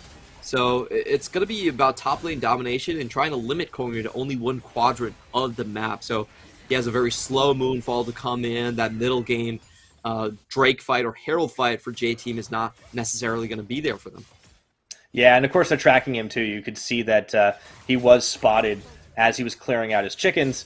They got the ward down on top of him. So definitely priority Frank Esports. Frank Esports is keeping Kongye in their sights, making sure they keep track of his jungle pathing. And that's just, I feel like that's just kind of like the smart thing to do for any team that's playing against this guy. Don't give him an opportunity to blindside you, and then he can't do anything. Absolutely. You know, we have seen earlier Gemini just go for level 4 ganks on the Diana, and that does catch people off guard sometimes. We'll see. This Kongye is a would do very it too. interesting time to back here. Kurt doesn't have the TP, so he will just start losing CS on this wave. It's kind of normal He's not even to see. going to tower. Yeah, I felt like he was gonna play a bit more standard, but apparently he's actually just gonna go all in into the smite top route. The standard play with the smite top is you get your first cannon, and then you just start roaming across the map, leaving topside completely. But I feel like it's a bit harder for this Karma to actually get a gank through compared to someone like the Bard.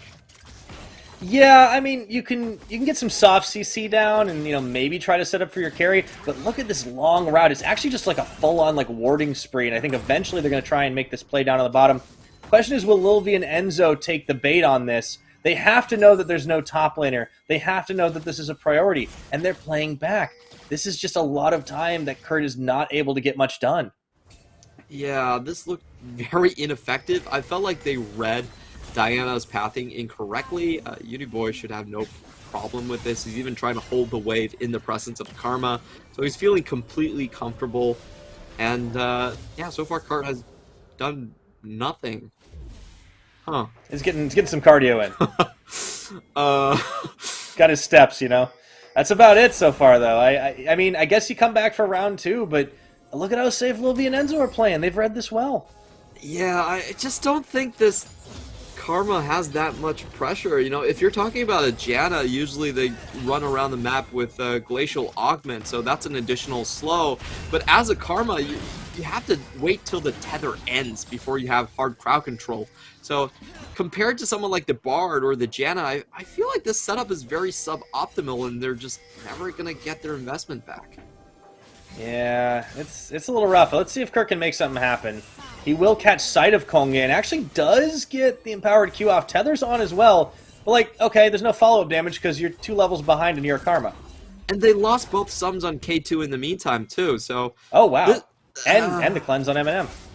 This is the problem I was talking about. If you want to roam this strategy, you want to do what Deep Cross Gaming does, and you actually want that tower to be pushed all the way in, but they can't really control the wave that well in this matchup, so it's super baffling. In the meantime, while Kurt has roamed around and probably gotten 2 procs out of his support item, look at the top side. Driver has gotten 3 tower platings. Literally playing PvE top. So the Renekton is going to come out of laning phase really happy, as he has level 6 very quickly for a top laner because he just has the solo EXP without worrying about trying to contest on anything. Already getting so many tower plates down.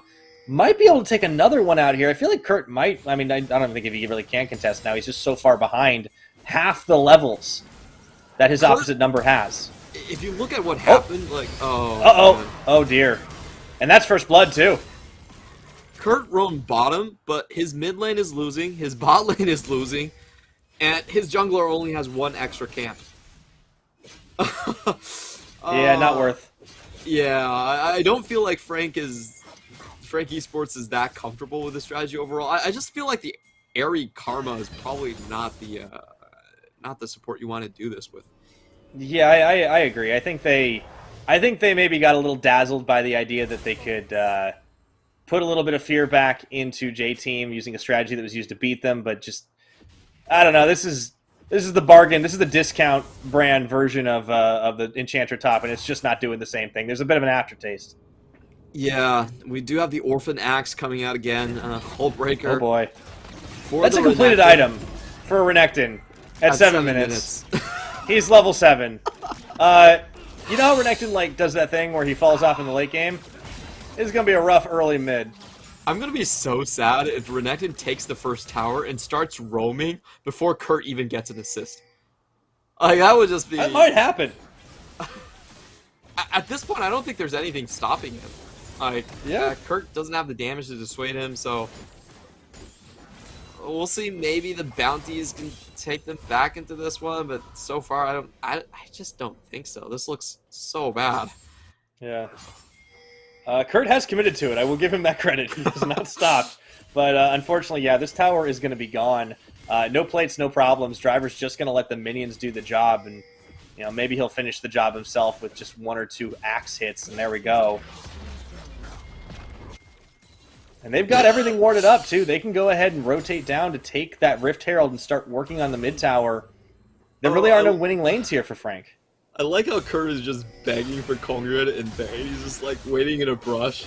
And it's just like, please, Diana, can you show yourself? And then they see them on Herald. There's nothing they can do. So they're just like, okay, well, I guess we'll take the red. But honestly, they could have taken this red without even Kurt being here. Like, what is this Karma accomplishing?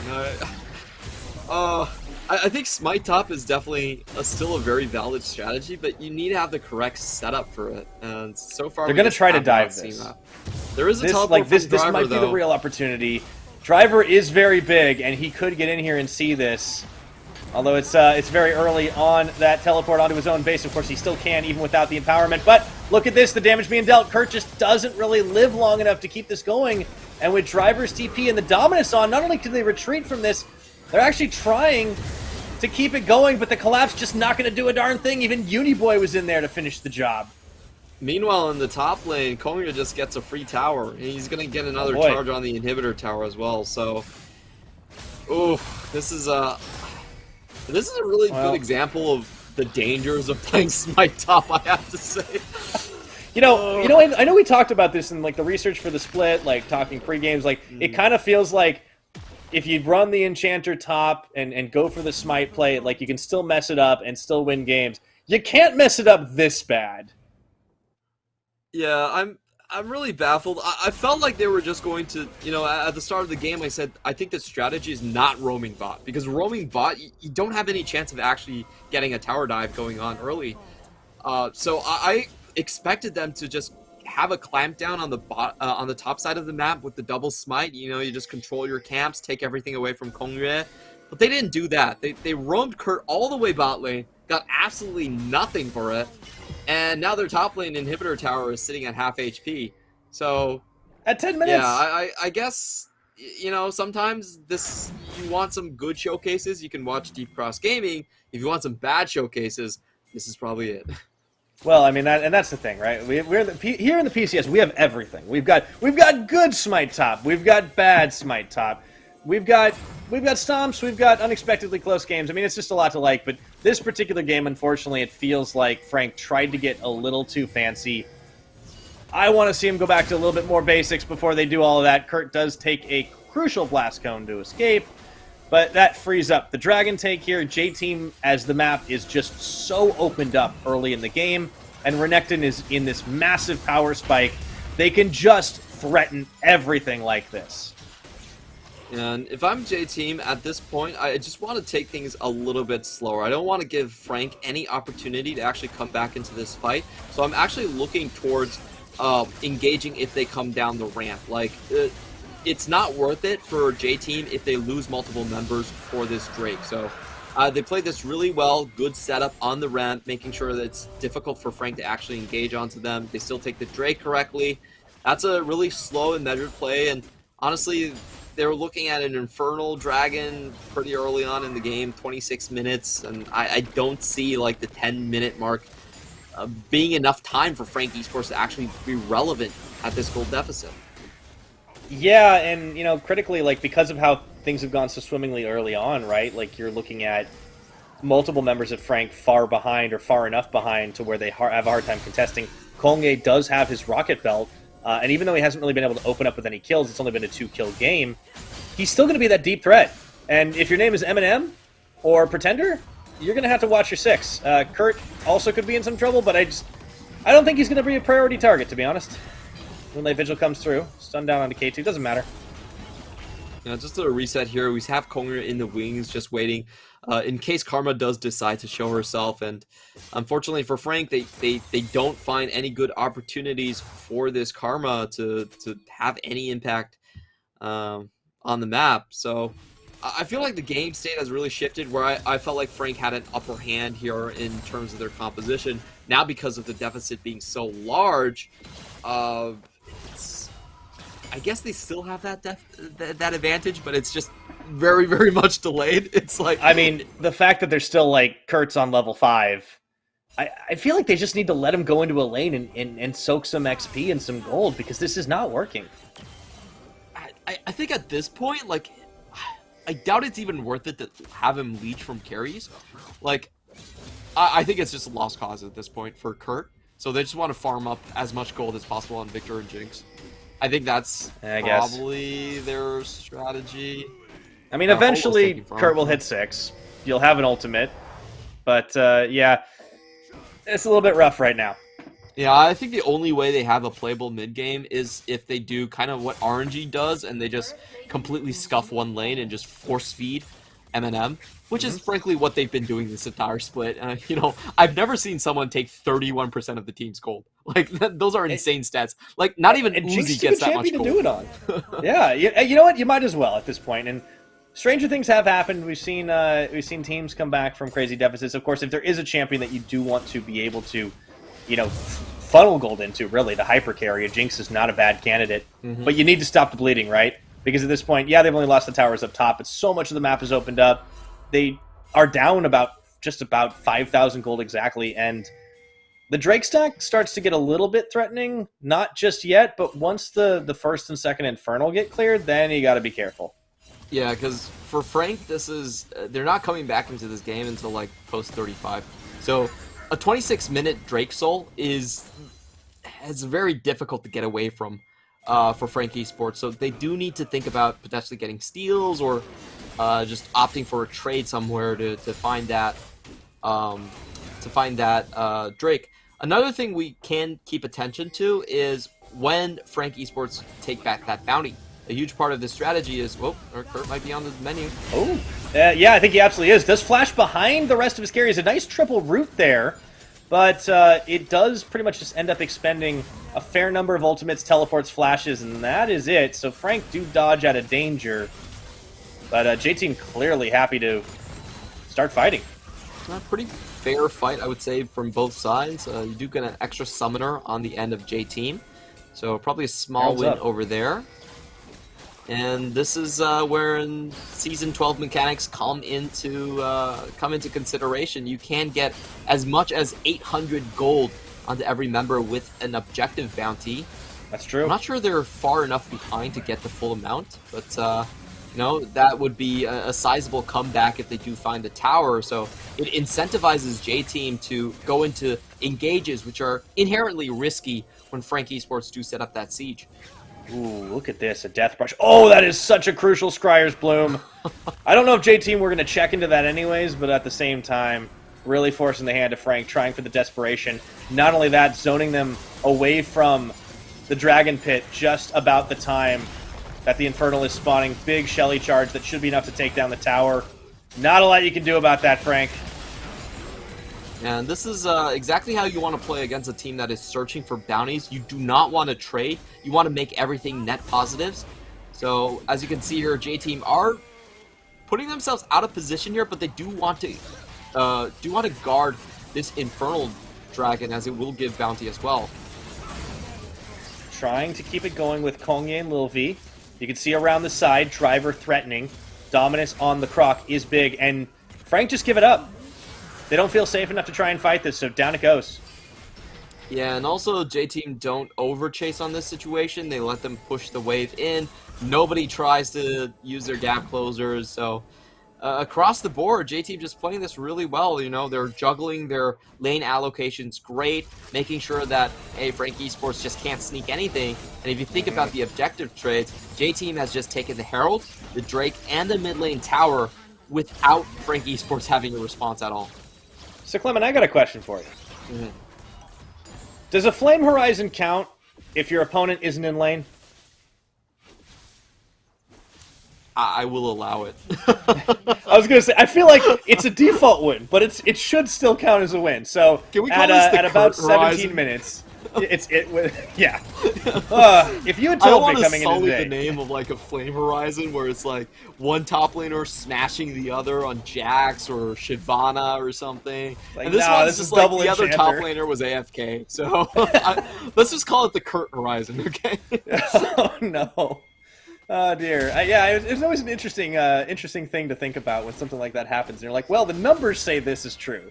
However, my eyes say something different. Either way, Driver very, very far ahead of Kurt because he has been actually laning this entire time. And he's opened up a good number of towers. You know, the one on the top, he got one down bottom. It looked like it finally got cracked open. And there's still a lot of use out of this Renekton right now. So I did like the swap up, giving Driver this Rise instead, even though we were very much expecting it to be a Uniboy special. Yeah, and you know, he's gonna get that Gore Drinker pretty soon as well. Definitely before the second Drake. That means he's going to be incredibly tanky, and at this point, I still don't think Jinx has enough damage. If you're playing this Jinx against the enemy composition, you really have to be thinking about Lord Dominic's regard to be able to cut through this front line, which J-Team has a lot of front line. You know, this you're going to have a Fimbulwinter coming in from the Rise. You're going to have Gore Drinker on Renekton, and Kongria is going to be standing there with armor. Zanya is already completed. So, honestly, this Eminem's still 2 items off. Well, and Pretender, he's going to flash away, just barely, does get a little extra shielding. Now they try to turn this, and there's some damage, but just not enough to try to go for the fight. They run out of steam fast. Meanwhile, Uniboy, free hit top. Yep. Nothing stopping him right here. He's completely content in this one. The pace of this game is so weird. It is. Frank Esports only have 2 points of damage right now. They only have Victor and Jinx, so they can't cover 3 lanes. I really like what J-Team is doing. They're just spreading across the map and taking the jungle. And, you know, wherever they go, Frank Esports is always going to be losing on one side, at the very least. Yeah. It's unfortunate to see, and, you know, it really all just stems from the bizarre decision to try and go for this discount double enchanter and just not get anything done. Like, you know, you blame Kurt, but it's also a big team decision to try and make it happen. Big risk, big gamble. Just did not pay off, and they have been paying the debts ever since. I feel like they would have been completely fine just running a normal Karma top. Like, they had the area. Yeah, that could have zoned Driver off. Yeah, I just feel like that was a fine play, and late game, they you know, I feel like their composition does outscale to some degree, but they opted for a much riskier strategy. Yeah. Well, the hope now is to force feed Eminem, but they've really got to stop the bleeding. I mean, it's so hard with the way they're getting dragged around, and J-Team are not the team that are going to give you that opening 50-50, even if it's like a 60-40 or a 70-30, right? They're the more cautious squad. At J-Team at this point, they're just trying to play deny bounty and go for Baron and finish. So the less turbulence there is, the better it is for J-Team overall, and I don't think you will see them even attempt to like over-aggress as I say that. Enzo walks into it, but I feel like he might have just been checking. Here you go. They can't even delete him, though, and look at that. Preemptive flashes immediately. Kongye sees the opening and takes it. Lil V even flashes forward aggressively as Eminem really wants a kill, and he just can't find it. Rocket already expended. They just don't have the damage, Clement. Yeah, that was really close, but no cigar right there. You know, Eminem trying so hard to get his first kill. We're gonna watch that again, and honestly, this was a little bit risky from J-Team. I don't think Enzo really needed the chance this one, trying to drop the ward down, and you could see the pings coming down as well. I don't think their teammates were especially happy with this play, but you know, they did have Renekton and Victor completely out of the play, so in the end, it didn't end up biting them too hard. Yeah, so very low kill score for everything that's happened in this game, and all of them on J-Team's side. Now that we're past the 20-minute mark, obviously Baron starts to become an issue, but as you mentioned, they don't really need to go super aggressive. They also can just freely take things like the Dragon. Kongye picks up another Infernal here, and there's the chase from Frank Esports, but they only really clip a bit of Driver's health bar. As you mentioned, they just don't have the damage to really do much, and the damage they do have doesn't really have the same level of mobility to catch up.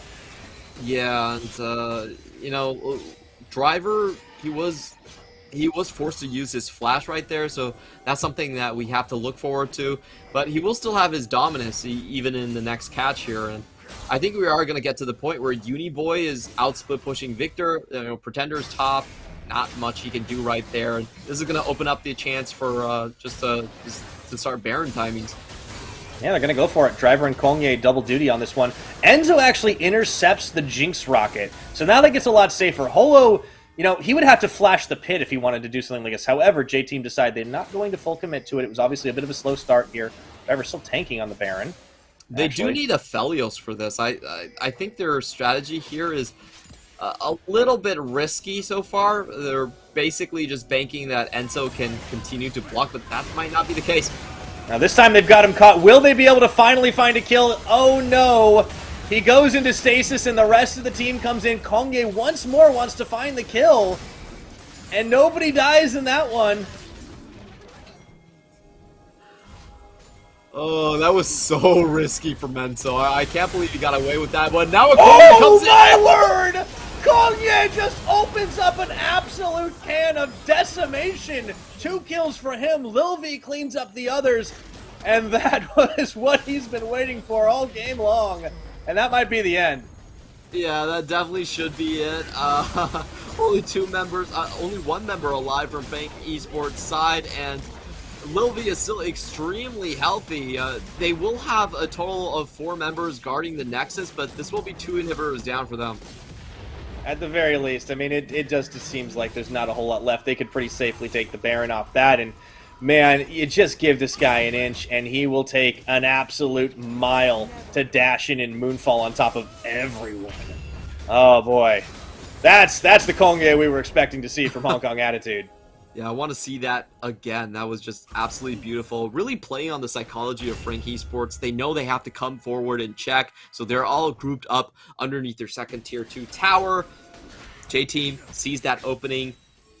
Kongye goes in, and the follow-up is really sweet with the Moonlight Vision as well. So, again, goes instantly right as it pops out of Vision. Gets a solo kill onto Eminem. No help required right there. And then you also have Little V putting the finishing touches up onto that play. So it's just absolutely beautiful, and I like the way that Kongye knows that he can do that from that distance and that angle. I like how we got to see the replay in Kongye Vision. That was even better.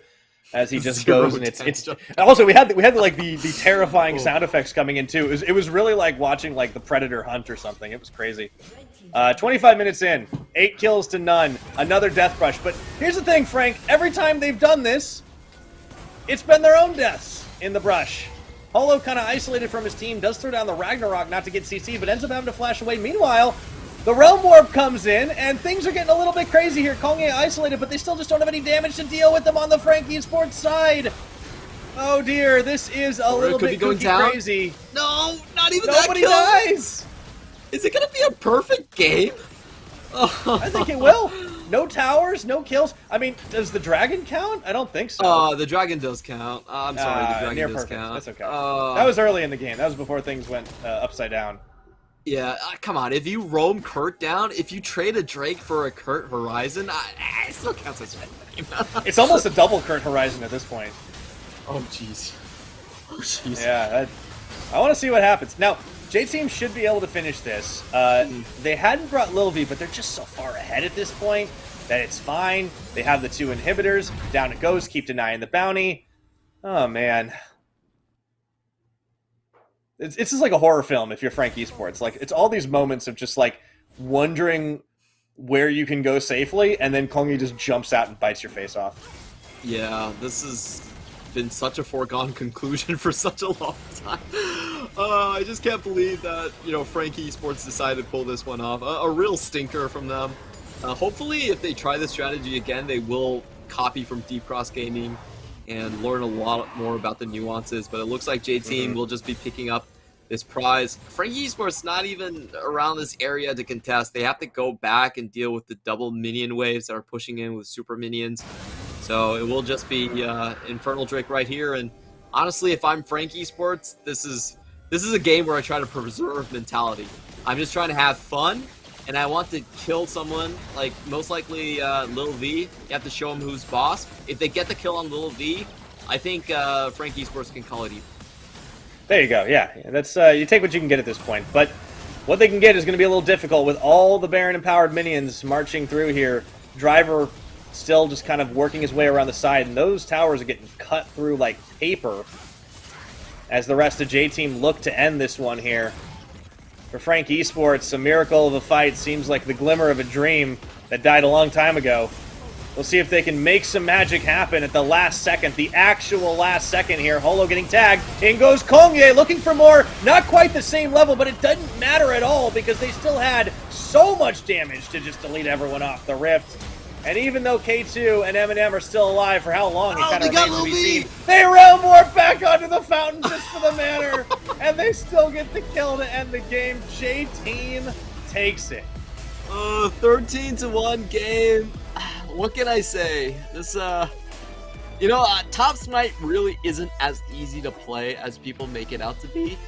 I feel like there was a couple elements missing here from Frank Esports.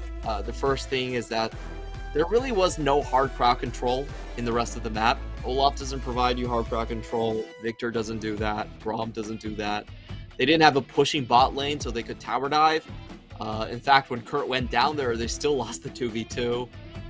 And afterwards, I don't feel like they had a place for Kurt to go. You know, he could realistically have gone back straight to top lane and just try to wave clear, but unfortunately by that point, they've already lost 4 plates and gave a 7-minute hull breaker to Driver.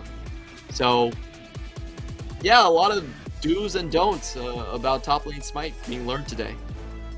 Yeah, I think we definitely saw a game where that's not what you want to do, and also just a hard commitment towards it even after it stopped working or failed to launch, really. But for J-Team, you know, they took it, I want to say slow and steady. Obviously, there were those moments punctuated by just these big open plays. A couple of times when Enzo probably shouldn't have been sniffing as deep into the jungle as he was. Didn't matter at the end of the day. They only gave up the 1 death off the fountain dive. Since the perfect game was out, you know, I guess why not have a little bit of fun with it on the J-Team side. That definitely has to feel good for them, even though you may not have learned much here. It's kind of like, all right, well, we get to play basically 5v4, so what are we going to do with this one? And they still decided to take it slow, standard, steady, and probably could have tried to end a little early, but that was okay. On the Frank Esports side, yeah, I just want to see him play standard League of Legends, man. Let's build that synergy up, and then you can try to get fancy. I think they were trying to run before they could walk. Definitely, and I think this is really worrying from Kurt. So far, we've seen him play 3 Gragas games in Smite top lane, and it just seems like this is a player that is not really going to try and play to the knife's edge in terms of top laners, and that doesn't invite a lot of different top laners to kind of exploit that. So we'll see if Frank Esports can kind of shore that kind of champion pool hole up. In the meantime, I do want to say that this game is very emblematic of how you have to play very measured when at a gold advantage in this season, because those objective bounties can stack up really quickly.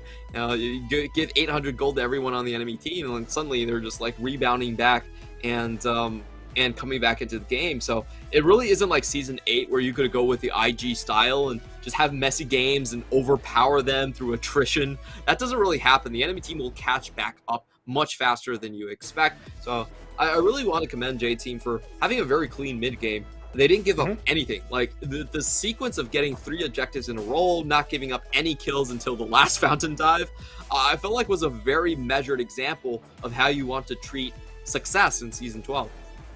Yeah, and I think they definitely played to not only what the season and the game changes are demanding right now, but they also managed to just over and over again, like, deny even, like, the chance of an opening for Frank. And you could see every time they were just kind of walking away, tails between their legs. All right, we can't get an opening.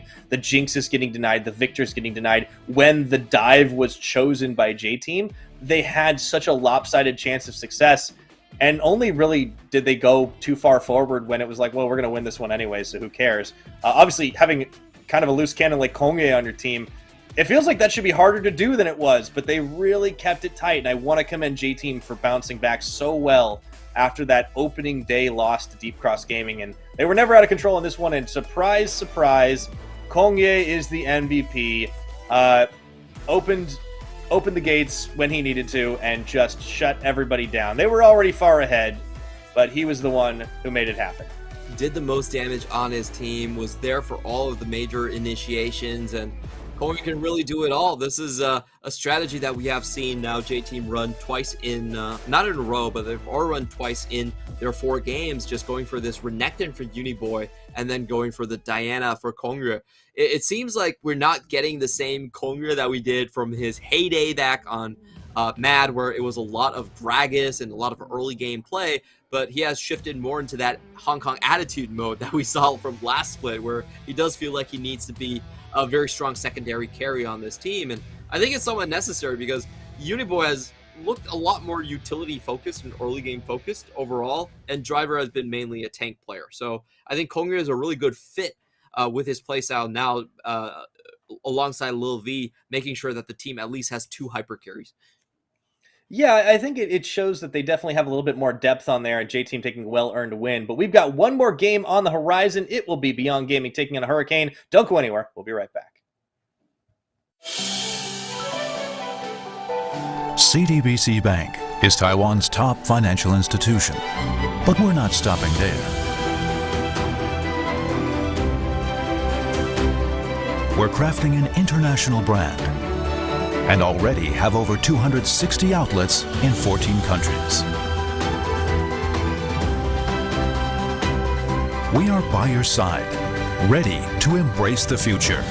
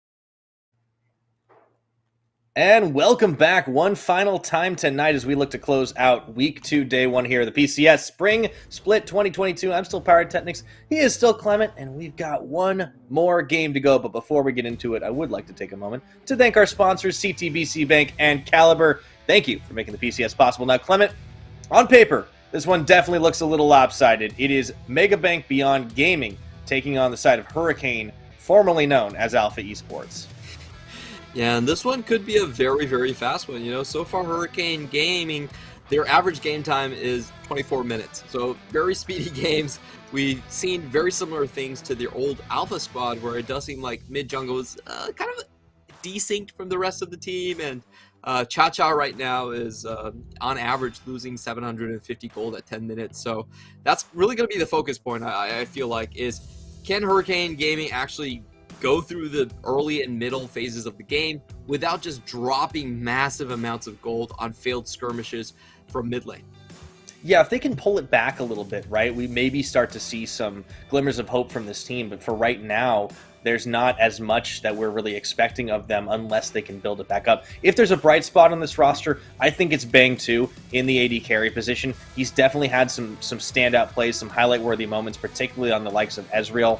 I like to see the team rally around him, especially in a meta where the bottom laner is so important especially compared to like last year where you didn't have a lot of agency at all. On the opposite side, Mega Bank Beyond Gaming, they're back with Liang in the starting roster tonight. They do have a bit of a rotating roster, but we will be seeing Liang once more, paired up with Husha, Minji, Wako, and Kino. And this is a squad that, you know, much like PSG, they did have to contend with losing some star power in the form of Doggo over to the LPL. However, they have slotted Wako in pretty well, I like to think. Looking at what they've done so far, this is the iteration of the roster I prefer. I didn't really like Lee Kai's Gwen. It was kind of meh. And they kind of got stomped on by MFT's triple dive composition.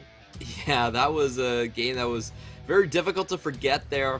And I think we do see the strong points of this team and sort of the weak points. And I just want to point out that the Minji webcam is wrong, so they're not twins. Those two guys are Husha. But double Husha. Yeah, Beyond Gaming, they are a team that I feel like can be a little bit lackadaisical when it comes to macro, and especially when they're running Lee Kai, who is the newer member on the team. Liang has been with them at Worlds. They can look a little bit disjointed. That's how Meta Falcon team was able to just pick them apart. Now, moving on to Hurricane Gaming, I actually feel like this roster, if they just have a stronger performance from mid-jungle, this team, in theory, I think could be definitely a playoff team, and they could go a lot higher.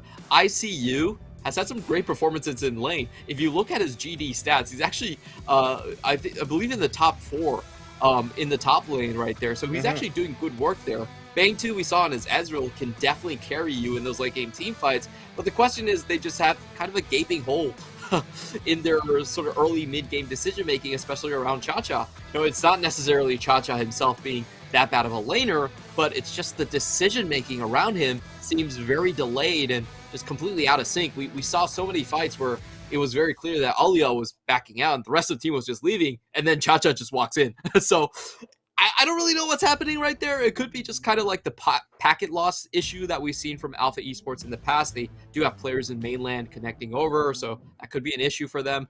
But if that is solved, I really have high hopes for Hurricane Gaming. In the meantime, let's take a look at that bot lane. Definitely our 2 most hype players right here. I don't think the numbers are doing that much justice in terms of the KDA department, but in the DPM, you can really see Bang 2 pulling his weight here, coming over from an LSC bench to doing 454 damage in the PCS I think is quite a big feat in itself. Yeah, and this is what we're talking about when we say that this is a player certainly to watch. Obviously, Wako, not quite as high in the DPM. And of course, the KDA, yeah, you don't want to look at when it's so weighted heavily towards wins versus losses. I think for the big thing for me with Bang 2 is I want to see him again more on like the standard picks. The one time he really went out of what we were expecting, the Twitch came out as like this Zeri counter pick that just didn't work. And there we go. Already not screwing around. Getting rid of the Zeri as a first pan. I like to see it. I want to see Hurricane Gaming learning from the mistakes they've made so far so good. Karma and Renekton both banned away. I feel like this is beyond just making a statement that they didn't want to see what happened last game. Yeah, MFT pretty much ran at them with the Galio, and it was able to kind of catch them off guard. So, you know, Beyond Gaming, sometimes when they fight fire with fire and they're less coordinated than their opponents, they can falter a little bit. But overall, I do see Beyond Gaming as a team that does play a very similar strategy to MFT, is that they do like the triple dive compositions, mainly because Minji is such a good assassin player. If you give him something like the Akali, and Zoe is going to be permaban against Minji, he can't really do work with those, as we saw with the Akali triple kill in week 1.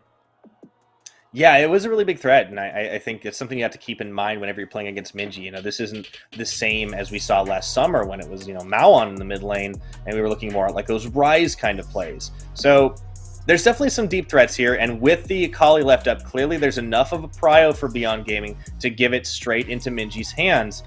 You know, perfectly happy to handshake on the AD carry. There's the Jinx, there's the Aphelios. You can always take whatever one of the 2 you want on the next rotation. I think this might be the way things end up getting settled for a while, Clement, assuming the Zeri stays permanent. Yeah, and we do have Jinx with a much higher win rate in the PCS. A lot of Aphelios have tried, but so far the win rate is not that promising, still hovering around 40%. So Hurricane Gaming going with the tried and true option here in the Jinx. And this is interesting from Alio. We saw much harder carry attempts compared to the Lee Sin, the Hecarim coming out, and the Echo coming out. But this time he's going for something a little bit more standard and something that packs a little bit more early game oomph. So I think Hurricane Gaming are trying to right their previous wrongs and at least give Cha-Cha a better chance at a 2v2 early game. Yeah, I like this. Olio comes in like lane, like role swapping from the mid lane. You know, he was the previous shout to, and like does all these like crazy, like out there kind of jungle picks. The carry style just doesn't work. I think the Lee Sin makes a lot more sense. It also, you know, gives you a chance to escape from harm's way if bad things start coming your way. But of course, I do want to talk about the fact that Beyond Gaming, it looks like they are going for the Tryndamere pickup. So we've got some pretty crazy side lanes here on the BYG side. Meanwhile, Hurricane kind of keeping things a little close to the vest with just locking in the Leona. They have a couple of engaged champions there pairing up with the Lee Sin. And of course, you know, pretty standard lane pickup for the bottom side. And that is the big thing, right? We've had so much strange stuff. It's now going back to more of the norm. But I wonder if ICU still sticks to his tried and true and goes for those side lane, you know, those like big, heavy, like side pushing or poking champions, the likes of the Jace or the Jax that we've already seen from him. Might be tough against the Tryndamere. The Jax is kind of the big one in everyone's minds, or another really good counter is probably something like the Trundle that just walks up and straight up kills the Tryndamere in a 1v1.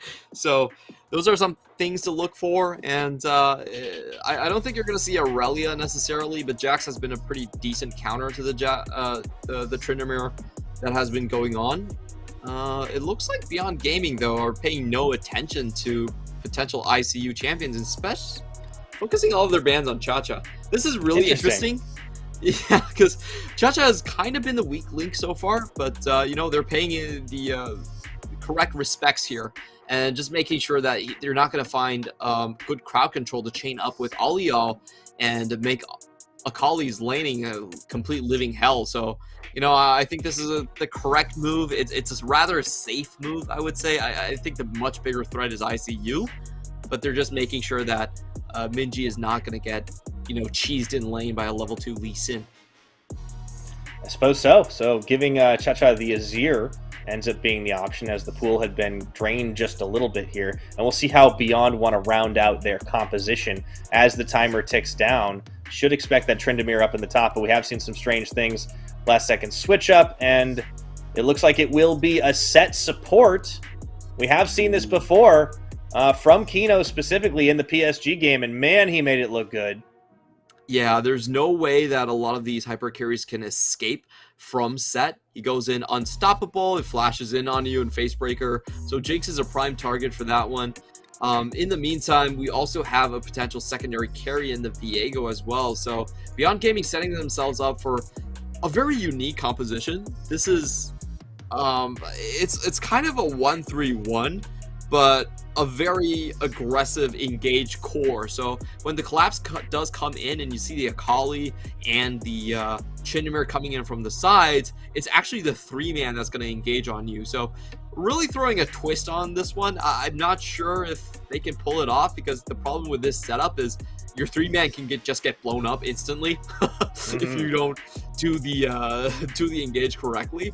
So we'll see if they have the coordination to pull this off. On the other hand, I feel like Hurricane Gaming, they are just playing for sort of a formation style where they're trying to deny with the explosive cask and with the Dragon's Rage to keep those targets back. They have so many different ways of displacement and just pushing Beyond Gaming back from their front line. Yeah, and I think that really does put a lot of it on Bang too. As I said, like at the start of this, I think that's the correct strategy, because while ICU has definitely been a big damage dealing threat, at the same time, Bang 2 has definitely been the consistent player of all of them.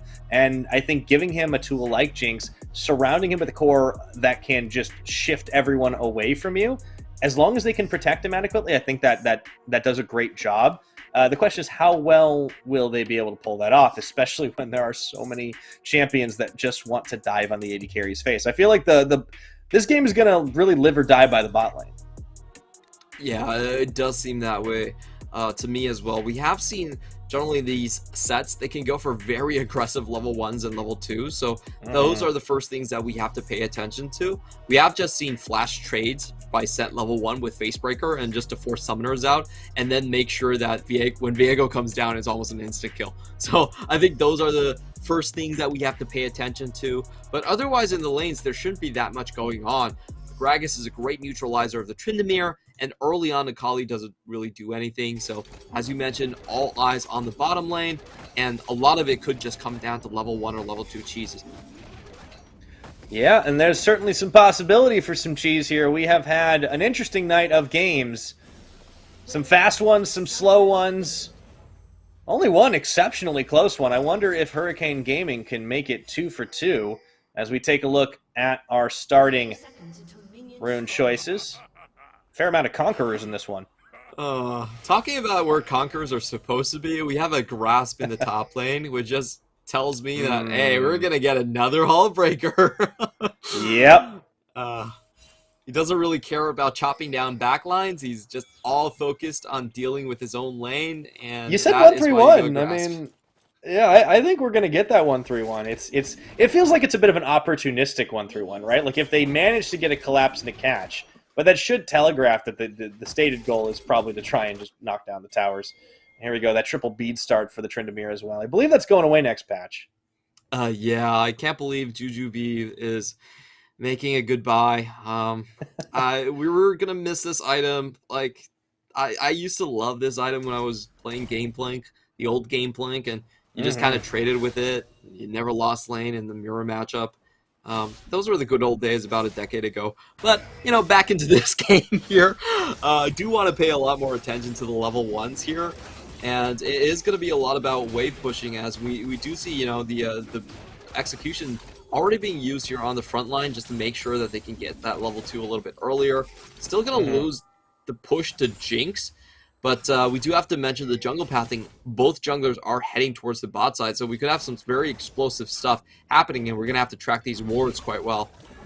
Absolutely. Another crucial thing is, you know, this is a little bit later on in the game, but obviously ICU is going to have a teleport when Liang won't. So that's something to keep an eye on once we get to that point. Once we get to the Unleashed teleports. I mean, if there's a dive, you never know, yeah. I'm setting up the expectations early, Clement, but at the same time, you're right. The action should definitely hinge on those two junglers making it to the bottom. Both of them can get involved early. On paper, I'd certainly favor the Lee Sin, but, you know, in terms of nameplates, I'd certainly favor Husha. Yeah, if you're thinking about the CC chain, it could be very deadly. And just looking at the summoners here, you don't have that cleanse from Bang 2, so definitely could be a possibility for Husha to find an advantage here. But I do have to give credit to Cha-Cha. With that shove he had, he placed a ward on the Raptor camp, so they have a very good track of Viego, which gives a massive advantage over to Hurricanes Gaming if there will be a 3v3. Yeah, little edges start to turn into bigger things here, and you can see Olio coming in here to double up, but both of the duos head up to put the ward down, and Olio's going to wait for the opportunity, trying to bait out Waka. Ooh, the Zenith Blade's just an inch too short.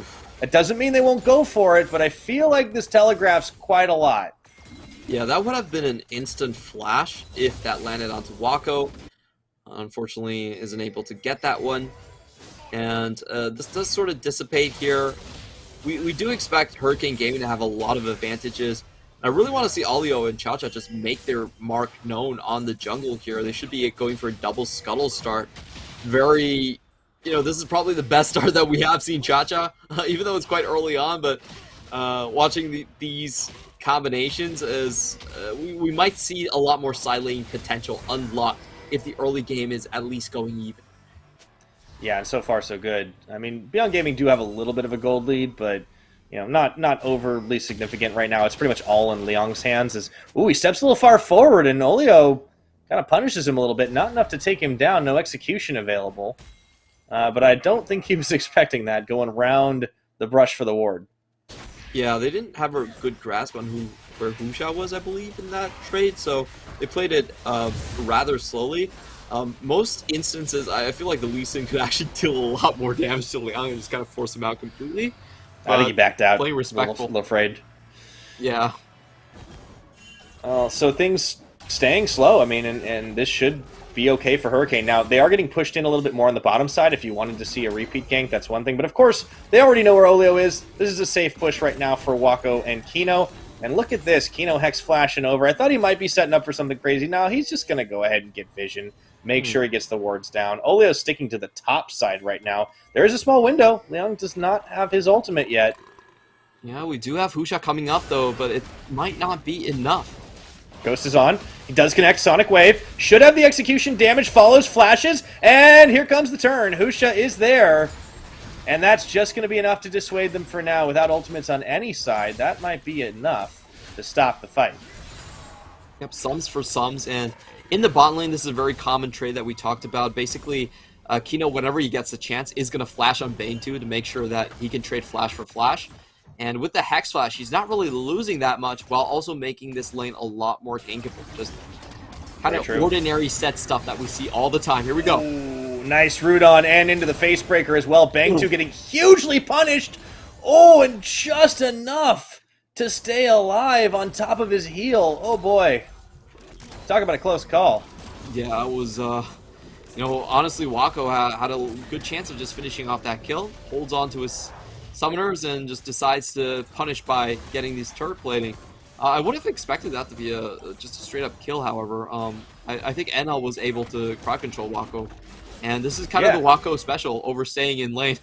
And flashing. Yep, he pays for it. He pays the tax.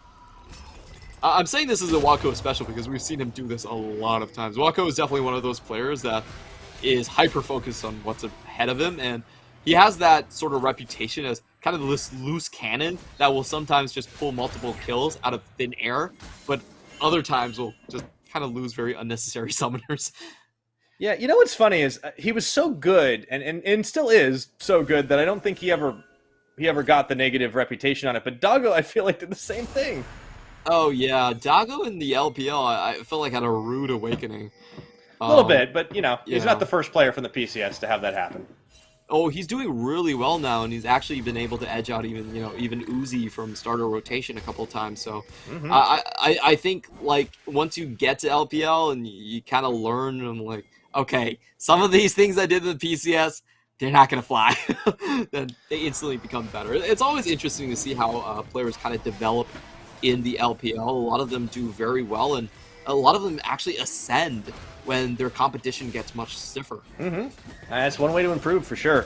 But taking it back to this game right now, Beyond definitely trying to open up a bit more opportunities for themselves. They will go ahead and take out the Infernal Dragon.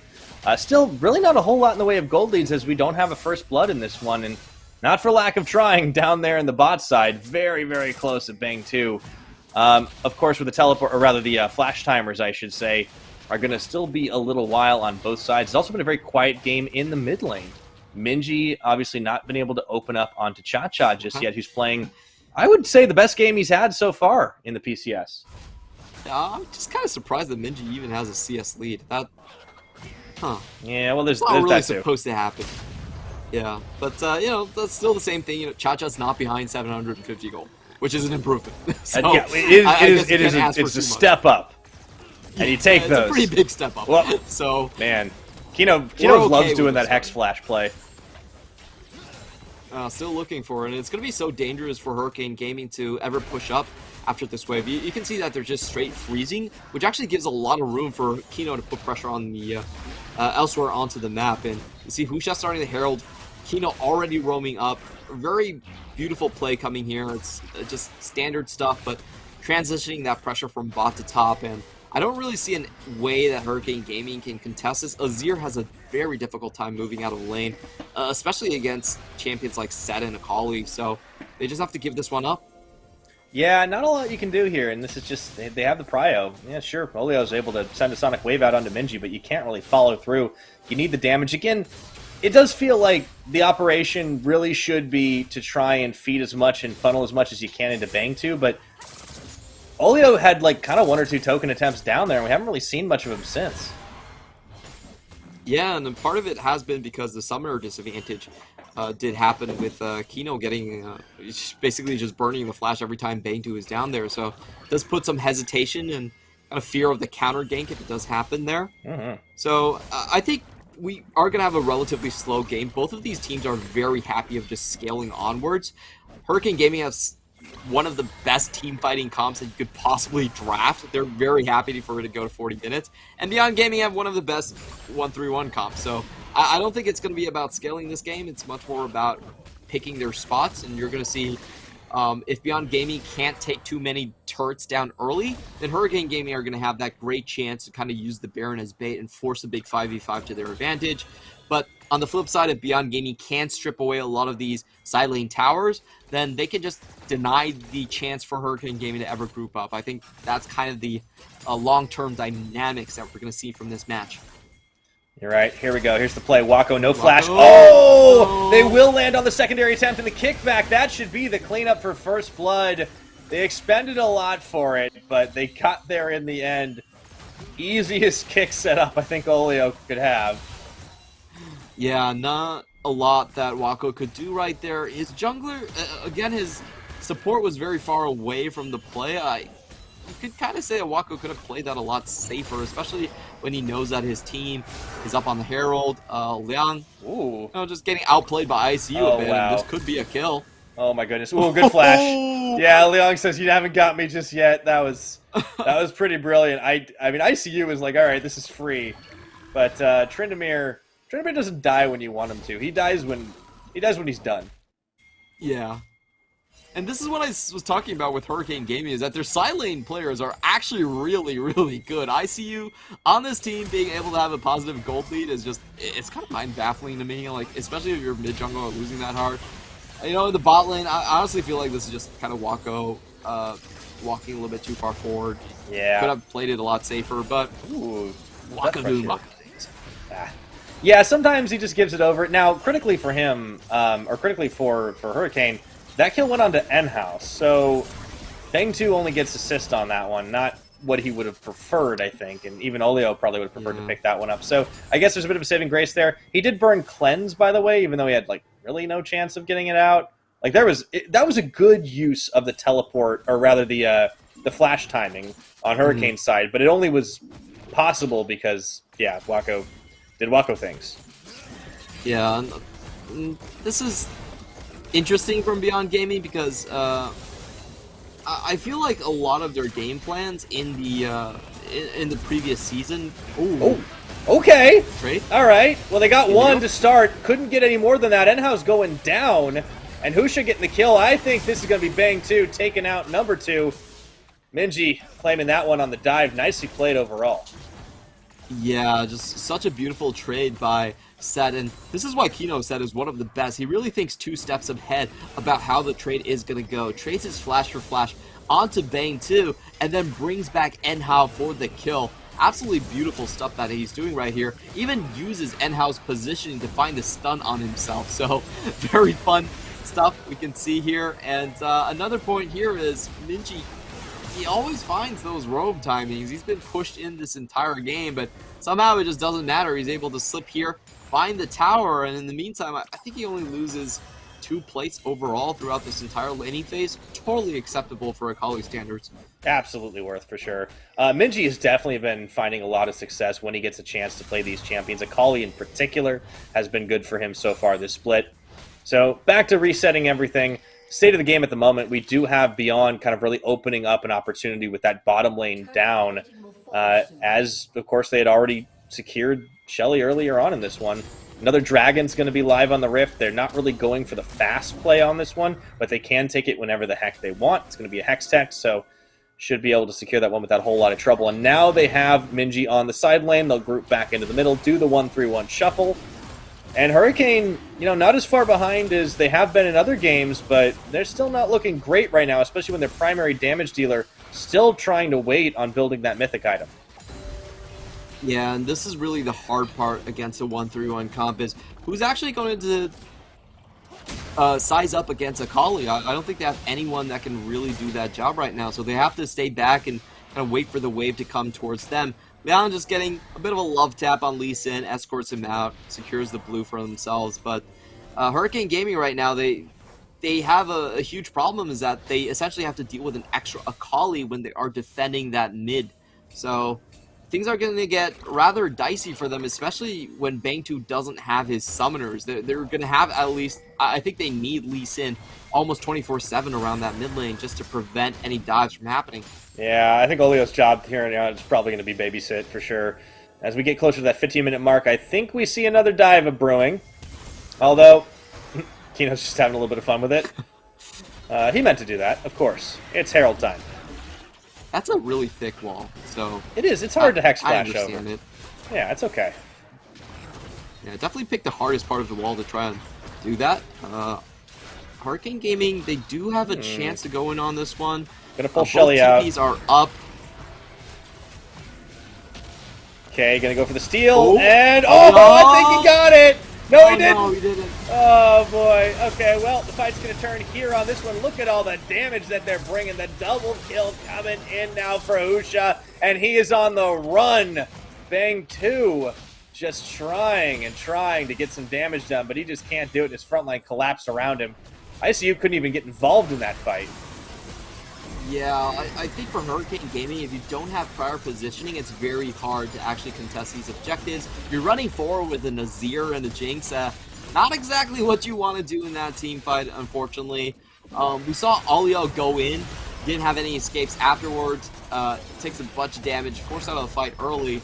And then on the bottom side, it was Cha-Cha doing I think his engage was a little bit weird because I think the correct way to play this is for Hurricane Gaming to actually secure the ramp with the Emperor's Divide and try to make sure you have an escape route. As we see, Alia goes in, has a very hard time coming out. Cha-Cha, again, you know, just, I think the teleport positioning was a little bit weird. We did see this in the prior games as well, but I would have much preferred if he teleported somewhere a little bit safer and somewhere where he could actually cover the team's retreat. Instead, kind of, again, baits the team to stay in a position where they don't really want to be.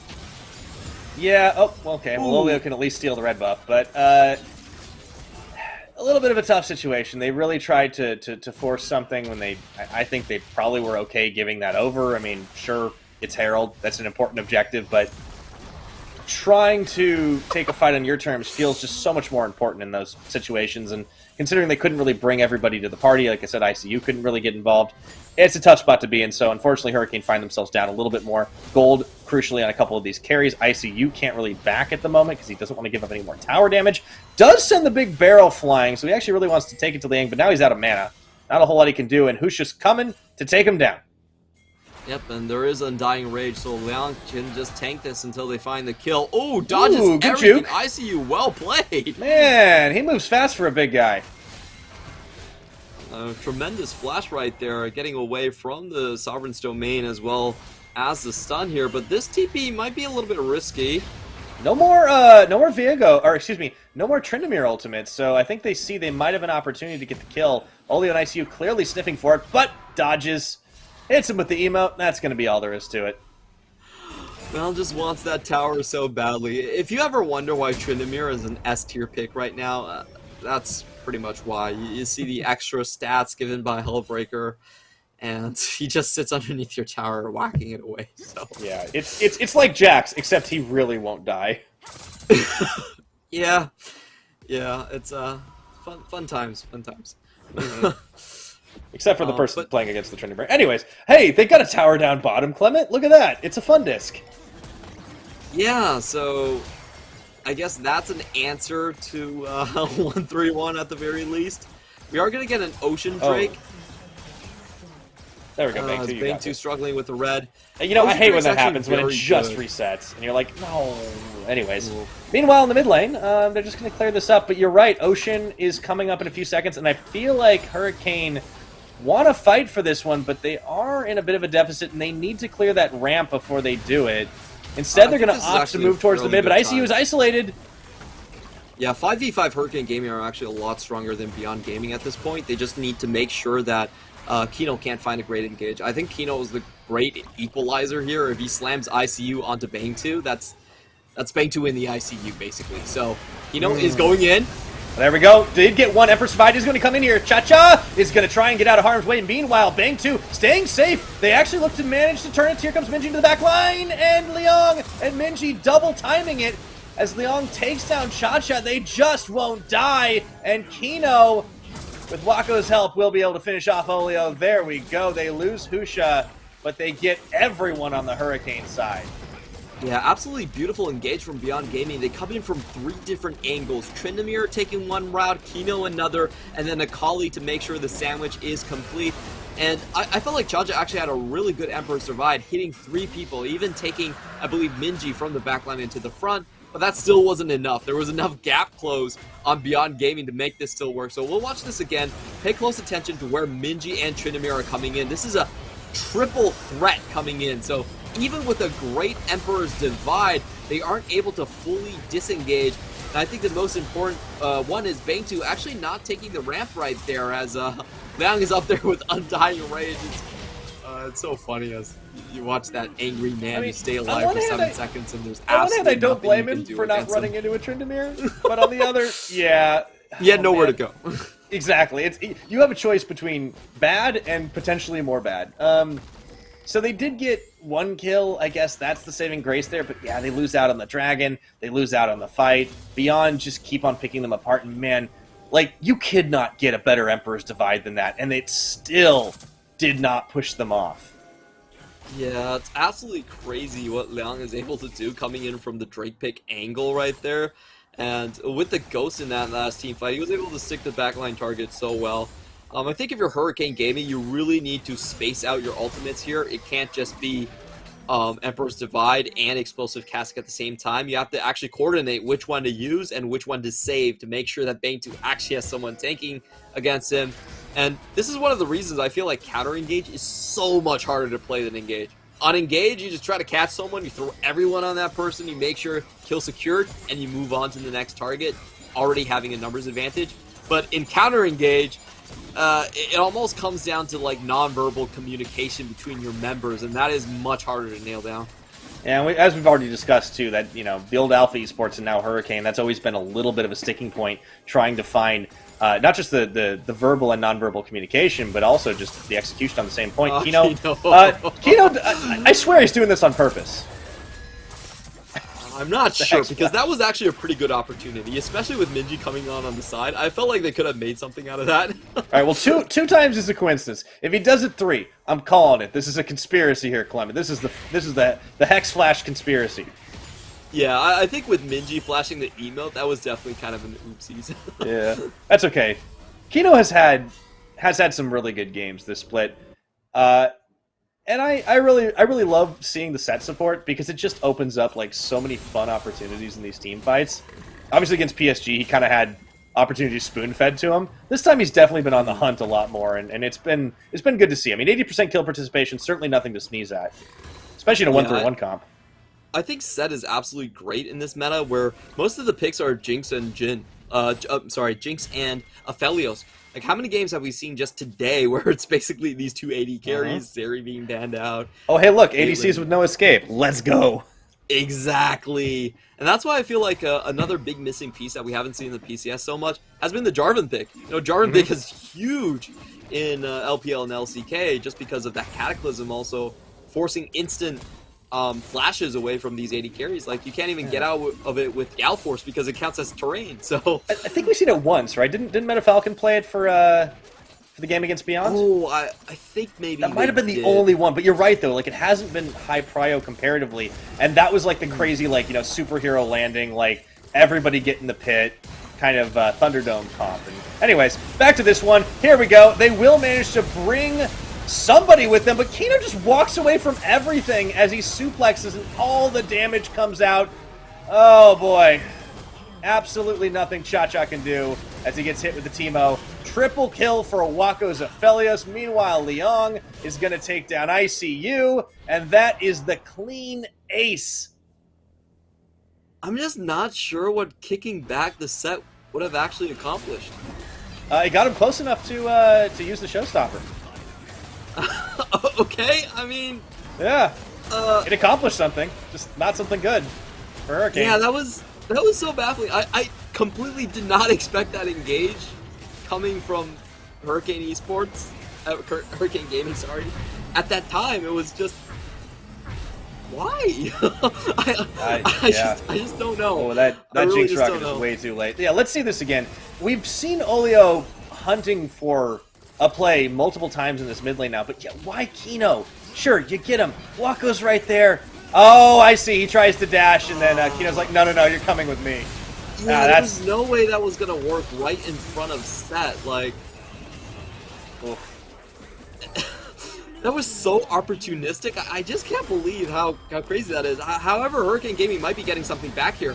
They might back into the live game right now. We do get a big shutdown. That's massive gold landing into Bang2's pocket. But will this continue? Waco, he's off in space right now, and he's not even needed. Minji getting the double Hurricane. Maybe he is actually. Never mind. And here comes Waco, a little bit late to the party, but they are going to be able to clean house on this one. The Fed of Philios coming in for the twofer as he flashes forward. It looks like it's ICU going to be the only one to tell the tale of what the heck happened in that jungle. Yeah, pretty crazy fight for Beyond Gaming because they were fighting that 3v5 for the majority of the time. Hurricane Gaming picked Liang right at the start, and then we had Waco just walking cross-map to join. So, very surprising at the results right there, but, looking at the gold again, it's probably not as surprising because they are 10,000 gold ahead. So we had a lot of Zanyas being popped right there, and a lot of delay time. We're going to be watching that again, but Leon gets picked off. This is basically a 5v1 situation. Leon just... He opted into this. I think he was just trying to get the cross. Leon chose he wasn't this. thinking about any of the rest of that.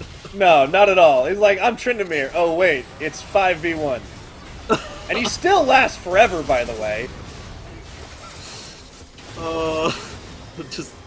That's pretty funny from now. Minji does get a good kill, does fall down. I felt like ICU played this fight so damn well. Like the explosive cast, knockback, the timing on the stasis. That was so well done from ICU.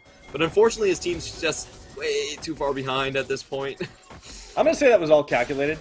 I think Liang knew he would live long enough for everybody to get there and avenge his death.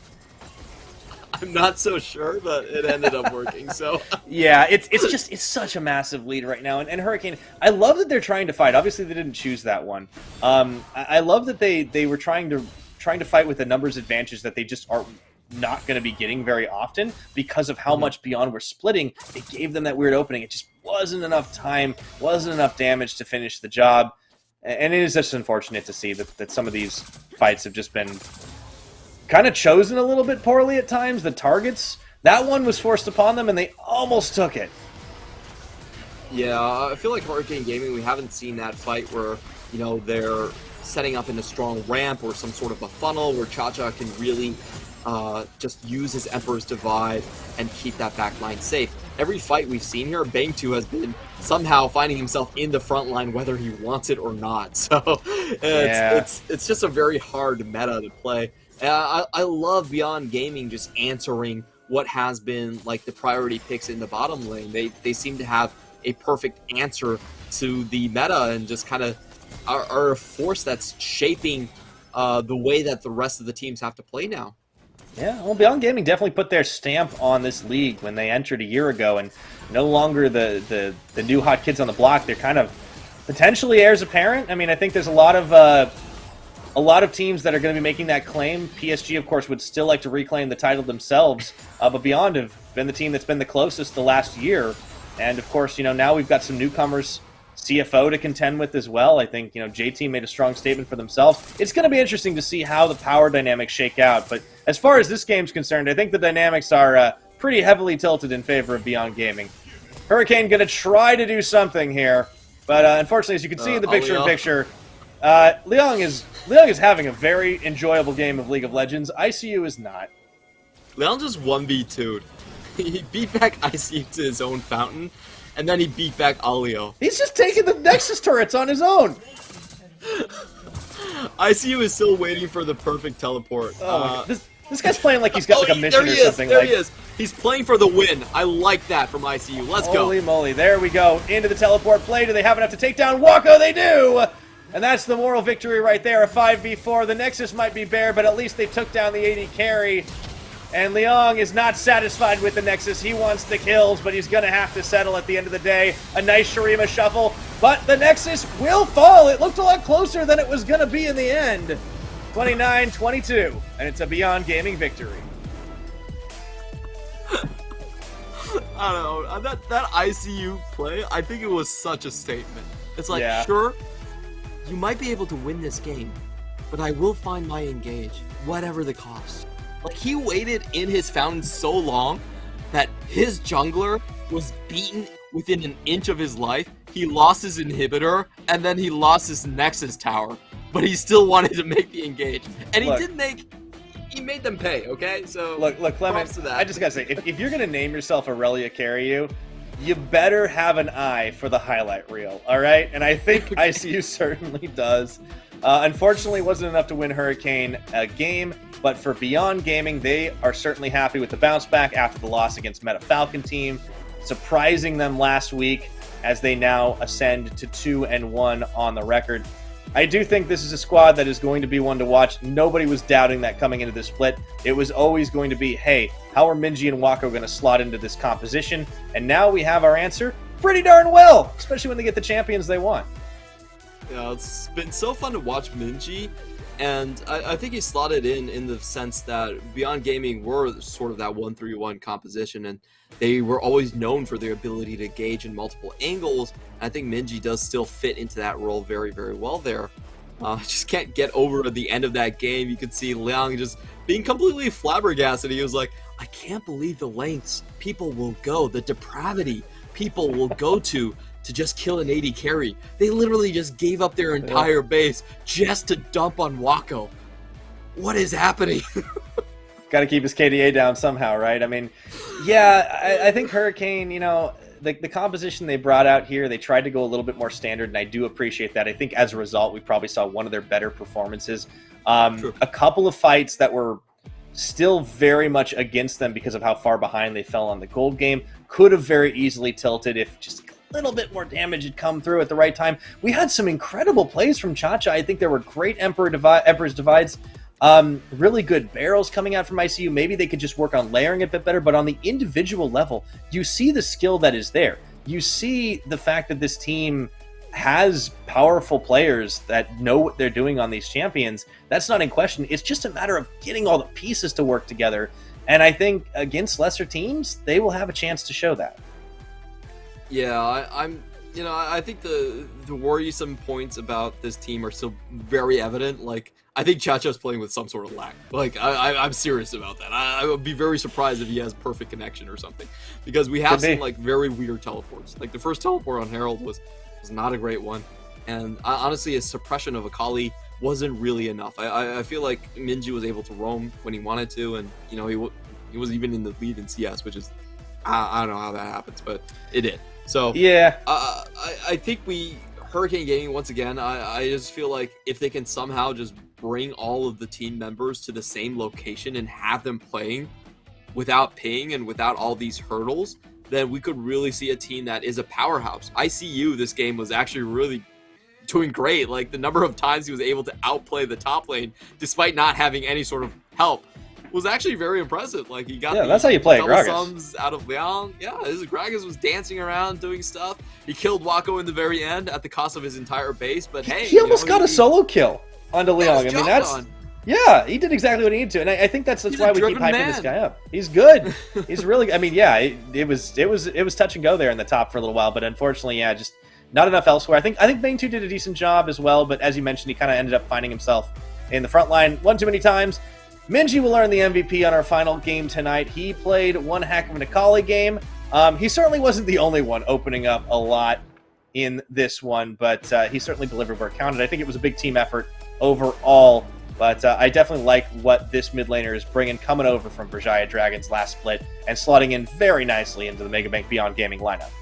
Yeah, the big question for Minji is, will he be able to stand up to the more traditional mages like Mission, who love to run very lane bully style of champions like the Syndra, like the Orianna? I think that's going to be the real test for him further down the line. But so far, against mid laners that don't really pressure him that much, he's going to shine like a very bright star. And we have seen just permabans going his way. The Zoe is not going to get released anytime soon. And I think very soon Akali is going to be joining that list. I think you might be onto something there, Clement. Minji definitely making his mark and demanding his share of the ban column as well as teams look to try to adapt to this 1-3-1 Titanic monster. But let's go take a look back at today's results. We had 6 games. Sem9 finally got to make an appearance. Unfortunately, such a tough pair of games to go through. CTBC Flying Oyster and then PSG Talon. They weren't able to walk away with a win. After that, we had a very close game, somewhat unexpectedly perhaps, with Impunity versus CFO. And then you know the rest of it. As we take a look at our standings, right now, the top of the table, some interesting squads in the rotation there. CFO, Deep Cross, those are the new kids on the block, although they have some old and familiar faces. And then right after that, PSG, J-Team, Megabank right afterwards. And then, well, you know the rest. Yeah, and I do think that we have kind of a top 5 situation here going all the way to BYG, and then you have kind of the in-the-middle teams with Meta Falcon Team and Frank Esports, and frankly I do think Impunity is going to join that rank, and then you have the 2 teams that will, in my opinion, struggle to make it into playoffs with Hurricane Gaming and Sem9 rounding out the bottom of the standings right here. So I think we are going to get a very standard layering as the season moves on, and I don't expect a lot of big shifts. I would love to be proven wrong, but that is, in my opinion, what we were going to see. For tomorrow's games, I think we have a lot more closer games as we see more Dukes out in the top 5. CFO versus J-Team, Beyond Gaming versus DSG, though DCG, excuse me. Those are those games where, you know, we are going to see the teams from the top half of the standings really clash together. Yeah, not only that, I think Impunity versus Meta Falcon team is going to be really interesting because we saw so much to like in Impunity despite their loss today. And I think for Meta Falcon, they found that there are a little bit of limits to what they could accomplish so far against some of the teams with just as much synergy, just as much ability to get things done as them. So I think there's a lot of really good games on the docket for tomorrow. Super excited to see how all of those shake out. And yeah, I think that's going to be it. We've had one heck of a day here to kick our week 2 off as we've played all our 6 games. And I guess that's about all we got left. Anything else you're looking forward to, Clement, for the rest of this one? I know all those games look super exciting, but anyone particularly stand out? I wonder when we're going to get our first Corki game. I'm just saying, but Corki is still 60% presence in the major regions. We have not seen a Corki game so far in the PCS. We have so many assassin players in this league, and then the control mages. I mean, they're fine, right? Yeah, they don't need it, but we'll find out. We'll find out is all I got to say. Thanks for watching, everybody. We'll see you tomorrow.